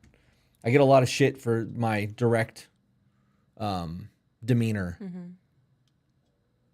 It blows my mind that people are so raw that they can't handle that. Alexandria said, my husband and I are from 2 different countries. We have had to live long distance and visit when able. We are working to build a house so we can live together and have kids. Any insight on remaining strong until then? A yellow super chat with a yellow muscle flex thing is really fucking hard to see. Yeah, that was difficult. Any advice on that one? Because I don't. The long distance thing is not. I got nothing. Every long distance relationship I have had has failed. Right. So I am not the person to ask. Lots of communication and FaceTime would probably be my answer to that. What the fuck do you mean? Come on. Lorraine said, I started journal with the new chapter of my life. The hardest part is people. Think I can emotionally and mentally let go of 9 years overnight. It's a daily battle. I appreciate you both for the content. Without it, I'd be worse. Lorraine, you need to realize that regardless of it being 9 years, it's that shit's behind you. Yeah. You are starting your new chapter. Those chapters have been read already. You know the outcome of them, but you don't know what's happening moving forward. And that's what you need to be focusing on. People get very caught up in things that happened in the past. You can't change it. It's done. It's in the past. It's behind you. I understand that there's going to be hurt and there's going to be trauma and there's going to be shit that's going to be hard for people to get over. And you may be resentful or angry or bitter towards people for the rest of your life. Mm-hmm. It's not serving you in any way, shape, or form to hold on to that. It's not beneficial in any way, shape, or form. No, it's not. Courtney sent us a $20 super chat but didn't say anything. So thank you for the donation.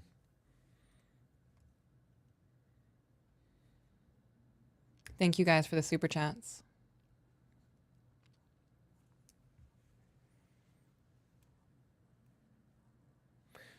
All right, well, now what?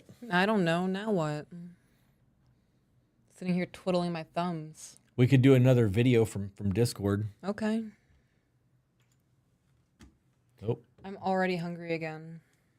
Yeah? Yeah, that's the first thing I've eaten today. Oh, you didn't eat your No, it was absolutely disgusting. Let's see.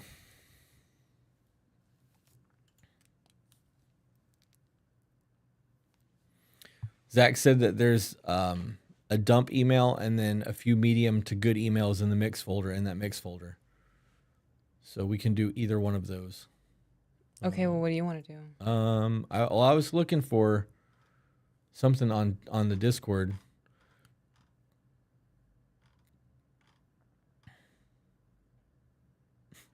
Fucking time blindness video cracks me up, man. Let's do another email. I don't want to dig through this. Okay, well, what are we doing? That's entirely up to you, babe. Okay. If you want to do the trauma thing, we can do the trauma thing. If you want to do a feel good, there's feel goods in there. Okay, I don't know what I'm doing because... It's in that original folder that you were in. What original folder? The one we asked for. Okay. So what is it titled? There you go. Thank you. Okay. Why is it that I look over and you guys are singing in the fucking chat? That's funny. Here.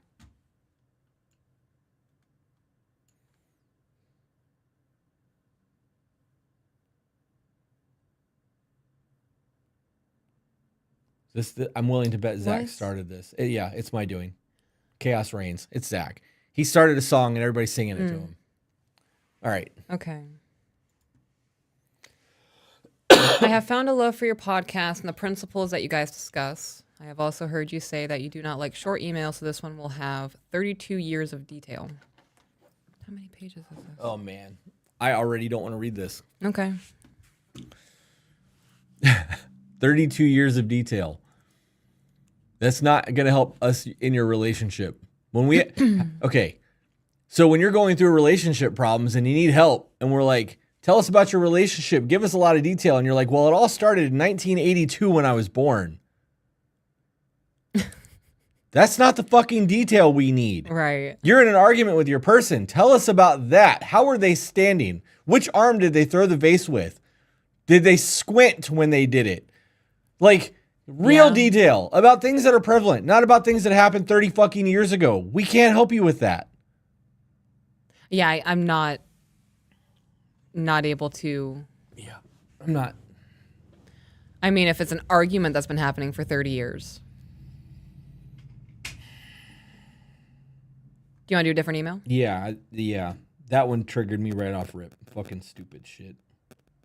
I have to bubble my little game though real quick because there's a kill event and I don't want to die.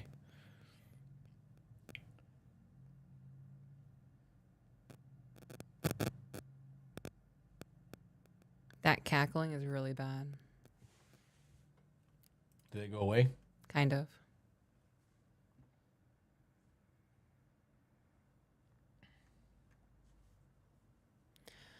Okay. A big situation that didn't only change my life, but my whole family. Okay. Hey, I want to start with saying thank you for all you guys do. I've only been listening for a few weeks and I've learned so much. I'm working to change my mindset on topics you guys have talked about, but with my situation, I would really like to see what input you guys could have to help. My mom and dad were married for about 28 to 30 years. Within this time frame of them being married, they had a lot of problems. My mom was a stay-at-home mother, and my dad was a truck driver, a semi. When I was about 14, I am now 19, Mom and Dad had brought in another female. So yes, it was my mom and dad plus this other woman. This feels familiar to me. I think we read this. This does not feel familiar to me. Talk about confusing for a child. Right. The fuck am I supposed to do with this information?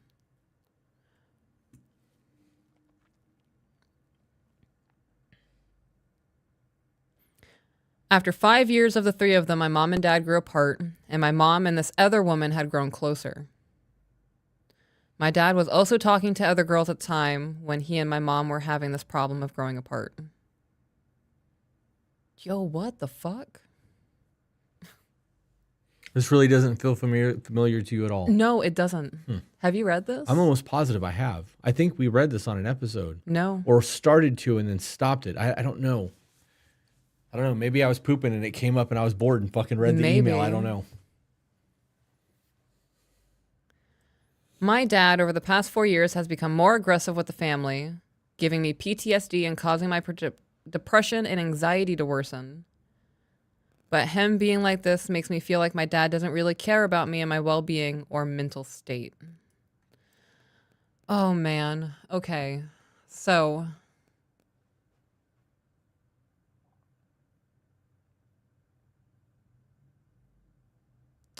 I'm trying to navigate how to say this. Okay. Well, I'm going to let you go first. I got a whole lot I want to say. Okay. Him being this way is definitely a detriment to you. He should not be behaving in a manner that is giving you PTSD and worsening your mental illnesses. We don't know what he's doing for that to be a thing. Right.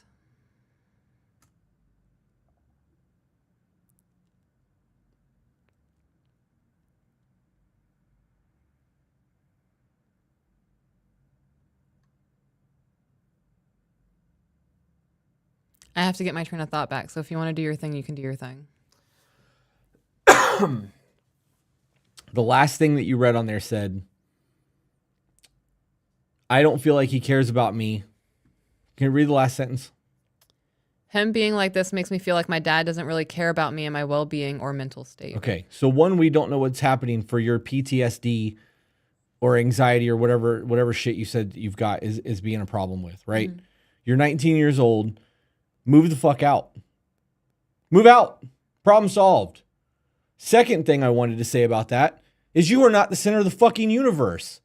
Do you think that your dad doesn't have things going on and that your mom doesn't have things going on, and the fact that they've been together for almost 30 fucking years and there's infidelity happening and they're miserable, that it's not affecting them and they're supposed to just push that shit aside because you have PTSD? They are responsible for their own lives. You are responsible for your own life. This isn't about you. They are having problems in their marriage that they need to figure out, and you need to figure your shit out. At 19 years old, you're an adult. Mm-hmm. The issues of you having PTSD and trauma and living in that situation is a you problem. Move. Let your parents figure out their fucked up relationship so that they can start to heal and figure out what needs to happen with them. Where's the empathy in that? My dad and my mom are going through a horrible fucking time in their marriage, and it has nothing to do with me, and I'm living here and I have to experience it. Yeah. How about my mom and dad used to love each other once, and they're going through a horrible fucking thing, and I'm going to show them a little bit of grace because they're clearly not okay right now. I don't understand that. I am so fucking curious as to what's causing her PTSD and anxiety, though. Yeah. That's kind of where I was going with my train of thought, so you got it. Anything else you want to add before I keep reading? Yeah. For everyone in the chat, you're not the center of the universe. I know that everybody likes to believe that they are because you perceive the universe from you. Right. Not from Mars. Not from Australia, unless you live there. Shout out to all our Australian people that are watching right now.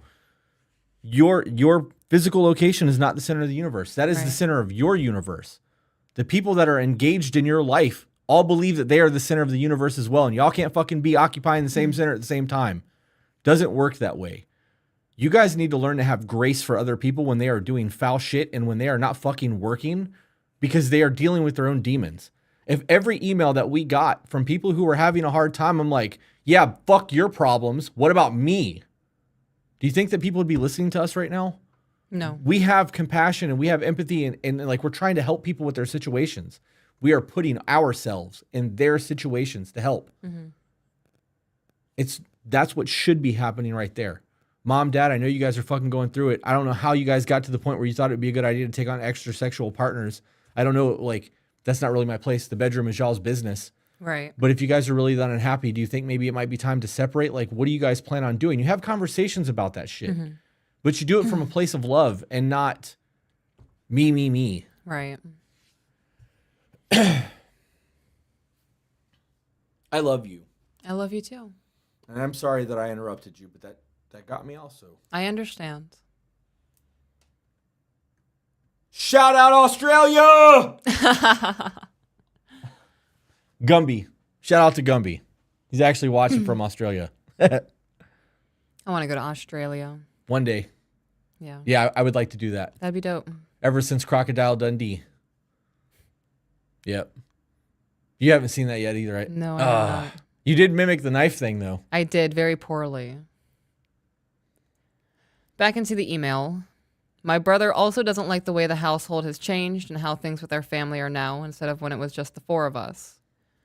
So now my mom and dad are divorced, and my mom is now remarrying to the other woman that was brought in. Oh, shocking. Y'all could have done this shit in private. Wonder how old the brother is. Right. Wonder if the brother is still living there too. I actually like the idea of like women staying at home with the parents until they meet the man that they're gonna marry. Right. Like there's something about that I'm about. Mm-hmm. But I'm not about staying in a toxic situation. And when things are really that bad and it's fucking with your mental, you leave. Yep. Not the day, but I turned 18 before I graduated. So it wasn't when I turned 18. It was probably 4 months after I graduated and I was out of high school. I moved out. Got out of there as fast as I fucking could. Yeah.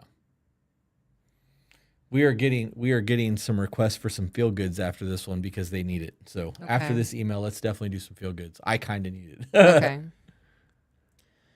This woman, I will call her my stepmom, has changed the household so much and tends to make the household decisions. Not a fan of this because it makes me feel like my mom isn't my mom anymore, and it makes me feel like my brothers, and my mom's input are not valid. Because the way my mom raised me and my brothers, she would always ask for input and 2 cents, but that is no longer the case. So what could be said and or what could have happened or what could have happened or what could happen to make this situation better? Honestly, I just need someone else's input and outlook on the situation. Thank you, and I'm sorry this is a topic that you guys don't understand or agree with. I just feel like you guys could have some really good feedback. Apparently, people on your TikTok live are getting defensive. Oh, are they?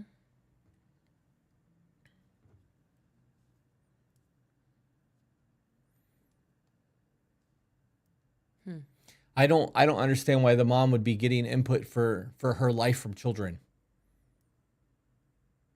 Yeah. Well, it depends on what it is. You know, if it's things around the house like, what are we having for dinner Friday night? Right. If it's massive life decisions, you don't burden children with that. Right. Right. Well, there's a difference from what kind of toaster do you think we should buy versus, what do you think I should do with your dad? Right. Like that's not that's not the children's relationship. They should have a relationship with their dad. And that's the relationship that the children have. The relationship that the wife and the husband have, or mom and dad have, is the relationship that they should have. The children don't need to be torn in that situation. And that's exactly what happened. I mean, look, it's exactly what happened. Yeah.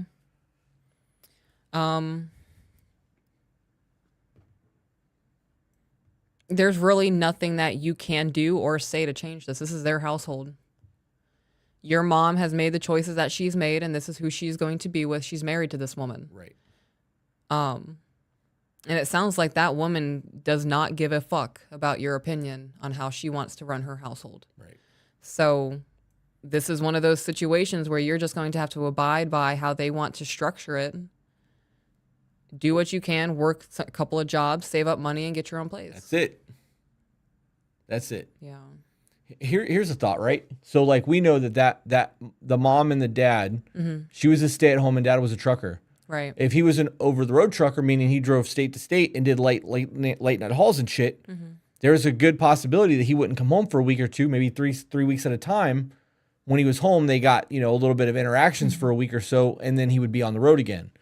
So that house was very much her house. Right. And the kids and the brother, the sister, and the mom had a very different relationship. And then that woman coming in probably filled a need that was missing from the dad not being there. But do you think that as the mom is rekindling a new relationship that is going to feel very different from the marriage that she was in because dude wasn't there from driving? Right. Do you think that she's going to put her needs behind what her kids feel like they want as they're coming into adulthood? Because they got married. That woman and woman got married. And like that This is woman the and rest of woman their are, lives. that's it. That's it. She's a 19-year-old woman who's unhappy with the way that the new wife is running the household. Like you don't get to say that. That's Right. not how that works anymore. You are a guest in that home. And from what was said, the stepmom is the masculine Right. in this. So, like you said, he was a long-haul trucker. He's gone. Your mom was in the masculine for a while. She now has somebody, because she was the housewife. She wanted to be in that submissive role. She now has somebody who can take the reins. Your mom probably came to you guys because she was decision fatigued. Dude, So, okay, that could be so much deeper though. Holy shit, that could be so much deeper. Imagine, okay, okay. you got 2 kids. Right. Imagine you had them full time and I only came home 1 week a month. Okay. Imagine how fucking hard it would be to deal with everything that goes on in our life while I'm not home, on top of being a mom and dealing with 2 kids. Yeah. There's a loneliness that comes in there. Do you think that you would talk to your kids about everything that you could talk to your kids about to fill that gap that's in you and that loneliness, just to be able to have a connection with somebody because your husband's not around? I experienced that, yes. Yeah. Yeah, dude, that's a thing. Yeah. That's a thing. On the receiving end of that, yeah. When you move out in 20 years, if they're still married, that's how the house is going to be ran. There's fucking hair in my eye and I'm getting mad about it.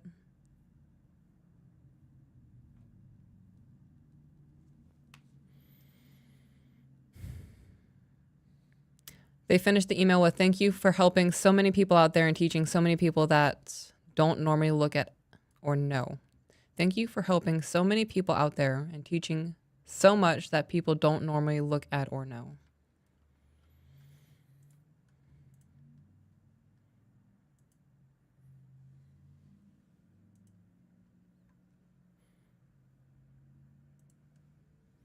Somebody said the kids surely dealt with some confusion and the parents have to answer for that. But again, as an adult, make a plan and go. I don't think the parents have to answer for anything. If there was child abuse or physical abuse, verbal abuse, and there was horrible things happening from the dad or the stepmom to the children, I could see how there would be things that need to be worked through, right? Right. But your parents don't owe you anything other than to make sure that you are safe, secure, and that you make it until you're 18 and you're a decent person. Your parents don't have to answer for their relationship to you, ever. No one on the planet has to answer for their relationship to you. You are the one that's responsible for your relationship, and you alone are responsible for your relationship. Obviously, the person that is in the relationship with you, same thing. Yeah. So again, without abuse of any form, that relationship doesn't have to be answered for. Right. I believe that. I mean, yeah, nobody's really owed anything. Right. There are some things, I'll admit it, there are some things that I'm very hurt on in my life, and I do think that I am owed something from the people who have hurt me. Do I think that that will ever happen? No. Why do you feel like you're owed? The insecurity in me, the battered child in me wants the recognition of you understand what you did. Do you think that would change anything?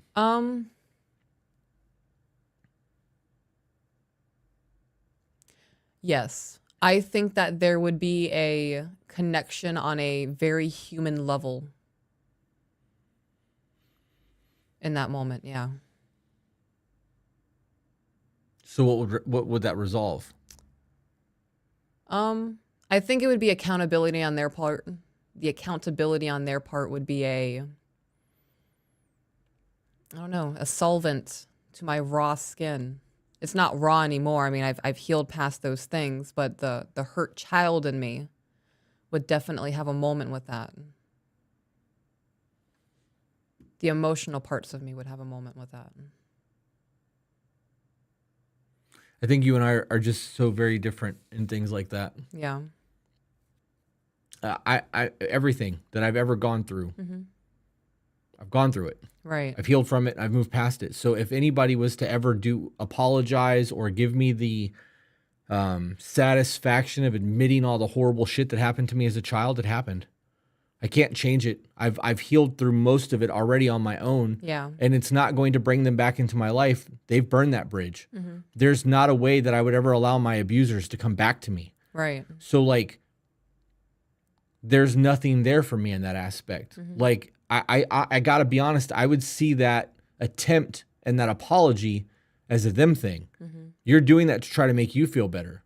I'm already over this shit. Right. You can save that apology. I don't fucking need it. That should have happened when it was going on. Right. Like, there should have been change. That's why I asked what would change if you actually got the satisfaction of having the things addressed, how it would actually help you, how it would serve you, or how it would absolve the hurt that you have as a child, like I guess I just don't understand. And maybe it wouldn't that's a me absolve thing. it. Right. So then what would you get out of it? Like just the satisfaction of knowing that they admitted that they did the shit? Because I guarantee you they know they did it. Whether they want to admit to it or not. No, it's not just a false admission. Right. If this was like they're on their fucking deathbed. Is that you? What? Oh. What? You rubbed something. I thought I heard someone walking in the hallway. That? Yes. Oh, you got your headphones on. Yeah. Like on their deathbed, truly apologetic. Like, I've died for 5 minutes. God is real and I need to apologize to you. That is a very sincere recognition of the foul things that you've done. I'm healed past all of that shit. It doesn't bother me. I don't cry about it anymore. It is what it is. It happened. It's not a sense of closure for me. It's like I said, like on a spiritual soul level, it is I see it. I see the damage that I've done to you and I'm sorry. I can't explain it. It's on a soul level for me. You really don't have to. I'm just trying to understand. Mm-hmm. I really am. I'm not questioning or saying that it's stupid or anything like that. I don't get it. Mm-hmm. So I just don't know how or like what you would truly get from that. So I know that like I also know that all the horrible shit that we have been through has put us here. Right. All the horrible shit that I have done, all the shit that has been done to me, like every decision, good or bad, has led me to this point in my life, and I'm fucking happy. My life is dope as shit. Right. Like I don't want for much. Like I've got a beautiful woman who takes care of me like I've never been taken care of. I'm the man now that I've always wanted to be, and I'm fucking super stoked to see where I'm going to be in the next 10 years. Mm-hmm. Like there's a lot of positives that came from darkness in my life, and without that, I wouldn't be able to truly enjoy what I have right now. Right. You know what I mean? Like I wonder if I had a really good life, how self-centered I would be. And like, I don't know. There's just a whole lot of, I'm grateful for all of that. I am. I mean that. Like all of the horrible shit. And some of it was really fucking bad. Yeah. I don't know.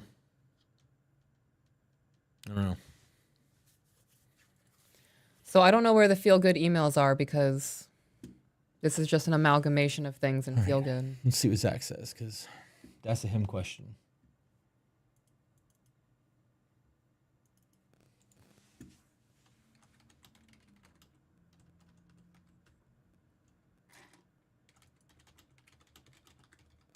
Oh, he's texting me. I'm over here typing. He's sending me text messages.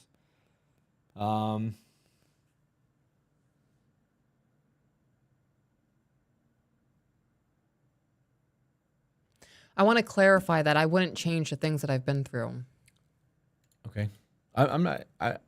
I didn't assume that. Okay.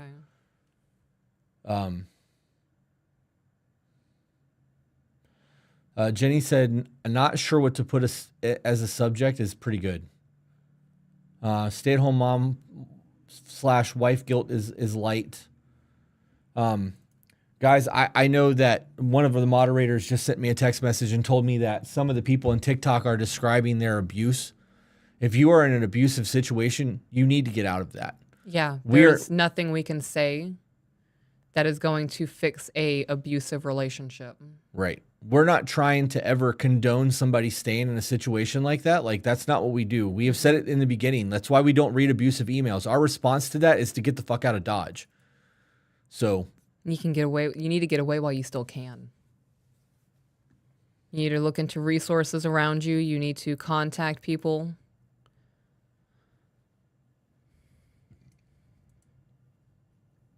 And we are not equipped to help with that. Yeah, not at all. We are not. Okay, while you're looking for that, I'm going to read. I have it. Okay, real quick then. Miss Papa said, I love how Chris questions to gain understanding. He shows empathy, and if he doesn't understand, he doesn't invalidate what Peaches is saying. Wonderful communication. It shows care. Guys, I'm a dumb fucking person, right? I have a lot of emotional ignorance, and I have a lot of life experience that is solely my life experience. And in order for me to truly understand the way that my wife sees the world, I have to probe questions. Because if I don't probe those questions, we will never see eye to eye on things. Mm-hmm. That question asking and me being engaged with you the way that I am is because I want to understand you on a level that no one else has ever understood you before. And sometimes that's going to be an ugly conversation. And I'm prepared for those ugly conversations. I'm prepared for some of those questions to piss you off a little bit. And that's normal because now I know. You know what I mean? And we'll never have to have that conversation again because I fucking get it, especially if you get upset.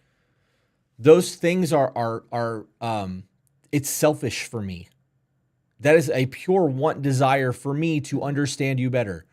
So if I don't ask those questions and I just let it go, it shows that I truly don't give a shit. So I don't think that there's anything special about those probing questions and having that back and forth. Is that not a normal thing for people? Like, No. Why? Because people don't care. People are too selfish. We do that shit to each other constantly. Right. People are selfish in the sense that they're too wrapped up in whatever it is that they're going through, or the topic could be too painful and they don't want to deal with that. They don't want to be faced with their own actions that could have hurt somebody. They don't want to. Yeah. I've accepted all that shit, especially the hurting the other people thing. Yeah.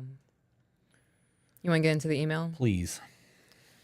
Hey, y'all. I will try my best to explain this. I don't need advice, for the time being at least, but I want to thank you and maybe bring something to your attention I hadn't really heard on your podcast.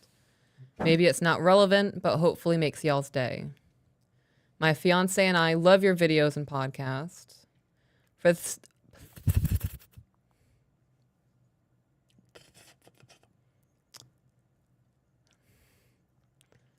For the sake of what I'm getting at, you'll need to know that we are both female.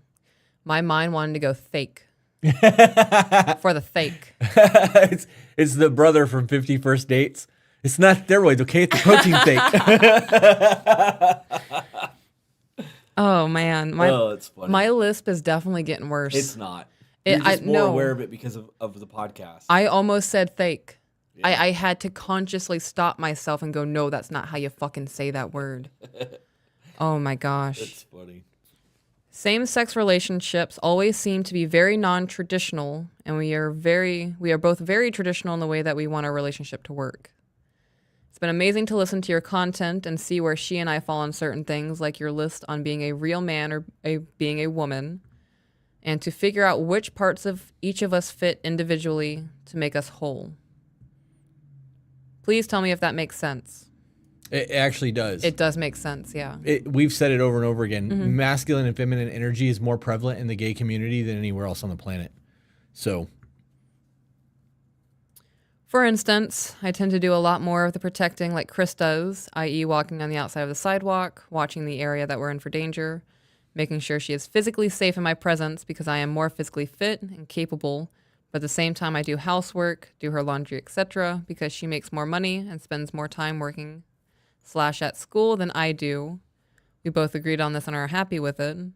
And she does things like will make me dinner almost every night, take care of the dogs for me, etc. You guys are teamwork. Yeah. It's fucking dope. I don't care how that shit plays out. I really don't. When it comes to these kind of emails and the relationships and the way that people have laid out their life, it's important to me that they laid it out more than the dynamic of the relationship. Right. Because the expectations are there. And everyone's happy. That's it. That's fucking it, man. We've been very good at communicating thus far, and we feel like we will only get better with it because of your videos. It felt good for us to feel validated by a lot of the things we do by both of you. For instance, we do our own version of a report card, not every week though, and it felt really good to hear y'all talk about that. Crazy how people can think we're the only ones who do certain things till we hear others speak out. Right.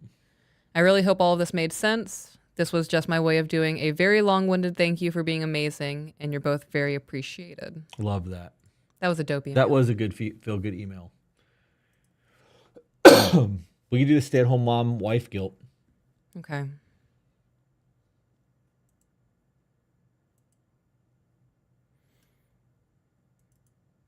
Okay. Hey guys, I'm 29 years old and I've recently...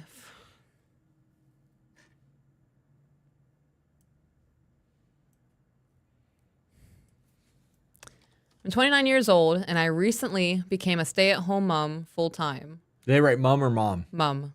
M-U-M? Okay. Why? Because they're Brits. They're not from here. Y'all ain't from around here. Before this, I was a disability support worker and I absolutely loved my job. Oh man, could I do a British accent? Try.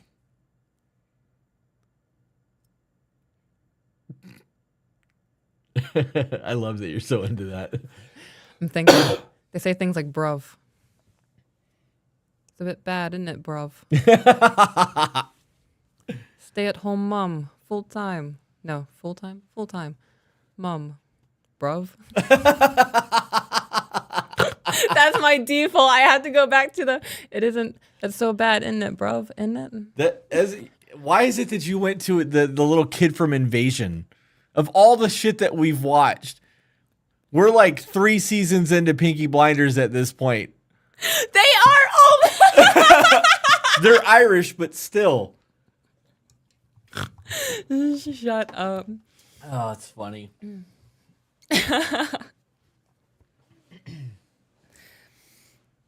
That's funny. I cannot hear a single one of the characters' accents from Peaky Blinders in my mind right now. Yeah. It's just Muppet noises. I think it's because I watch it more than you do, and it's normally right as we're laying down. And by laying down, it's you pre-gaming bed on the couch. I enjoy that little time. Yeah. And then moving into the bed, I get up and move around a little bit. I wake up enough to enjoy laying on your chest. That's funny. And then I fall asleep again. Somebody said, if Chris wants to learn how to watch movies at home instead of theater, tell him to get at me. I know how to do that. The problem is I would rather our movie nights be a date. And I don't have a whole lot of free time to watch movies, so we get a little bit in at a time. I think we've been watching SWAT now for like 6 months. Yes. What else are we watching? Oh, Sons of Anarchy. Yeah. I'm enjoying that. Yeah, I figured you would enjoy that show. I talk a lot. Does it bother you? Have I asked you this question? You've asked me a lot. It doesn't bother me. I get insecure about it sometimes because I talk a lot. I'm glad you enjoy it. I'm going to wait until you're talking one of these days. I'm going to go, shh. You're going to start at my forehead. I'll already be ready and my tongue will be out by the time you pass my lips. That's funny.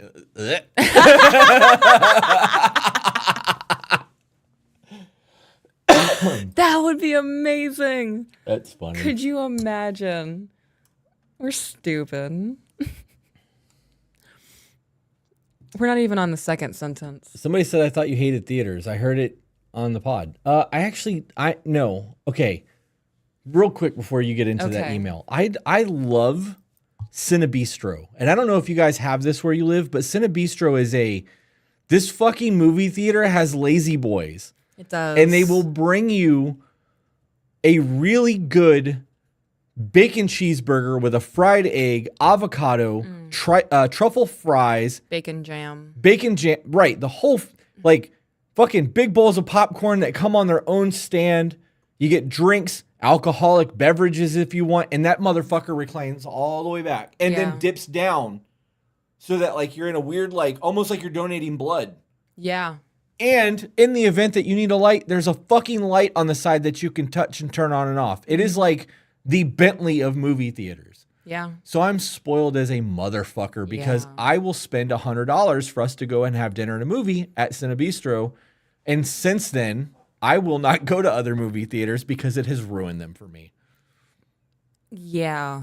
I saw Dune with you at Cinebistro. You were also on mushrooms. Oh, I was tripping balls. What a great fucking experience for me. I was walking up the stairs and they had that 90s carpet, right? With all and I'm like, okay, walking. Also mentally preparing to be talked to by people. Yeah. But I'm looking at the carpet and the carpet's just swimming. I'm like, oh, it's fantastic. It's like our oceans. I love the planet. And we sat down and I leaned over and I'm like, you did a really good job. Girl in these rooms, walking up that staircase was amazing. Do you remember that?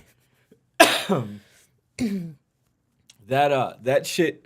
Sean does the same thing every time we go to the theater, and he takes that shit.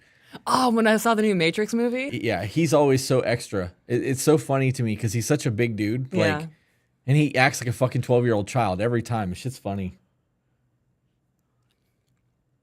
Yep. Okay. Seeing that new Matrix movie on shrooms was absolutely insane. Yeah. There was a point where I was sitting there and my neck started feeling like I was plugged in. And I was like, no, stop it. Stop it. You're not breaking any fucking dimension right now. You're not becoming awake to real life.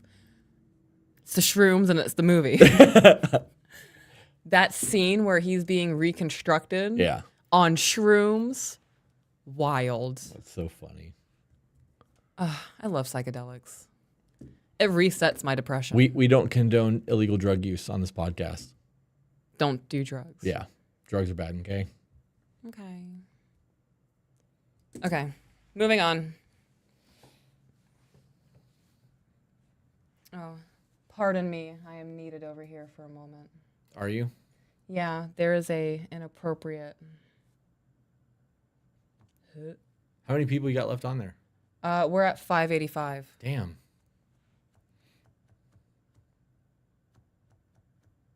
I think that was it. Okay. Second sentence. Before this, I was a disability support worker and I absolutely loved my job. My reason for leaving was that my son, who is now 18 months old, has ongoing health issues and severe food allergies, which need to be monitored by my husband, and I made the decision, which needed to be monitored. So my husband and I made the decision that it was best that we remove our son from daycare and I leave my job and focus on being home with our son. Do you know what freedom is? Being able to do that. Options. Yeah. Right? Tell me that the financial freedom that they had, that she was able to pull her kid out of daycare, quit her job, and be a stay-at-home mom is not the pinnacle of being free. She's no longer a taxpayer. She's no longer in the system and like the daily grind. Her kid's not going to go to an indoctrination government-ran school. Like, that's financial freedom. Yeah. That's options. That's fucking dope as shit to hear. It is. Now, I absolutely love being home with my son, and I'm so grateful we are in the position where we can make this happen. My husband is also a disability support worker, and he works so hard and is always taking on new shifts so I don't have to worry about anything financially. We live in Australia, so income for a support worker is pretty decent. Australia! Sorry. I'm here for the energy. I did that earlier, and somebody was like, well, somebody just heard Chris scream Australia out of my car, and I got crazy looks. Keep grabbing that soda can, and there's no fucking soda in it. Wah, wah, wah. However, I feel so guilty. I feel like I contribute nothing. My husband is always reassuring me that I contribute so much more in my new role as a stay-at-home mother and wife, and I feel better for a while, but then the guilt comes right back. I try my best. I cook, clean, pay bills, do groceries, and then when I have some free time, my son and I visit family or play with his toys. How do I stop feeling so guilty? I work so hard in our home, and I know this, but it feels so hard to get out of this mindset that I'm in. If I'm not working, then I'm not contributing. You're keeping your son alive. You said that he has ongoing health issues and severe food allergies, which needs to be monitored. You have removed him from a daycare where there are multiple variables. If he's in a daycare where it's 6 kids on one counselor, that is one pair of eyes on 6 kids. Right. So anything could happen. You've removed any danger of variables where it's not being monitored. You guys are now able to be home to maintain it. So that stressor of getting up, going to work, and now when I get off of work, I'm going to have to do the dishes and cook dinner. I bet you are a whole lot less stressed than you were before. You being in a less stressed mindset, your cortisol being lower makes you a much better wife. And some of y'all are going to get pissed off at me saying this, but when you are a less stressed wife, you are much easier to be around. Yep. You are making your man's life so much easier just by being happier. So 2 things before you continue reading. Somebody said you look like you have a black eye. Me? Yep. Is it just me, or did I miss why Peaches looks like to has a black eye? I don't see it. Thanks for calling out my bags. Well, I mean, I'm looking to try to see what she's seeing. I don't see it on any of our screens, and I definitely don't see it when I look at you. I don't know. It's literally the bags under my eyes. Okay. Well, I'm just checking. The other thing that I wanted to say is that, actually 3 things, because this is relevant to the conversation. You being a less stressed mother and not having the grind mindset that you had before has enabled you to give attention to the children in a way that a lot of parents can't. Right. Something happened the other night, and when it happened, you were very patient with our son. Like, I looked at you and was like, I would have gotten beat for that. And not kind of beat, like I would have gotten beat for that. Probably by both parents. And you were understanding. Like, you had a conversation with him about it. And though you were super upset, like, because something got broke, like, you handled it really fucking well. Imagine how that would have looked if you had a normal 40-hour, 60-hour job and you were stressed out all the time and you came home and you were already having a bad day and that happened. Do you think that you would have been able to maintain that level of calm? With my BPD, no. Because you were calm. Like, I pulled you aside afterwards. Like, I'm fucking shocked that you handled that as well as you did. I felt like a mess. Yeah. You handled it. I was pretty devastated. I know. Yeah. But there was no yelling. Right. There was no screaming. There was no shit talking. There was no abuse. There was no anything other than I'm upset right now. Little man, I need a minute. Like, please go to your room for a few minutes and let me calm down and we'll talk about what happened so that you can understand why I'm hurting right now. Like, you explained it all. It was fucking like pristine parenting. And I'm over there going, okay, like, when am I going to have to interject? Her lid's going to blow in a second. Like, something, I was prepared. Yeah. Because of my life experiences. Yeah. It didn't happen.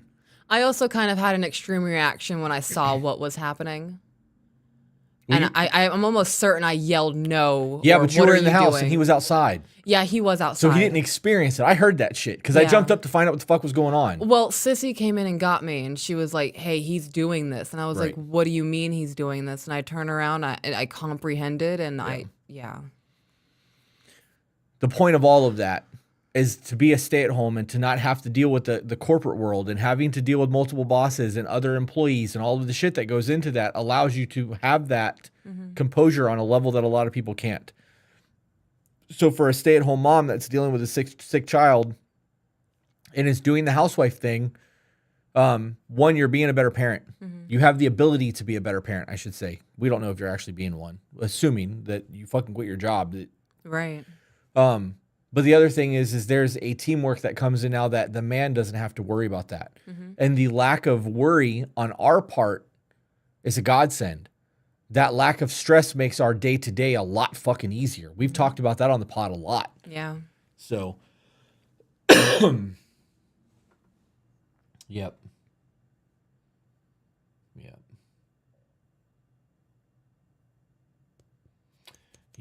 I don't know, man.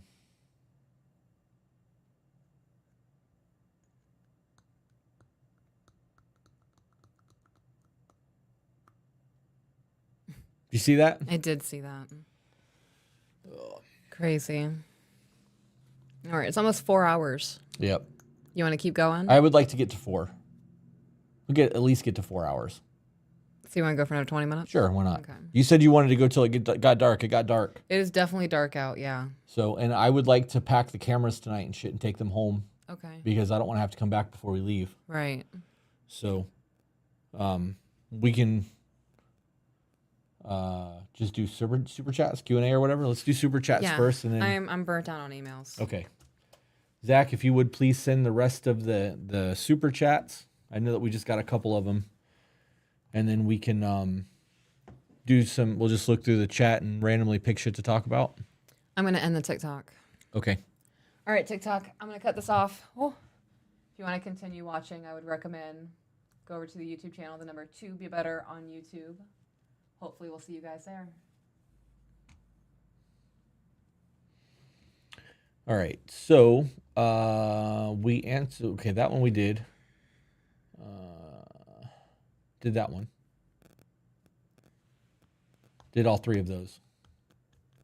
I guess I could just scroll up and look. All right.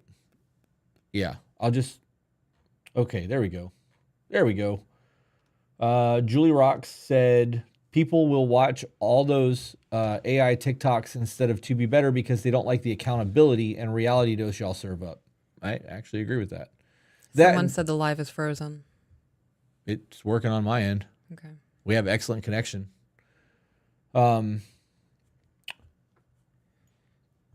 Jacqueline said, love you guys. I sent an email 2 weeks ago and it was messy, so I was wondering if you guys cherry pick it or does it take a while for you to read it? Either way, I want to say I love listening to you guys.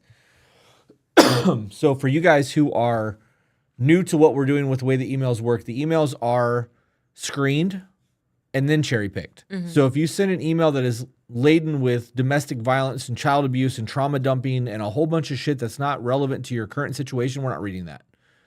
If you want to make sure that your email gets read, make sure that it contains the information necessary to resolve the conflict that you're currently dealing with, and we'll read those. Feel good emails will always get filtered through to where they need to go. But we definitely want to make sure that we're able to help people that need the help, that are not just looking to use us as a soundboard, as a therapist, because we're not therapists. So we're not going to listen to you fucking vent about 32 years of your life and all the shit that you've gone through. Like, that's not who we are. Tiffy Tiff, please be careful with trauma. Ignoring it can lead to physical symptoms. I always pushed it away to keep pushing forward in life. My brain will disassociate so hard that I become unconscious for hours. Please take time to heal. Okay. Wow. Renee said, I sent a feel-good email. Let me paint a picture for you. That was the last one that we had that maybe we'll read on the next one. Okay. Z's Guitar account said, it seems that so many people's struggles during adult life, particular people in relationships, can so often be traced to some kind of emotional damage suffered during childhood. Really bums me out. That's because most parents don't realize how much they're fucking their kids up. Yeah. There's also a part of me that wants to say that's because there's a lot of people who don't parent their kids. There's a whole lot of people out there that need safe spaces to cry because they didn't learn how to handle their shit when they were younger. But I agree with everything that he said. Alex Bryce. After I'm done with trade school, I'm taking a manufacturer-specific academic training, and I am being sent to Orlando for training. It will be for being an expert mechanic on diesel trucks. That's dope. That's gangster. Big diesel mechanics make good money, actually. Then he sent another chat and said, I want to get a tattoo from your shop. Well, when you're in Orlando, let us know. You can email the shop or message the shop on Facebook, and they will get you situated. And then Sabrina said, phony To Be Better account just followed me on TikTok. Their backup on their bio brings you back to the actual To Be Better account. Dude, they're fucking trying. There's like 15 fake accounts right now. Yeah, I think there are about 10 or 11 fake accounts of mine. They're numbering them. Yeah. 1, 2, 3, 4, 5, 6, 7, 8, all the way through. And they're all fake. And they're all fake. Yep. Guys, if you want to make sure that you get priority on your emails that you send in, if you send an email with your partner and you both send information in, those are guaranteed to be pushed to the front of the line because we want to read those. In the event that you have video content that you would like to go through, we can do that as well. And we are working on going back into doing expedited emails when we get back from our vacation in Vegas. But those will have to go through a process that is a form on our website. Yeah. I hope the Miss and Mr. I hope the Mrs. and Mr. Peaches Burkett enjoy the much-deserved time away. Bless you both. Hope this is the recovery you guys need. I wonder if that was intentional. The wording there. Yeah. Jen said, shout out to my beautiful fiance, Amy. Love you. I love that. I think it's so fucking cool when people pay us to do shout outs. I love that too. Christina said, we don't see bags on Peaches, just shadows. At some angles. That means I need to maybe get another light on the ground to light upwards. We'll figure that out. Can you guys read separation emails? I mean, we can. Yeah, we could. All right.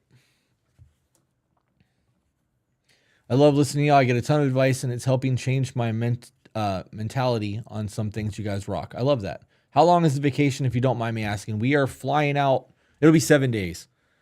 It'll be 1 day of travel to get there, 6 days there, and then a day of travel back. Yeah, or 5 days there and a day of travel back. Be a lot of dope time out there trying to explore, and there's a lot of ghost towns out there. There's a lot of places that you can see using Vegas or Reno as a base camp.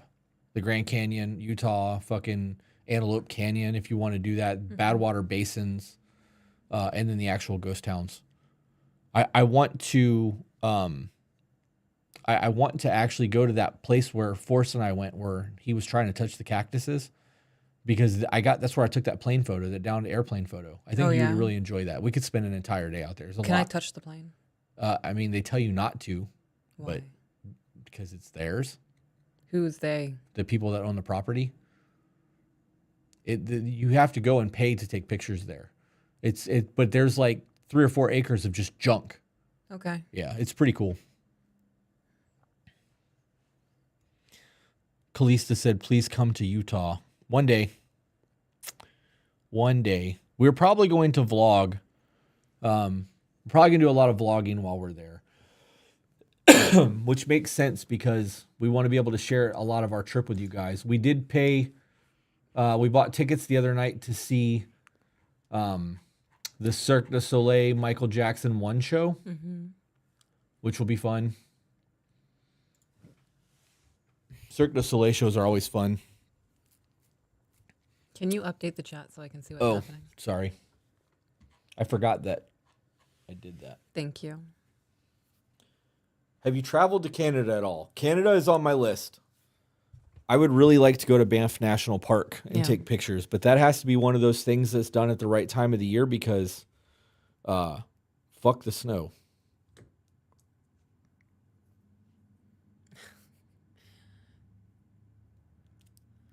The other day, the kids were commenting on my stretched ears. And they were like, how did that happen? And I kind of explained the process to them. And they were like, oh, can I do that? And I was like, well, when you're older, you can make that choice. Yeah. And they were like, can I put my finger in it? So I let them poke the hole. And I was like, do you want me to take the jewelry out? And they were like, what? And I popped it out of my ear, and they put their finger in it, and they're like, ew. I thought of that because I was putting my tunnels back in. That's funny. Somebody said, don't come to Iowa. I mean, I'd love to meet you guys, but we have nothing here. I've actually been to Iowa. Heather said, I'm living it up in Alaska and loving it right now. Bears, eagles, glaciers, fishing, streams, hikes, so fun. So we have a offer from somebody that we know that lives in Alaska who is willing to pay for our food, give us free room and board, and all we have to do is bring our own drinks, and we can go to Alaska for however long that we want to go to Alaska. So there's a strong possibility that next summer we may take advantage of that offer because fucking why not? Big Danny said, I just noticed a little picture of the blanket hoodie. Those are for sale, guys. Pre-orders are live. tobebetter.com. Does Chris ever wear tunnels? I actually did. I have been... I have had my ears stretched since 1995. I'm starting to get pissed off at people commenting about my face. What do you mean? It looks like her right eye is swollen slightly. There's nothing wrong with my face, guys. If there's something in my face, it's probably I'm dehydrated or I'm exhausted. Look at me. It is actually red on that side a little bit. Go. On this eye? Oh, wait, we don't even have a mirror. I was just fucking with the my other one. eye. I said there was an eyelash in my eye. The other side, babe. What side? This side. You have a red mark down your face. I've been touching my face this whole time. I come in peace. Okay. I'm just it's red. I don't know. I can see it. Well, my face doesn't hurt. Okay.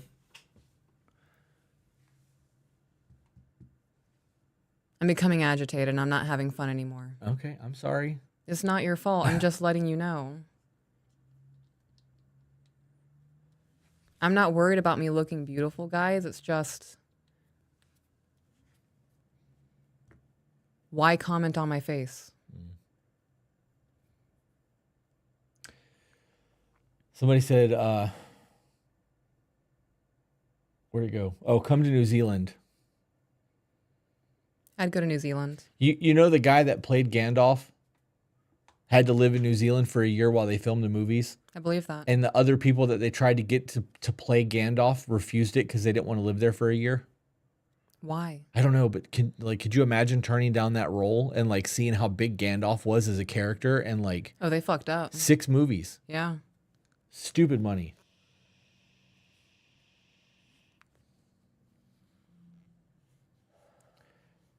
How do you accept resolution? I have to go to the other screen. How do you accept resolution in a disagreement instead of talking something to death? I tend to talk in circles and not feel fully resolved when I know I should. That's actually a problem, and it's something that it's because you're not feeling heard or you're not feeling validated. That's normally the cause of that.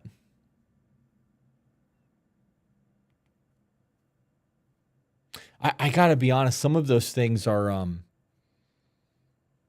like in the event that you're hurting and you rehashing that and like continuing to go is because you want that other person to understand your hurt. It's not a healthy thing to do. No, it's not. That is very much just drudging up the same thing. Yeah.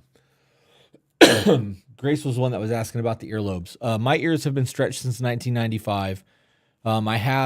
I'm still at like, I want to say 7/8 now, but I wore a 1-inch tunnel for years. They were almost 2 inches at one point. They shrunk to an inch. I wore an inch for a long time. And then I stopped wearing plugs altogether because of the headphones that we were wearing on the podcast. And we were recording every single day. And I just got to the point where I stopped putting them in and taking them out. And now they've shrunk to like 7/8. So I don't wear them anymore. It's just one of those things that it's not necessary. I will say that I do regret stretching my earlobes and I would like to have them reconstructed. I haven't done it. So somebody said, I wish the hoodies were pre-orders because I plan to purchase 2 of them. That's funny because they are pre-orders and you can pre-order them right now. Oh wait, the hoodies, not the blanket hoodie. Yeah. The hoodies. The actual hoodies. The hoodies are not pre-order. Sorry. They are not. They are not. False excitement. Gotcha. The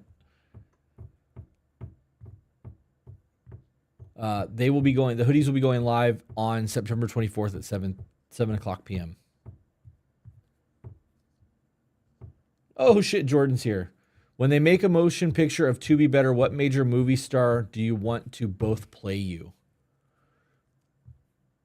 He said when. I'd play myself. Would you? I don't think there's anybody who can encapsulate me. No? No. There's lookalikes, but I don't think you can present the same energy.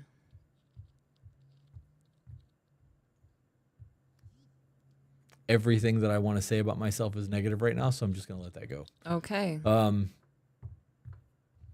I got nothing because everything that I was about to say was shitty. Whole lot of self-loathing going on there. Bruce Willis for Chris. I don't know about all that one. Shit, by the time they make a movie, Bruce Willis can't even act anymore. I don't know. Doesn't he have... Bruce Sorry, Willis man, that looks was really shitty. I just laughed about the fact that he's got some fucking terminal illness and can't... I'm almost positive there's something wrong with him. Now I have to... Bruce Willis. Wasn't he Batman ass. or something? Superman? He was Die Hard. Oh, he's Die Hard? I've never seen Die Hard. He was also in the remake of Death Wish. He's in a lot. He has frontotemporal dementia. Oh, Jen said that. Well, she's faster than I am. What I in the had to gobbledygook? Google it. Shut the fuck up. You haven't seen Die Hard? Correct. I have not. Do you think sharing celebrity crushes in a relationship can cause insecurities? Yeah, I put this on my face. that's it. Because that's exactly where it's resting. He was Repeat also in your this- answer. Did you see The Sixth Sense? I see dead people. I loved The Sixth Sense. That's Bruce Willis. He was the dead guy. Really? Yeah. Okay. That's something. Oh God, my autism. I latch onto things like phrases, and for a very, very long time, I would just walk up to people and whisper, "I see dead people." Yeah. Another time, it was just, "I'm Batman." Somebody said that Robin Williams had that same thing. Is that true? Did Robin Williams have front whatever tempora fried tempora Stop dementia? The fuck is wrong with me? Also, you guys need to watch What Dreams Are Made Of. Right? Is that the Robin Williams movie where he goes to hell to save his wife? Have you seen that? I have not seen. Oh my fucking god, that's right up there with P.S. I Love You for making me cry. Fucking can't. Did you hear the question I asked you? No. Scroll back up, please. Keep going. Keep going. Stop. Do you think sharing celebrity crushes in a relationship can cause insecurities? Yeah, of course it can. Of course it can. Scroll down. Are we going to talk about that? And we can if you want to. Why would you tell your partner about the things that you find attractive in another person so that they can go, I don't look like that? It makes no sense to me. Well, I know yours. I have celebrity crushes. Who's my celebrity Ellie crushes? Golding, because she's your chunky Drew Barrymore. Who? Elle King? Elle King, there you go. She's not a celebrity crush though. Which is not a thing. Yeah.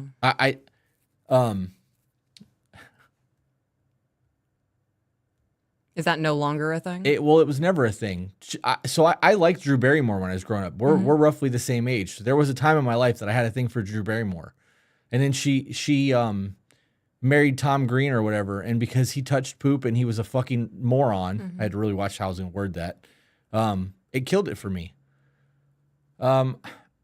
This is gonna sound like bullshit when I say it, but this is the truth. There's not a celebrity out there that I would trade what I have with you for. There's not like, even if you gave me like, that's your celebrity, because people are like, well, if you had a one night stand with your celebrity crush, it would be okay. That's not a thing. I would not allow that. And there's not a woman on the planet that I'd be like, yeah, I'm going to go do that now. It's my celebrity crush. Like, right, like these are real people. Right. You are, I view that as real infidelity. Right, I do too. Yeah. You're lusting after somebody else. You are, I mean, that's literally no different than watching porn, right? Like on some level, that is the same thing. Yeah. You are actively thinking about fucking somebody other than your partner. Yeah, you're fantasizing and you're admitting it that, hey, I find that person attractive. Yeah. There you go. Peach is not sure if you touched on this outside of Patreon. After 9 years of her failing to be a mom and not growing, I'm now 20 and came to terms that I may need to cut her off to save myself. Any advice? There's going to be a guilt there. There is going to be days where the want of your mom and her presence in your life is going to be strong and you're going to consider overlooking everything that's been done to you. Yep. And then you have to remember that that's your mom. And it could be anything. It could be she's addicted to drugs. She's addicted to gambling. There is something that has a control over her that she is not who she could be. And I think the acceptance of, I believe people are born good. I believe that. I believe that there are outside variables that affect the way that a soul grows. Traumatic events, whatever it can be, that turn people sour to being alive. And That's a good way to word that. They get consumed by that. And then all of a sudden life is just a compilation of bad, horrible things. And they see all of these bad, horrible things experienced in other people's life. So that's all life is.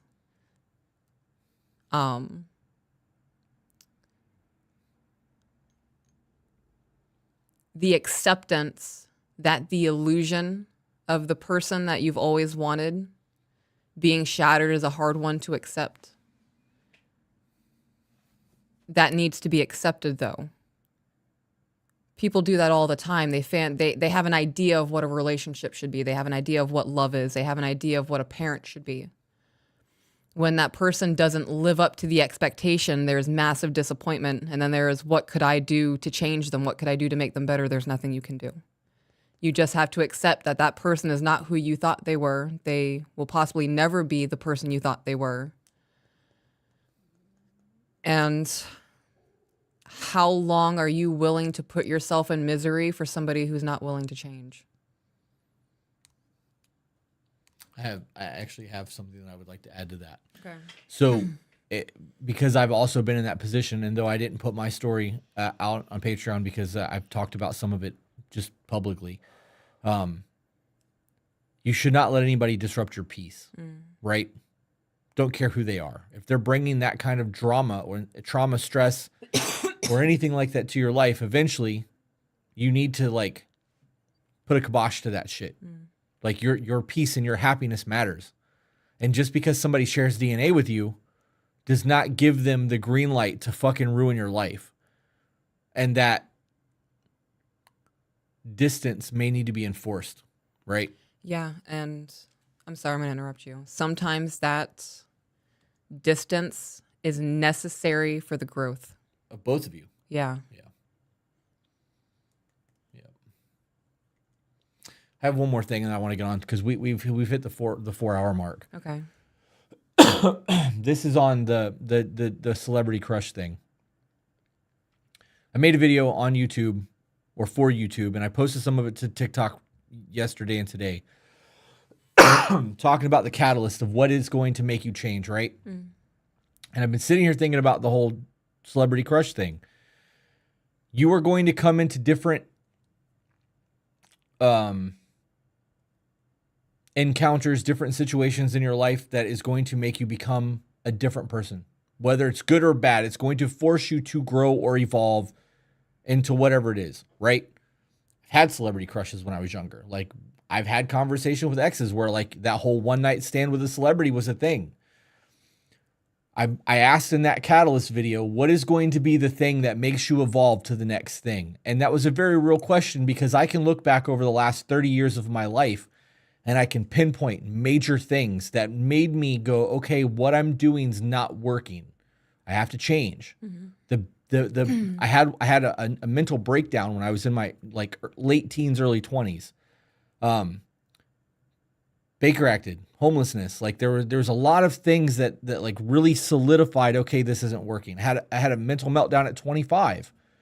I've had a couple of them. Had some recently within the last 10 years.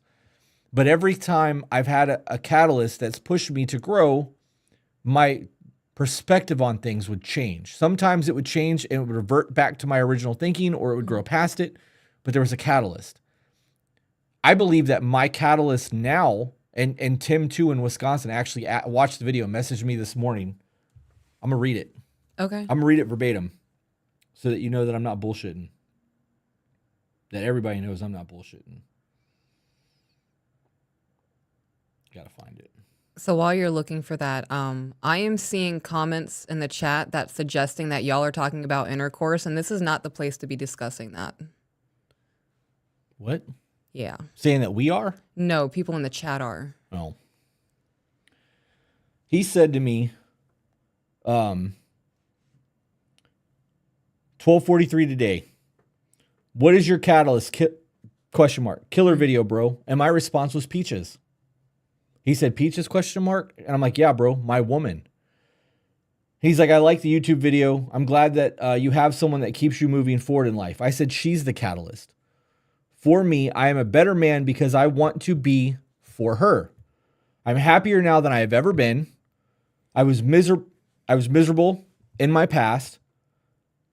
I said, I have lied. I have cheated. I have done a whole bunch of other horrible things in my past existence to other people that I have to atone for. And I was like, and I went on and got into his personal life after that. But I was like, and Peaches knows all of it.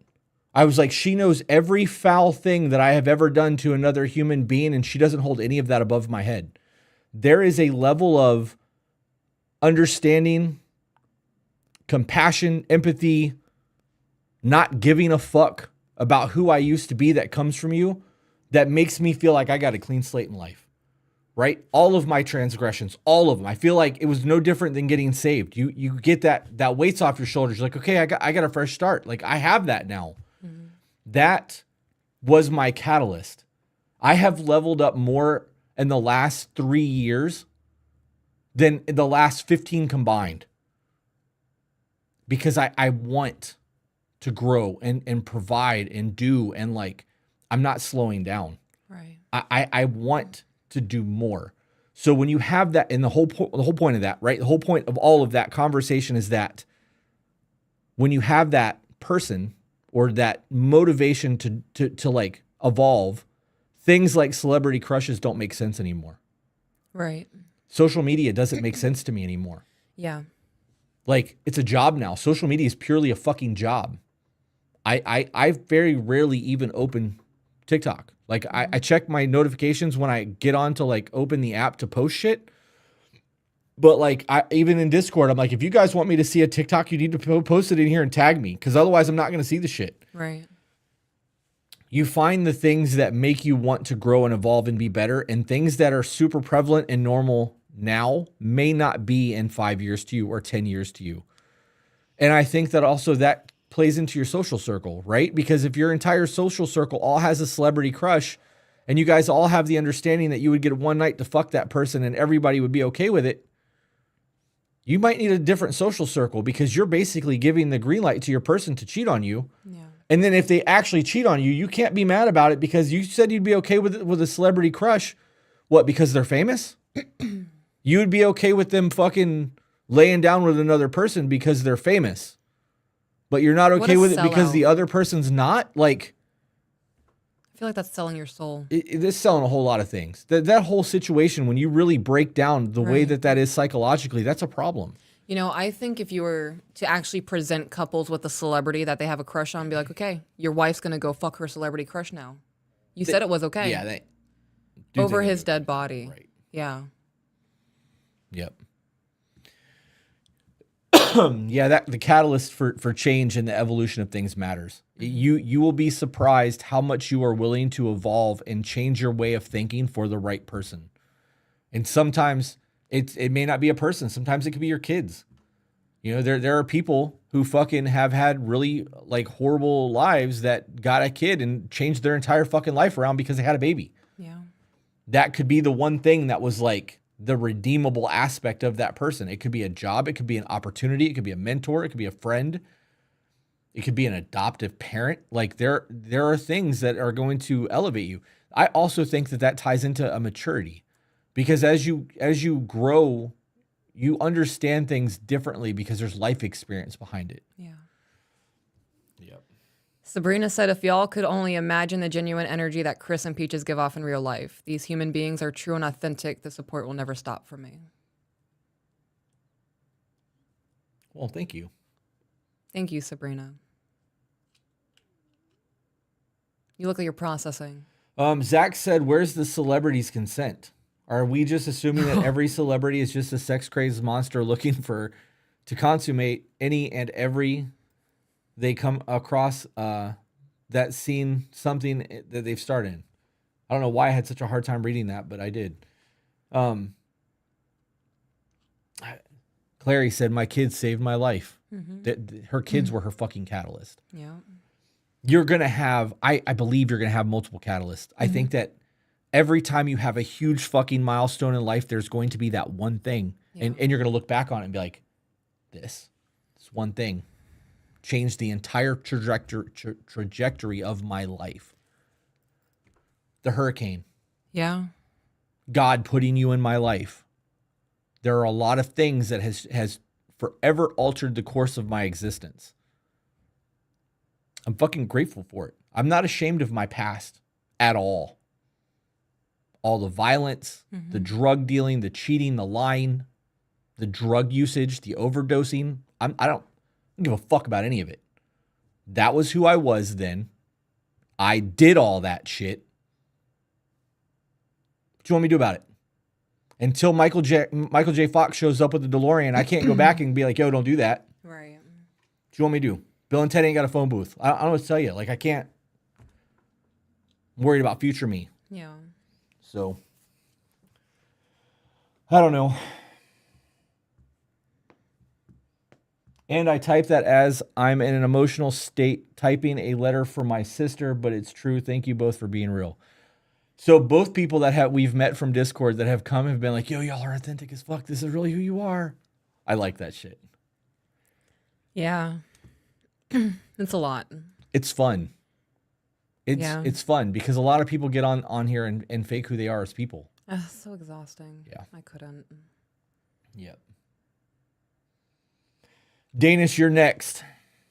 Somebody sent a super chat and it went away very quick. Oh, this goes far back. This is nice. Yeah. Oh, it went away because they retracted their statement. Danish said, I have never had so much support surrounding me. It's astonishing what you guys do for some of us. Yeah. We want people to have a good life, dude. And if I can help people do that, like, I want to. You know what I mean? That's the whole goal. It's to be better. It's to grow. And if we have to be the catalyst for some of you, fuck it. We'll be that. All right, guys. We said 4 hours. It's now 4 hours and 12 minutes. You ready to wrap it up, Hotness Everdeen? I am. You want to go home and watch 300 and get some crumble cookie? Yes. Word. I love you. Yeah, because I want to get fat and watch 300 with you? You want to do a routine with me. Yeah. And you're content with that. I'm happy. I love you. I love you more.